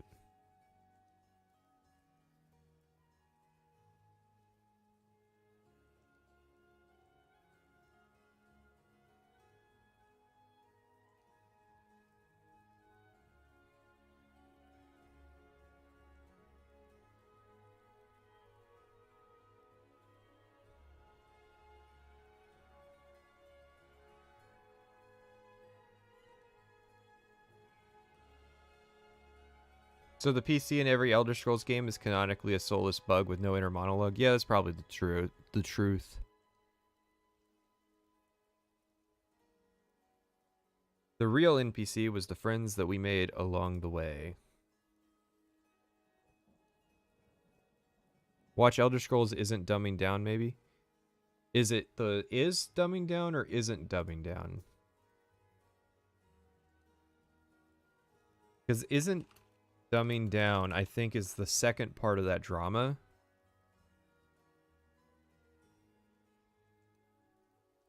Let's see. Wouldn't it be interesting at one day to kind of go through that drama? So we watch The Elder Scrolls The Dumbing Down, and then we watch from Sammy O'Lean, and then we watch Sorcerer Dave's Why It's Not Dumbing Down, and then we watch his part 2. That might be a good stream.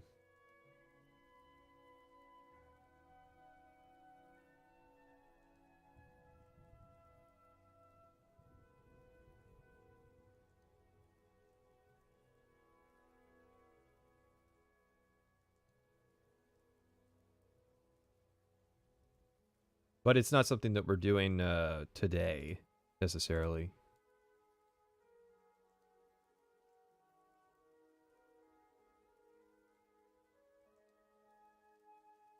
Hello.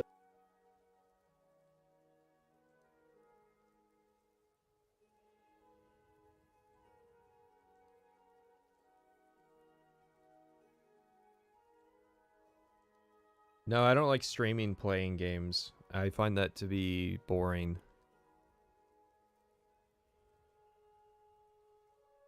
Yeah, his Never Knows Best is on the screen right now. His is going to be on the 10th. We did his Oblivion video last time too. When's Mr. Caption? Probably the 20th. Depends on if I can get more high quality versions of the video, because I only have a quarter of the video in 480p. Plus, I think that needs to be a Saturday kind of thing.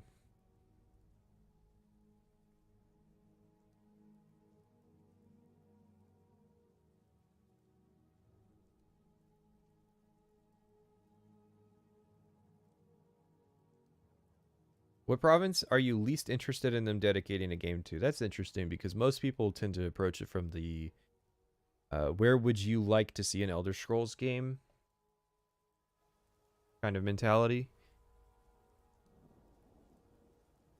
I'd say Akavir. I really think that an Akavir Elder Scrolls game would be a bad idea.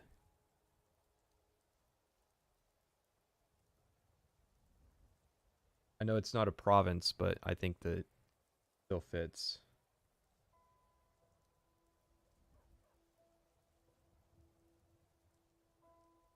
Oh, we're doing an objectivism debate? Yeah, we haven't done Metatron yet. I think that's where the politics starts. That's where the shit really hits the fan.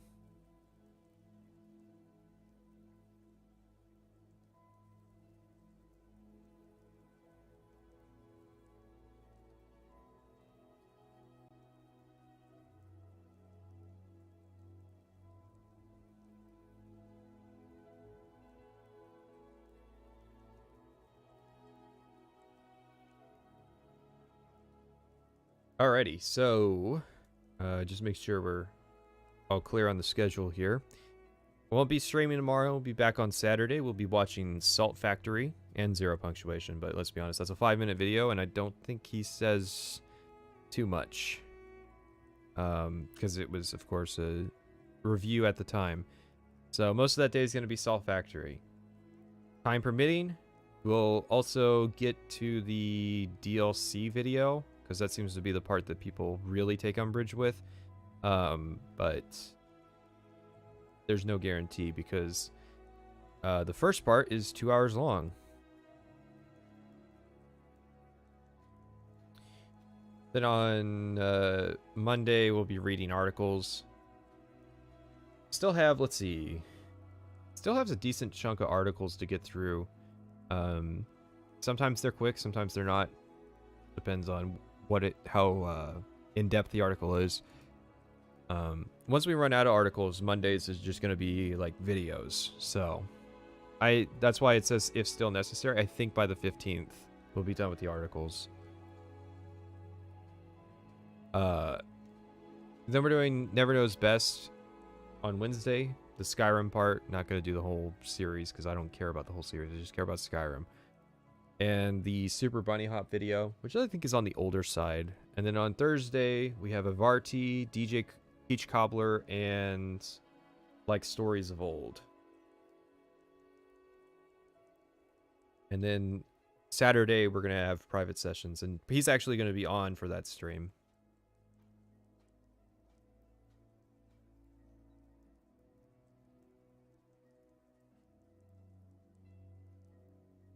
So is it 55 yet? Oh, it's 58. Cool. Let's schedule off the stream. Get rid of the horse. Now this isn't a complex visual video. So let me just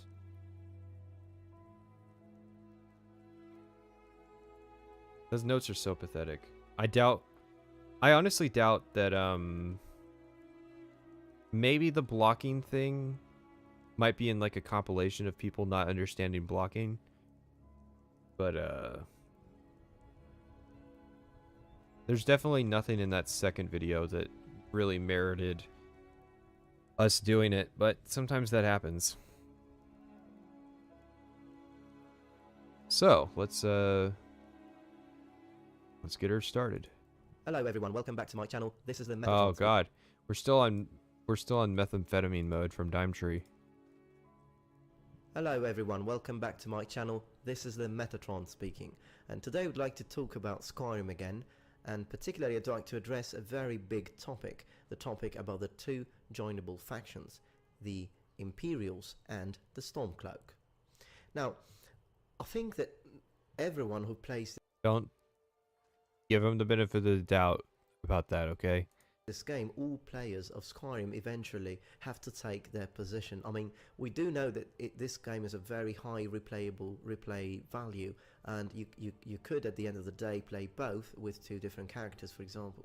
But I think that at the end of the day, you do need to make your stand and defend it eventually. And quite a few fellow YouTubers have taken their position. Honestly, I think Skyrim is better without doing the Civil War. Like, just leaving it in the default state. Kind of just because I like the default guards, and I don't like that half the cities get guard replacements.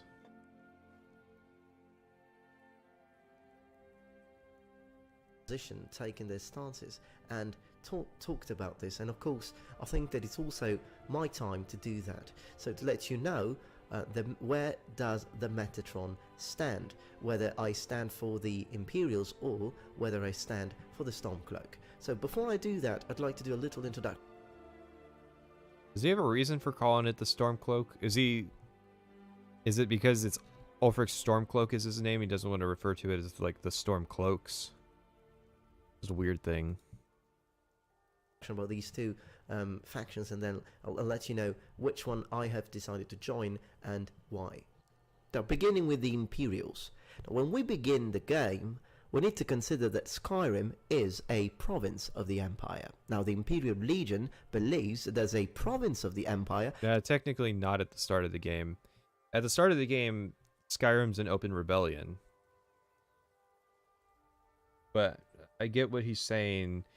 Skyrim is traditionally an imperial province. Is a province of the Empire. Now, the Imperial Legion believes that there's a province of the Empire. Skyrim must abide by its laws and customs, including the provisions in the White Gold Concordat. Now, the Stormcloaks instead oppose both the Imperial Legion and the White Gold Concordat. Technically not true. Ulfric was a veteran of the Imperial Legion, and I would imagine plenty of Stormcloaks were also veterans of the Legion. And the reality that they felt was that they were serving the Legion, and what they were supposed to feel was that by serving the Legion, they were serving Skyrim. But the reality was that they were serving Cyrodiil and purely Cyrodiil. And so the inherent conflict is the kind of imperialization of Skyrim in terms of its culture. So the concept is that basically what the Stormcloaks are seeking is to secede from what they feel is a crumbling empire. Now, the White Gold Concordat is basically an agreement that was signed by the Empire, which ended the Great War of the Fourth Era.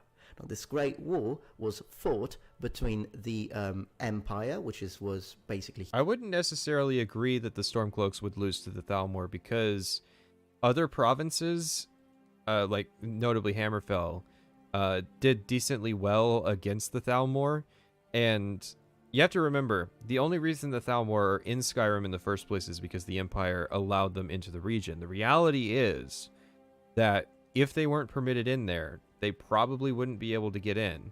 Skyrim is geographically surrounded by mountains on all sides, and to the north by the Sea of Ghosts, which doesn't have that name because of the ice wraiths. It has that name because a lot of people die sailing in that region. And it's on the opposite side of the continent, so there's not really a whole huge military advantage that the Thalmor has.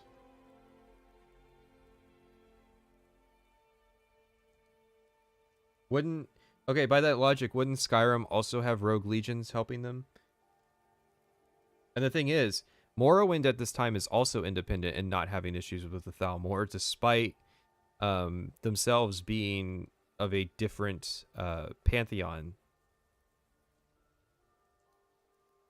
Human dominated, and the Eldmeri Dominion. Now, the exact cause. The Aldmeri Dominion is a problem for the Empire.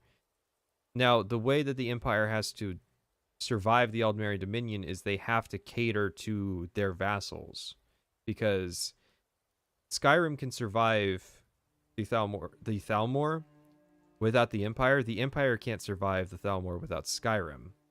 So it sounds like a huge case of, it's not my problem, dude.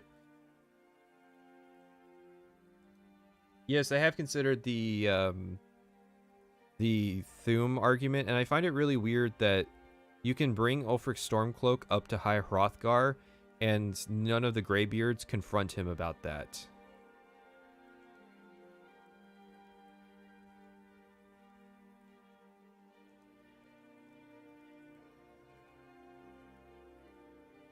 Okay, so Morrowind was at a massive military disadvantage. Well, it seems like if the Thalmor are just interested in annexing countries and can sail around the continent to get to them, that Morrowind would actually be a really good target to go after then.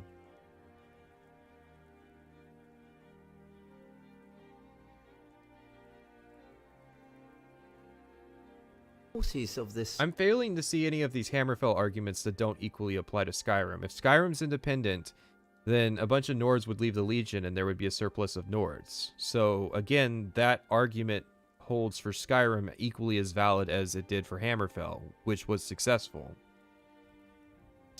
Conflict are not specified, but we do understand from a few quotes in the game that the Elven supremacists. Because Morrowind is full of ebony and glass.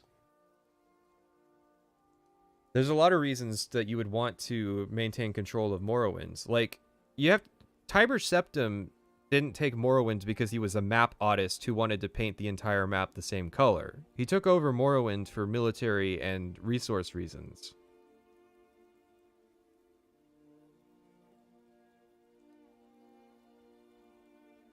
Government, the Thalmor, were the aggressors. Now, this concordat does not only have political aspects, but also religious aspects, because we need to consider that among its legislations we have the outlawing of the worshipping of Talos. So basically this pawns this inquisition perpetuated by the Thalmor, who hunt... Hang on. Since we brought it up, I'll... Where's she at?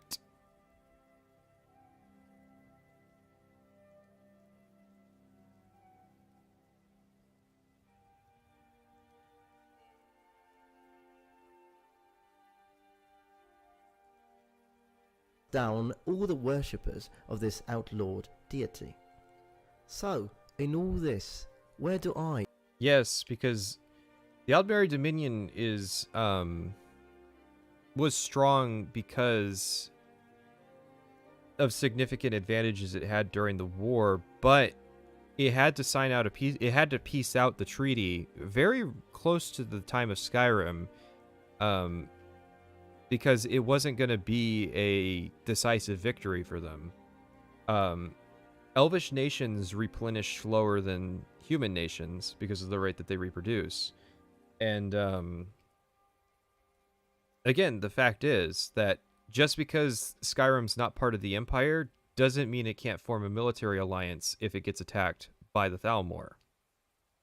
If High Rock, Hammerfell, and Skyrim entered into a military alliance, I highly doubt the Aldmeri Dominion would have any success invading any of those countries.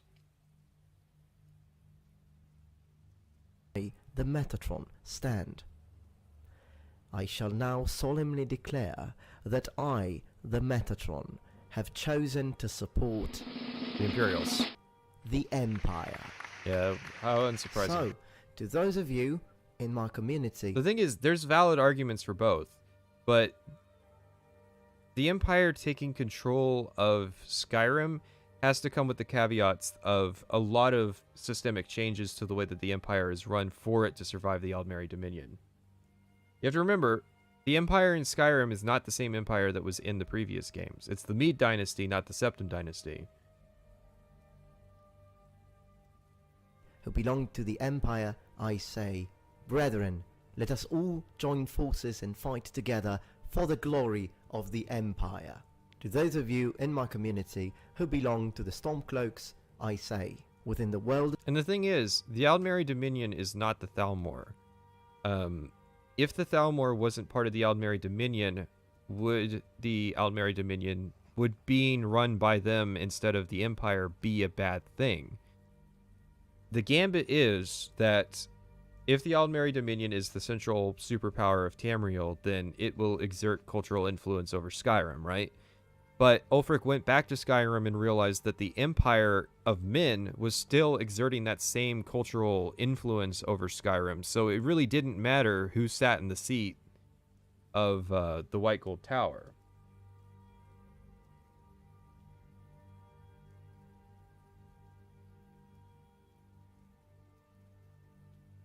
So yeah, the Thalmor are a problem, but at the same time, the Thalmor are not ideologically that different to the Blades or to the Penitus Oculatus. I guess the Blades weren't into eugenics, but that seems more like of a high elf thing that they were always into. But I mean, like a secret clandestine intelligence operation that is going into people's houses at night and eliminating political opponents. Well, that's basically what the Blades was. Well, that's getting into the towers and Kirkbrideism thing that they wanted to undo the world. I haven't really seen a whole lot of substance to that in the games themselves.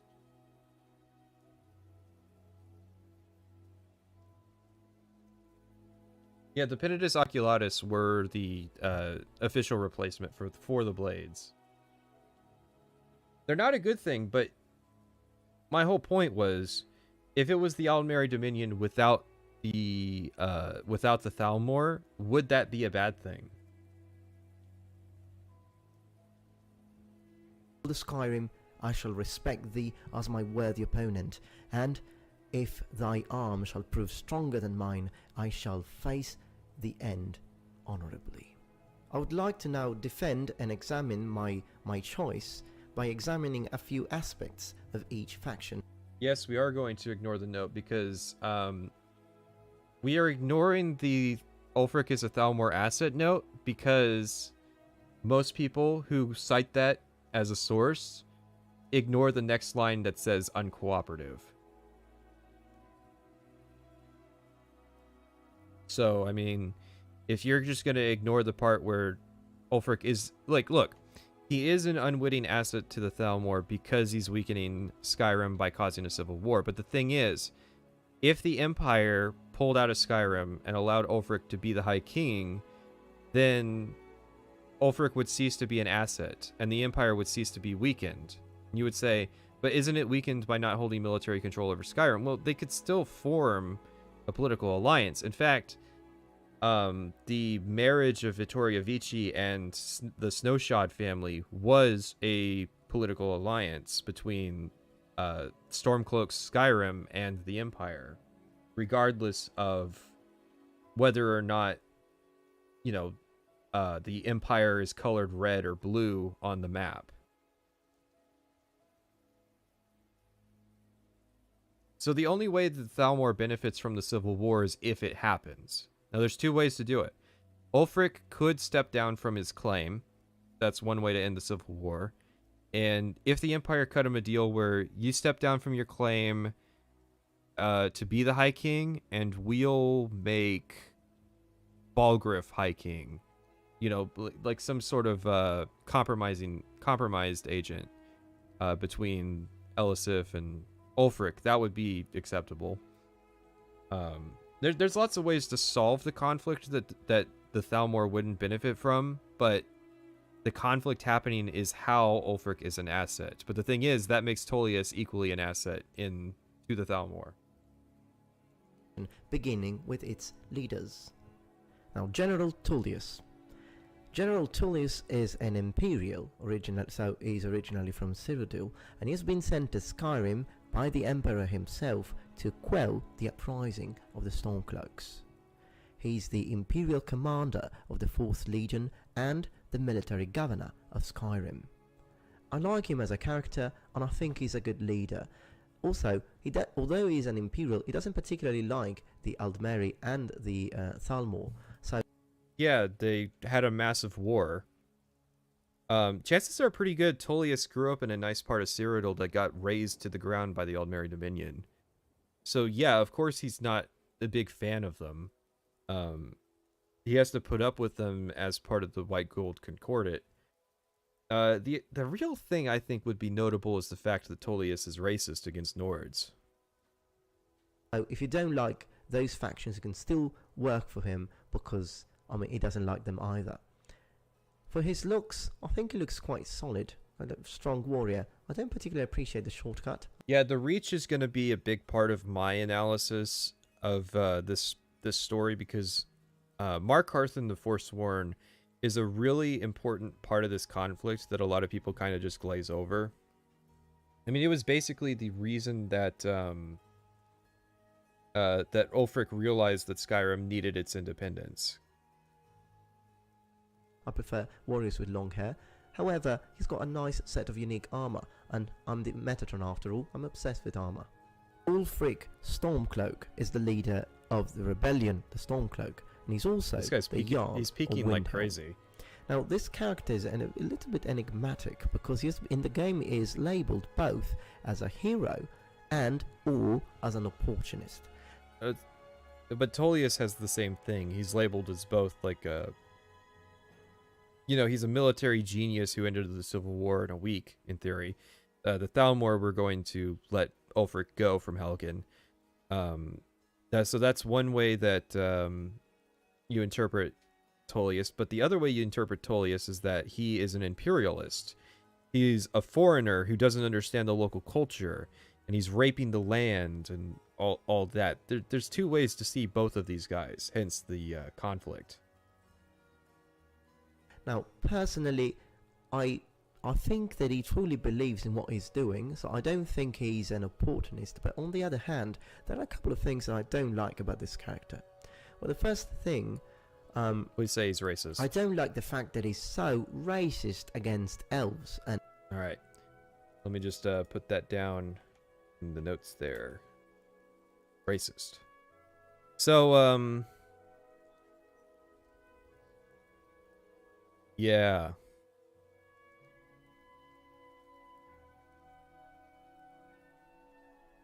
How do we approach this as delicately as possible? I guess we have to start with the question, is it justified to be racist against a group of people who historically you've been to war with, you were actively tortured by, and who have an express interest in the destruction of both your culture and your homeland? Is that unjustified? Now you can say, of course it is, based on like current modern human society, but you have to think back a couple hundred years, right? There's a group of people, they keep raiding you, and they all look like a certain race, and they're different than you, and they have different beliefs and cultures, and if you're given the possibility, they would try to replace you. That was the basis of racism back in ye olden days. And arguably you could say that it's justified because, again, these people want to kill you. They want you dead, or they want you to give up everything that you believe in and let you accept their control.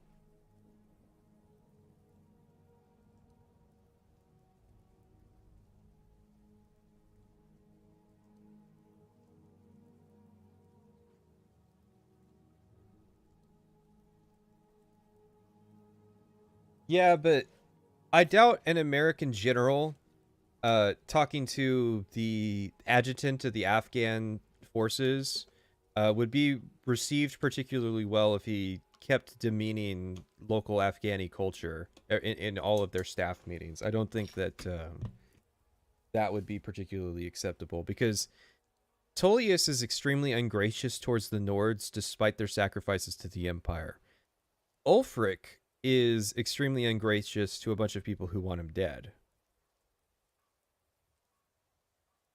Yeah, it's kind of like the Irish, their animosity towards the British. Well, okay, so we gotta let him finish. Is he talking about the Thalmor? Is he talking about elves in general? Or is he talking about dark elves? Because I'm about to slap his shit if he's talking about dark elves. Because remember, Windhelm was the only city in Skyrim that took in refugees.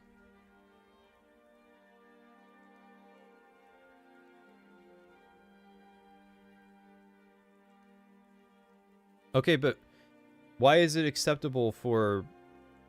How come Morrowind can be for the Dark Elves, and Cyrodiil can be for the Imperials, and Aldmeris can be for the High Elves, but Skyrim has to be for everybody? And I know, there's a basis in real-world, let's say, white nationalist politics in terms of the conflict of ethnic replacement that's going on in Skyrim, which was based on real things that were going on in Europe at the time.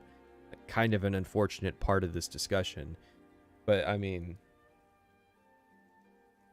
the facts remain that for millennia, Skyrim and Morrowind were enemies. I mean, as recently as Oblivion, House Redoran and Skyrim went to war. We're not talking about pre-Tiber Septim days. We're talking about fairly recent racial conflicts that are actively ongoing. And then the Red Year happens, and Windhelm Solstheim is ceded from Skyrim to the Dark Elves to help relieve them. Even after that point, Morrowind wasn't even in the Empire. Skyrim still extended that courtesy, and Windhelm still took on refugees from the Crisis. Even after all that, they still did those things. Where was Riften during the refugee crisis? What is Maven Blackbriar doing about these Dunmer? Granted, the Red Year was kind of old history by the time of Skyrim, but I've never been particularly impressed by the racism argument as a justification for why you don't like Ulfric. A better justification is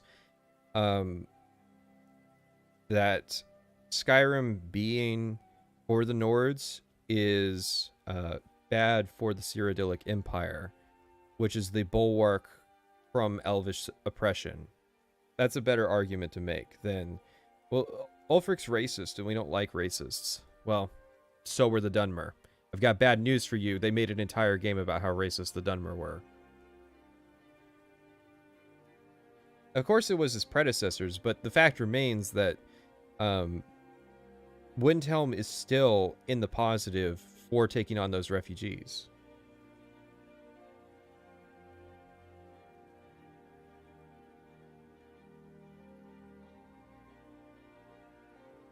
And remember, Ulfric was also a veteran of a conflict where he went off to go defend somebody else's homeland. I don't think Skyrim was ever stated as having a single battle of the war fought in its territory. So Ulfric being a veteran of the Legion implies that he went off to Cyrodiil to go fight their wars for them, for their benefit. And mainly all races that are not Nord, but particularly for the elves. And the reason being that when I play the Elder Scrolls, particularly Skyrim, but any role-playing game anyways, I play as an elf. So normally I play... So my plan is I'm going to play a Dark Elf for my mage playthrough, and that character is going to be a Stormcloak. Because I think that's a good way to approach it. Because I think... I mean, this is entirely conjecture, but I personally think that if Ulfric wins, then he has to, in order for Skyrim to survive, he has to immediately forge an alliance with one of its neighbors. High Rock's still part of the Empire, so probably not. So, and Hammerfell is difficult because you have the Forsworn to get through. So to me, the obvious choice for forming a military alliance in the Fourth Era would be with the Dunmer, who Ulfric has extended courtesies to by being the Jarl of Windhelm and inheriting that legacy of giving them benefits. So to me, one of the potential good military alliances that would be made in this situation, unless you wanted a Brexit outcome of Skyrim's economy being devastated and them having to kind of rebuild things where they can survive independently, would be with Morrowind.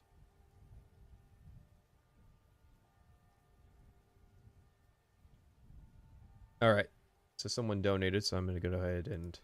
Have I considered Assassin's Creed? Actually, yes. I thought about doing the first Assassin's Creed game. There we go. My queen. May she rest in peace.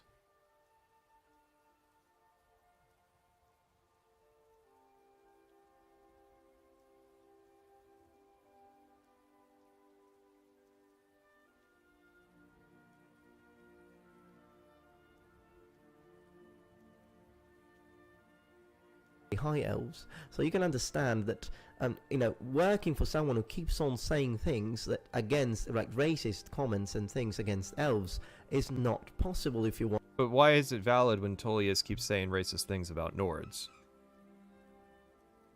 To roleplay your... And if Solitude is such a progressive place, how come the Khajiit are also still banned from their cities? Your game, and I do. So basically, this is one of the main thing that kind of turned me off from him. Well, the thing is, the Ebonheart Pact doesn't make sense because there's histories of conflict between those countries. But the Fourth Era is the closest that Morrowind and Skyrim come to actually being military allies. They're still probably pretty in the red with each other, but to me, I think a contractual agreement between a weakened Morrowind that has suffered military defeat and is rebuilding from their devastation, and a weakened Skyrim that is rebuilding from their civil war would be a natural outcome, even if it's a tenuous alliance.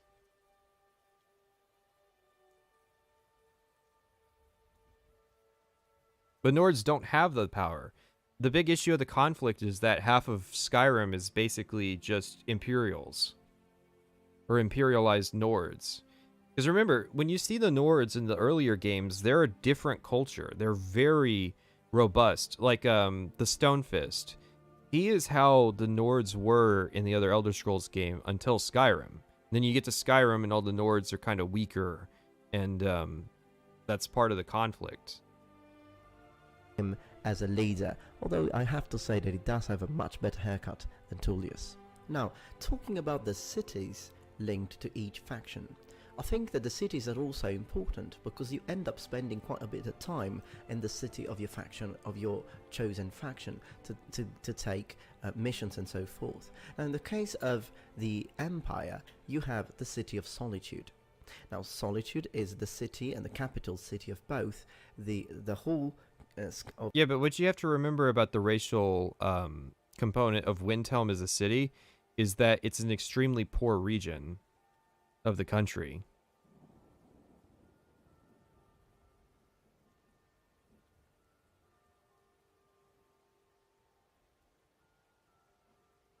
Of whole Skyrim and of Hafengar Hold. Now, I really like this city. I think it looks fantastic. I remember the first time I got here, it was great. I got there, should I say. It was great because I really liked the way all the shops were organized and how you go under those bridges made of solid rock. Now, Solitude is located on the eastern coast of the peninsula in Hafengar, in the far northwest of Skyrim, and it's built on a cape on the mouth of the Karth River. And I really like this, the idea that it's built on a cape. You also have a river underneath it, where it has its own port. Yeah, but the issue with Solitude's port is that it's disconnected from the main city, which means the Stormcloaks could actually just seize the port of Solitude, and they would be completely fucked. It is basically the northernmost city on the mainland, second only to Dawnstar.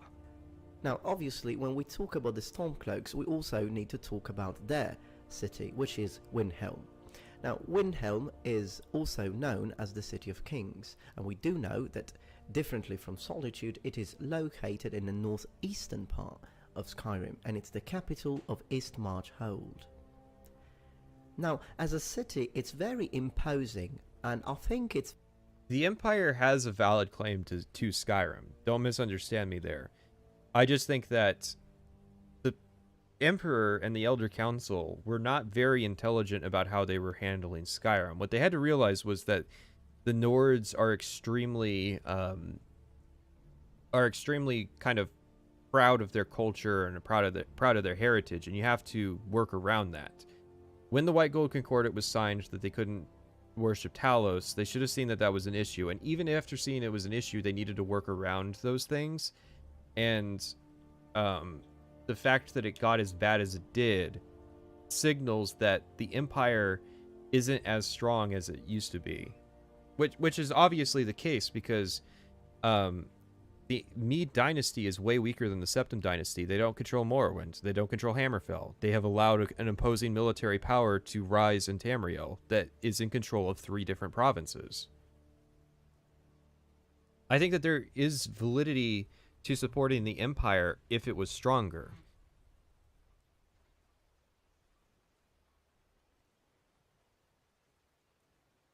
But the White Gold Concordat is sort of the match of the conflict. Again, Ulfric's big issue was that he came back from the war to a land of strangers. He felt that Skyrim was too similar to Cyrodiil, and he felt that there was a need for independence because he saw he crushed the Forsworn Rebellion and saw all the issues with Imperial control. They also don't control Blackmarsh. That's true, is they don't control Blackmarsh as well. So, really, at that point, like, the thing with the Septim Dynasty was that what they did control was bigger than what they didn't. But the Mede Dynasty controls less than there is, like, there's more independent states in Tamriel than there are states under Empire control. It's very charming, and regardless of the incredible weather you have all the time, I mean, you always have this very strong, ongoing snow storm all the time. But that's not really what the problem I have with this city. I like the city, but I don't like... No, compromise is a critical part of Empire maintenance. You have to... The White Gold Concordat is a difficult thing because it's hard to kind of not enforce it. It's hard to just pay lip service to it. So what you have to do then is work around other ways. And the main way they tried to work around that was they were paying off the Jarls to kind of look the other way. And that's a kind of desperation stage for an empire, that you're just trying to funnel money into the problem instead of doing literally anything. One thing the Empire could have done is try to relieve the Dunmer crisis. If the Empire had stepped in and started taking steps towards sort of helping Skyrim to deal with the refugee crisis, then not only would that have been a big bone to throw to Skyrim, that the Empire is actually not only taking care of one of its provinces, but that it's also helping the Dunmer by helping contend with their issue. Instead, the Empire basically looked at what was going on in Morrowind and said, we're completely uninterested in assisting in this situation. And there's lots of stuff they could do. They could try and improve the amenities of Skyrim. Where was the Empire when Winterheld fell, for instance? You know, there's just... If you look at history, you can see lots of examples of ways that the Empire could have kind of assuaged that rebellion from forming.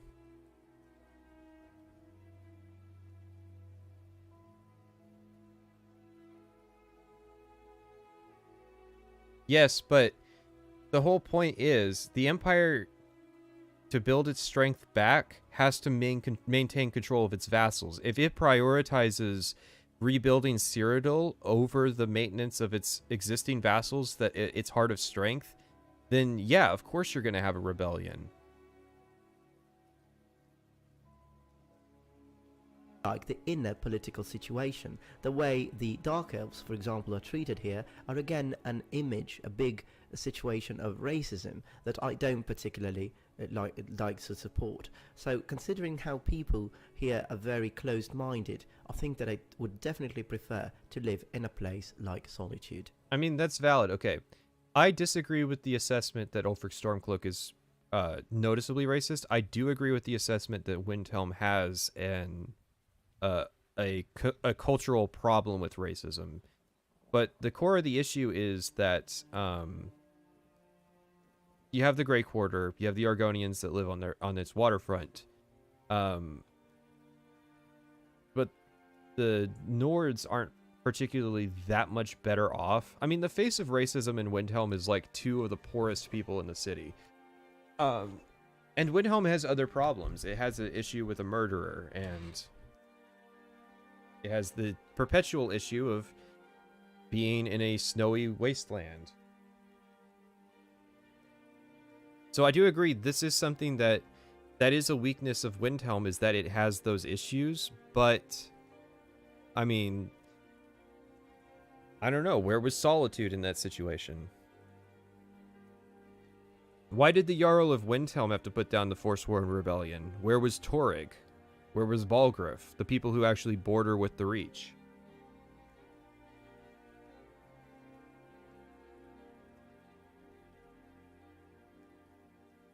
Now, before we move on with the other points, I do want to say something about a specific thing that... So on the one hand, they threw money at the Jarls to make changes, but then they did nothing to help Skyrim and most of the fighting damaged Cyrodiil. Yeah, that was my point. You can't just throw money at a problem and expect their loyalty to be bought. That only goes so far. And I guess that is kind of a good point. If Cyrodiil had the resources to buy the Jarls off, then Cyrodiil could have used those resources to kind of do some empire building and maintenance instead of just lining the pockets of the Jarls. So I guess that's a valid point, but I mean, you know, buying loyalty is an extremely weak. Loyalty has to be formed. You either have to scare people into being loyal, or you have to give them a valid reason to not want to leave the Empire. And a valid reason typically to not want to leave an Empire is the Empire are the people who maintain your infrastructure. That's a pretty valid reason why you would stay with the Empire. But Titus wasn't doing that.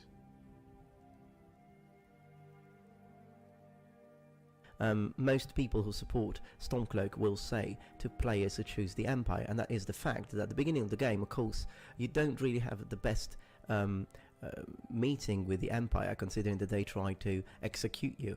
Now, the thing is, though, that I don't think that that's a problem with the Empire itself as a whole. I don't have too big an issue with Balgruuf being a Empire supporter. I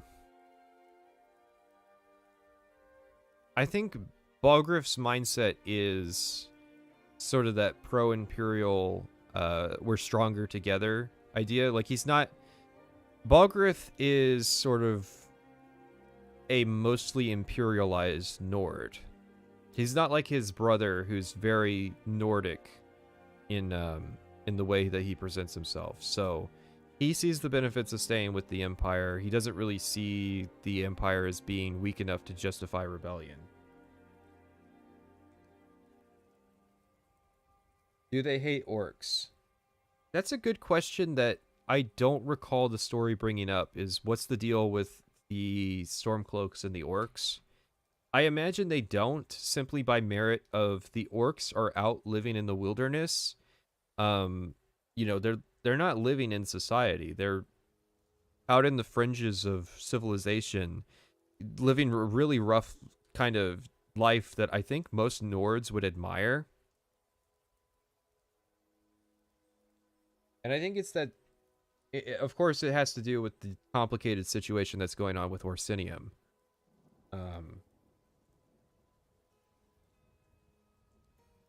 But that's sort of the thing is, when the Dunmer came in, you know, a lot of them were probably Halau or Redoran, so they're mostly just peasants. They're not really capable of sustaining themselves. Orcish culture by its nature doesn't sustain itself, or does sustain itself, so it's not a leech on whatever area they're in.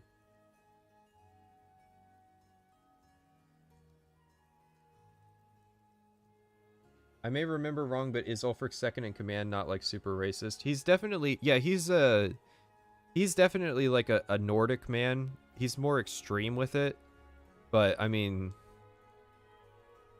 you know, he's not calling the local Dunmer like, you know, what? No, that's the Argonians. He's not calling the Argonians, you know, farm equipment or anything.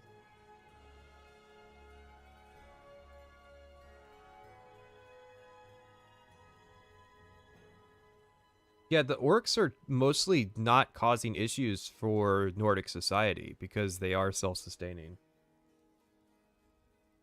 Problem with that specific captain. And the thing is, they don't act like other fantasy orcs. You know, the orc tribes aren't going out on raiding parties and harassing the smaller villages.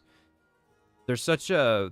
In Skyrim, there's such a, like, a principled thing that... there's no doubt the Jarls would respect them and leave them alone. Woman that decides, says, that puts you to death. Because as a matter of fact, when you're first there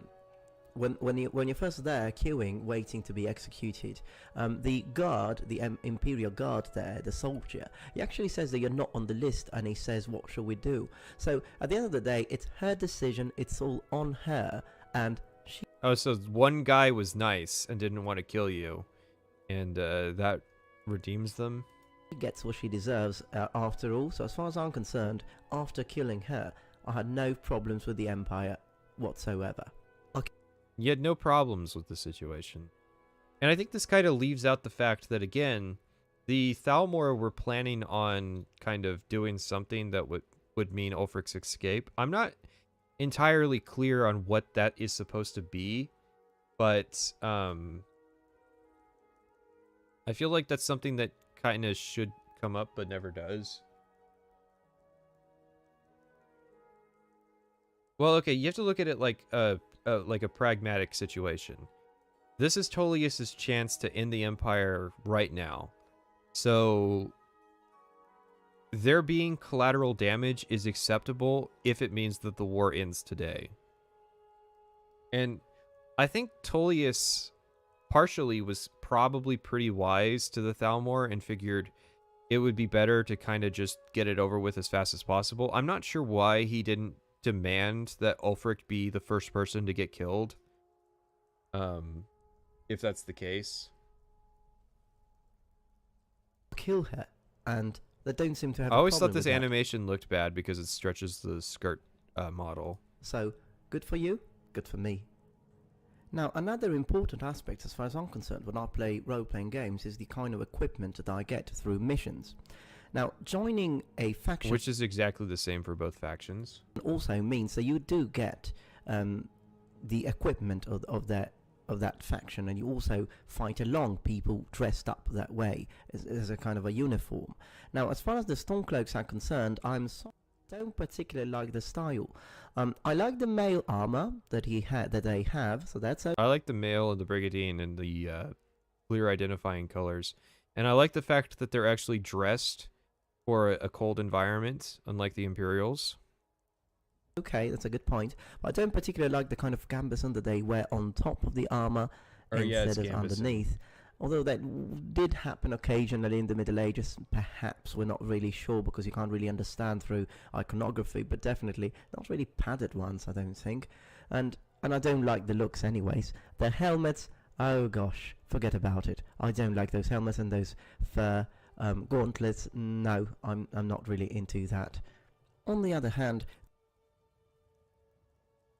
1 second.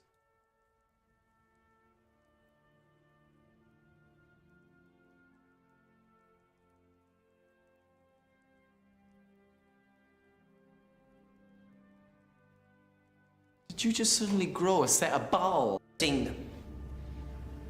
That is about the gayest thing I've ever heard. Shut up! I'm sorry, but I can't take it seriously. Like, your decision is partially influenced by the fashion of the faction. Plus, you're showing off the Imperial metal armor, and then you're showing off like the average foot soldier Stormcloak's armor. Tell me there's not a bias here with these armor comparisons. Like, show the actual Imperial armor.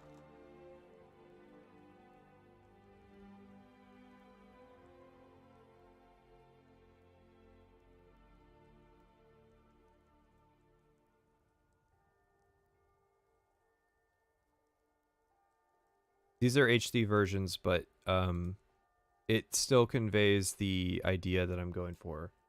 Okay, so the metal armors I'm fine with.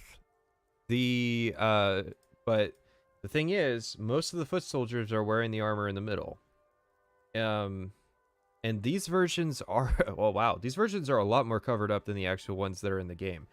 Most of the Imperials in Skyrim are wearing skirts with bare legs, and they're not Nords, so they're not resistant to the cold.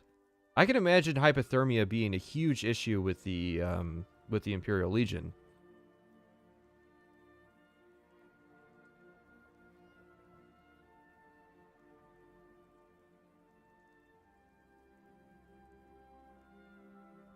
Ulfric dress is cool. It looks fine. Ulfric Stormcloak has drip.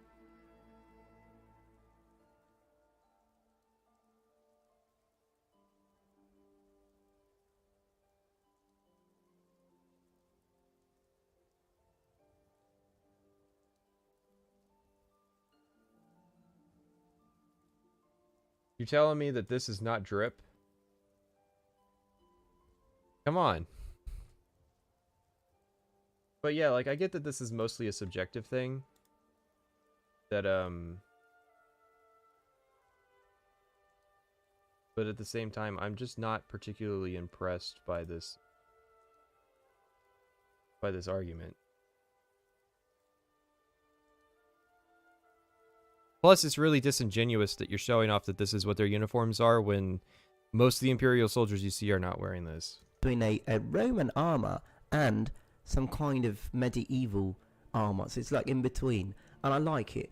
You also have quite a few different kinds of helmets and armor, and that is precisely the point. We're not only talking about the looks. When joining this faction, 3 different armor sets can be chosen: light, medium or heavy. Now the Legion's armor generally has a greater defense compared to the Stormcloaks. So as far as I'm concerned, as I said, I really like armor. This faction gives me a choice between 3 different... So, as I understand it, I assume he's from the UK. If the UK were to ever enter into a civil war, he would be pro-government by nature, simply because they have better equipment. And yeah, they do provide medium armor. It's the dumbest choice because you get a split between light and heavy armor. So it's a terrible decision. But yeah, like, I think that your position in a conflict should be based on the philosophies of the factions involved, not who has better equipment. Because siding with the people who have better equipment is going to result in authoritarian fascism. Different kinds of armor, and they will be more effective. I did call him a bootlicker. That's what a bootlicker does. They side with the state because they're scary. It's like that argument, here's your AR-15 and here's the US government's AC-130 gunship. Give up your guns. That logic is flawed because you're not considering the philosophical positions of the governments. You're simply saying, I'm scared of them because they have scary equipment. When the basis of any kind of workers' revolution has always been the first step is to seize weapons from the government. Than the ones for the other faction. Sorry, but that's good enough for me. Now the next reason, I'm going to talk about something that will happen at Whiterun. Now, so this is actually a spoiler alert. So if you have not played the game and you don't want to know something quite important that will happen during the game in Whiterun, then please, I will give you now 5 seconds to let you skip. This is why I don't do go this. to the actual minute that where I will continue to talk. So I'll just give you 5 seconds now.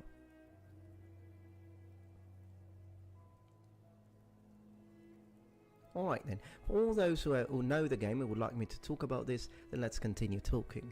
Now, Whiterun, as you know, it's one of the best cities that you can have in Skyrim and perhaps in video game history. I don't know, it feels very familiar. And one thing I really like about Whiterun is the Jarl. I really like the Jarl in Whiterun. He's a friend, he helps you all the time. When you help him, he's very respectful of you. It's just perfect. He never really did anything wrong.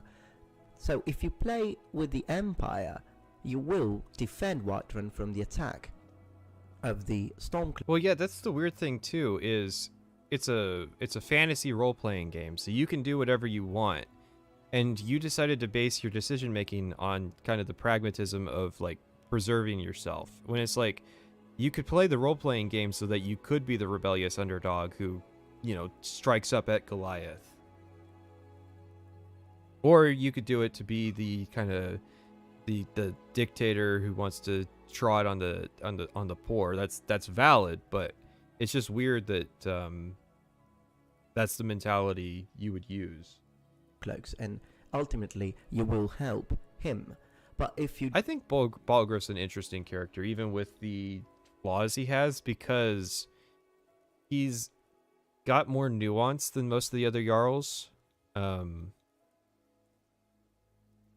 And I think he kind of has some... overall, I think he's just an interesting character.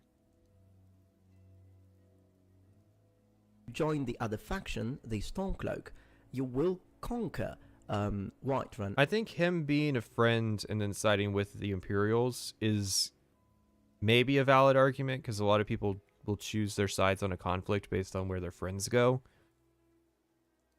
And basically remove him from his seat, from his... But the thing is, once you open the door of, if you do this side, then these things happen, you have to look at all of the holds. So it's like, is Dawnstar a better place if you side with the Stormcloaks? Well, no. Is Riften a better place if you side with the Imperials? Well, or no, it's Stormcloaks, because that gives it to Maven. Markarth's a better place for the Stormcloaks, but Dawnstar's not. Falkreath is a better place with the Stormcloaks, but Riften's not. No. Is Clan Lawgiver on the side of the Stormcloaks or the Imperials? Now I'm forgetting. Because, yeah, it has to be... Maven is the Imperial person because she's tied to the Empire. That's right. I always get confused because that's the one place where there isn't really a change in leadership, because Lawgiver is in Maven's pocket, so it's like the leadership doesn't really change, just the person holding the seat. Whereas every other hold, some different clan that actually opposes the leading clan will take over. Throne. And I don't like doing that. It makes... I wouldn't do it if it was really me there, so actual role playing again.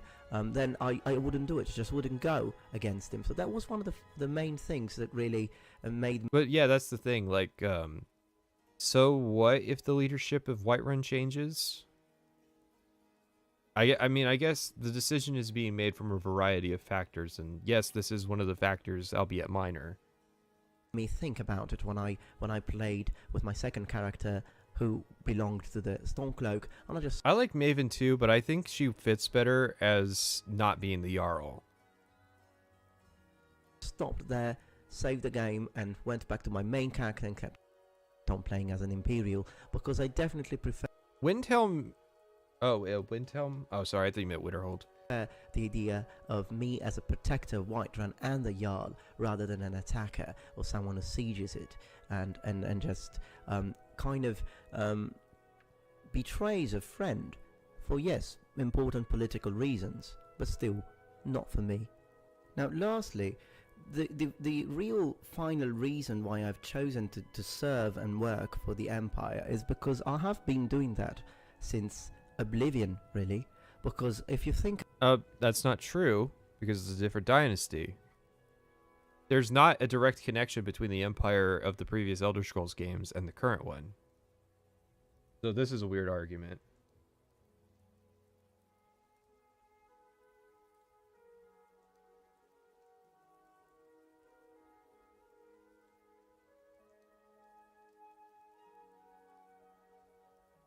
I agree. Raven Crone is cool, and it's weird. It's weird. It's almost like she should be neutral, but they couldn't do that, so they had to make her pick a side. Because I feel like Raven Crone would not have picked a side in the conflict. Think about it. I mean, when you work for the Emperor at first, and then for the Blades and all that. Now, of course, the Blades have been basically obliterated and almost by the Well, someone had an interesting thing when I asked that poll about whether they picked Hadvar or Ralof in the thing. There was somebody whose first Elder Scrolls game was Skyrim, and they said that they chose Stormcloaks because they thought that the Empire was just kind of a generic evil empire that usually shows up in role-playing games.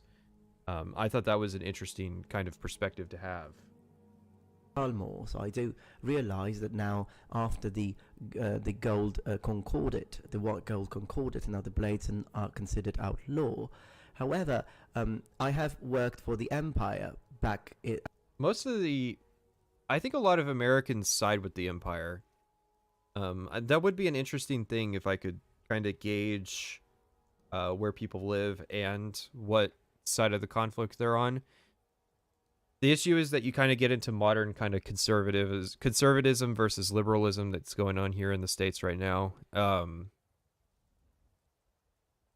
Our modern thing mostly has to do with kind of the economic turmoil that's being brought about by the eradication of human usefulness.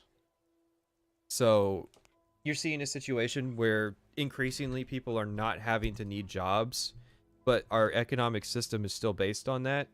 And so you have two philosophies around solving that problem. Either you create a bunch of bullshit jobs to continue to maintain that system, or you have to invent some kind of new system, but that carries a degree of risk. And so there's kind of two different philosophies, and that's what's going on in America right now. I'm sure if you had asked the Founding Fathers, they would have sided with the Stormcloaks.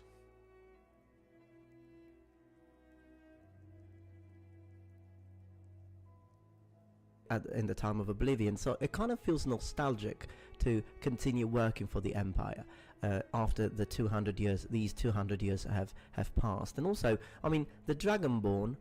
Please correct me if I'm wrong, but the Dragonborn has got the powers of the dragons, and wasn't it like something similar with the Septims dynasty of the... You're saying this so smugly, but it's dumb because, again, the Medes aren't Dragonborn. They just have a dragon as their sigil. This is like saying that werewolf players should side with the Stormcloaks because Ulfric's sigil is a bear, and werebears and werewolves. And it's like, that's a really dumb position to take. That's like saying that I picked Leowen because they have a horse for their sigil.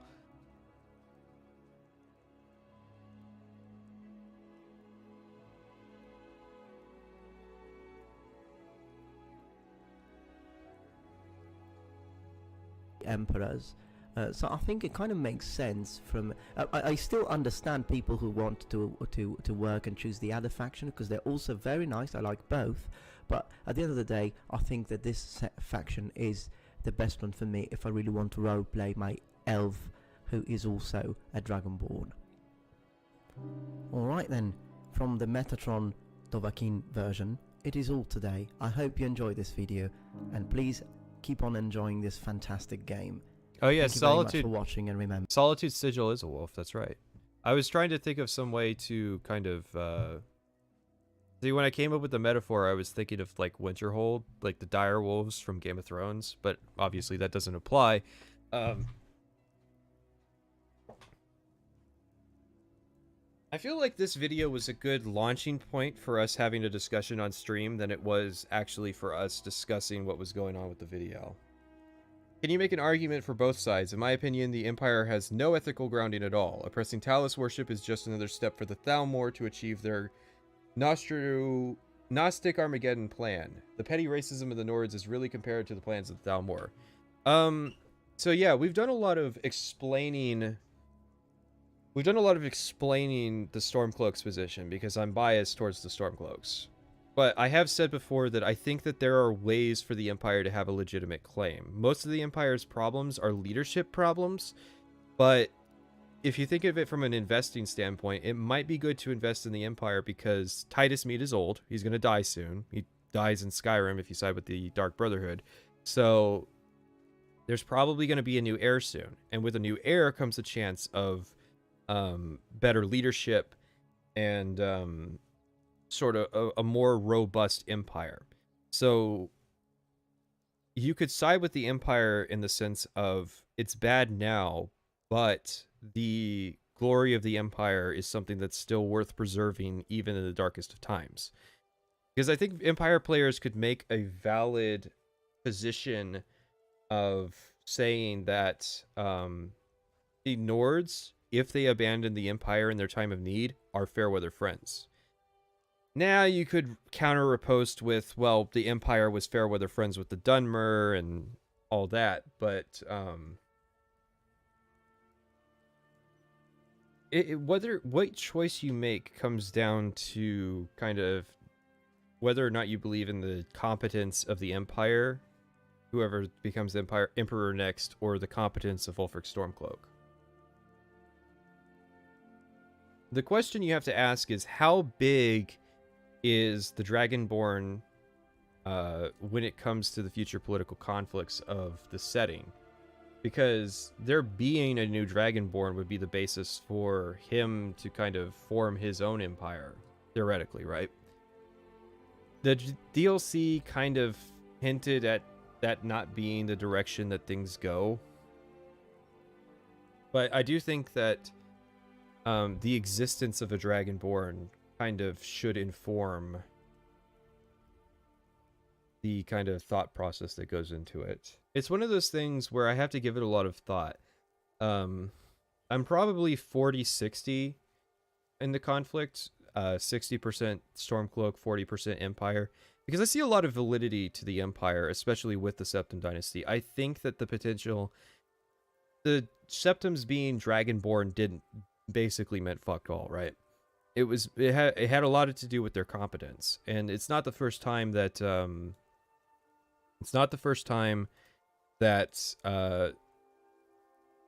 conflict has happened. Even in this region, you had the Mad Empress, you had Pelagius, you had Mankar Cameron, who was even involved in the conflicts of this region. So they don't demonstrate Ulfric of having a plan or being particularly competent at all. The guy was about to be executed. Tullius demonstrated he was competent still and was defying the elves. Yeah, you can make that. That's absolutely a position you can take. The state of Windhelm is reflective on Ulfric. Even if he's only been Jarl of Windhelm for a very short amount of time, it's still reflective of Ulfric and his abilities. Ulfric is kind of a heroic leader, but he's not a phenomenally heroic leader. There's a chance he can take over Skyrim. There's not a chance he could go on to conquer Tamriel like Tiber Septim did. He just doesn't have it in him. And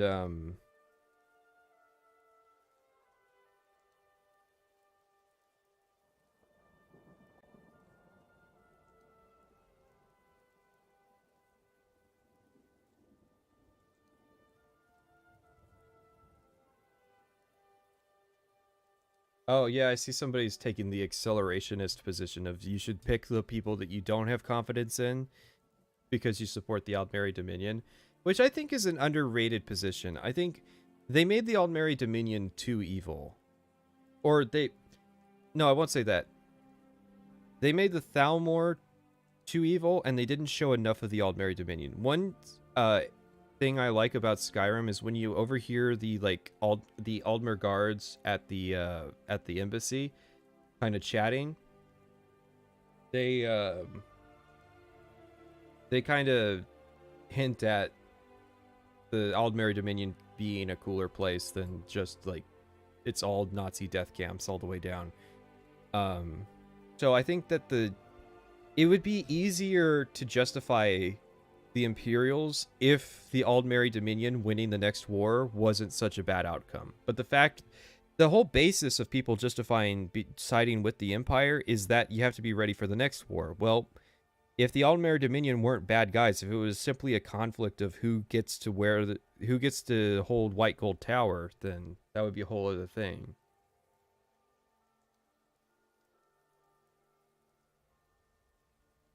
Well, I have to wonder. So Hermaeus Mora, I think, has a connection to the Aldmer, because I think he gave what's his name? It's the Aldmer guy. It's one of the Aldmer gods. He's credited as like getting knowledge from Hermaeus Mora. So is there a possibility that Hermaeus Mora kind of yoinked the Dragonborn in order to benefit the Aldmer? Because I think the way the series is going is that the Civil War won't matter because the Aldmer are going to win regardless. So, okay, so it was Xerxes. So I think that the next game is going to be about the Aldmeri Dominion being oppressors.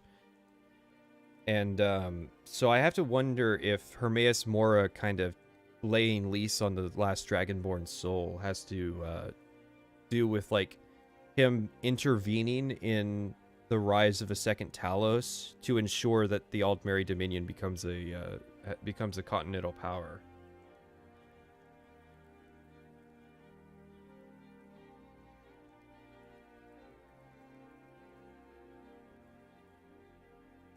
I don't know. The Septim Empire did an alright job of holding together basically a globalist empire for a respectable amount of time. Even if there were civil wars along the way, the Septims were pretty impressive.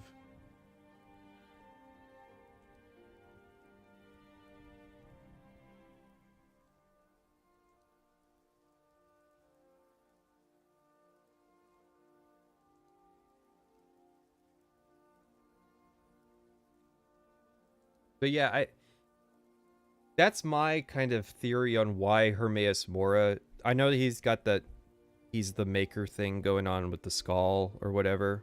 But I always thought it was weird that like he was so prominent in Dragonborn, and I think that that's the explanation they're going to go with. Because in theory, okay, so Akatosh gets the Dragonborn soul in theory.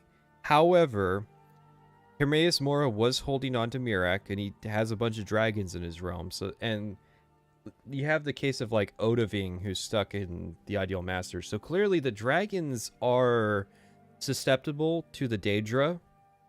So I think Hermaeus Mora would have a pretty strong claim over the Dragonborn, given what happens in that expansion.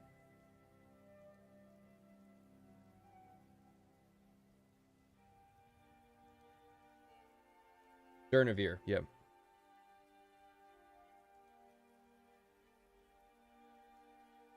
Honestly, the only correct position is antinatalism. The Nords should simply abstain from reproduction to prevent further oppression by the Empire. Yes, the Zeke plan of the euthanasia plan, which wasn't even euthanasia, it should have been called the sterilization plan. I cannot wait for Attack on Titan to come out. So that I got a spoiler alert. Unless they do an anime original ending, it's not going to end well, and I cannot wait to make a video about it because I absolutely plan to, because it's fucking hilarious.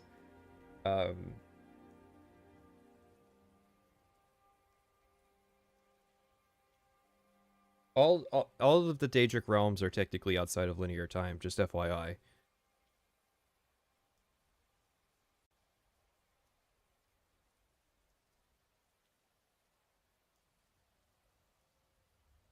Yeah, I see we've got some manga people in here. So yeah, we're going to wind things down here. I'll be back Saturday. I'll kind of explain the schedule again, I guess. I mean, it's pretty self-explanatory, but I do want people to see it so that they know what's up. On Saturday, I'm going to be streaming at 1 p.m. Eastern Standard Time. So it's going to be 3 hours earlier than what these weekday streams are. It's going to be a longer stream. So it's going to be like, we've been doing 4 to 6 hours for these streams. That's probably going to be an 8-hour stream. And you're going to say, you're going to watch Salt Factory for 8 hours? Probably, because he's got 2 hours of that video and he's got another hour of the DLC. So I think it's going to be one of those things. I would look forward to it. I think it's going to be a lot of fun. Discord gets notifications. I'm adding everybody, but starting on the 8th, I'm going to be adding the announcements role. So if you're in there, make sure you grab it before I stop adding everyone and you think that like the streams have stopped.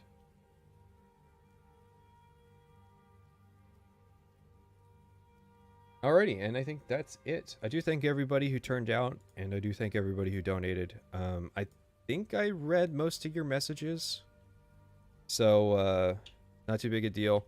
Don't worry, I'm not gonna watch another video. It's late, so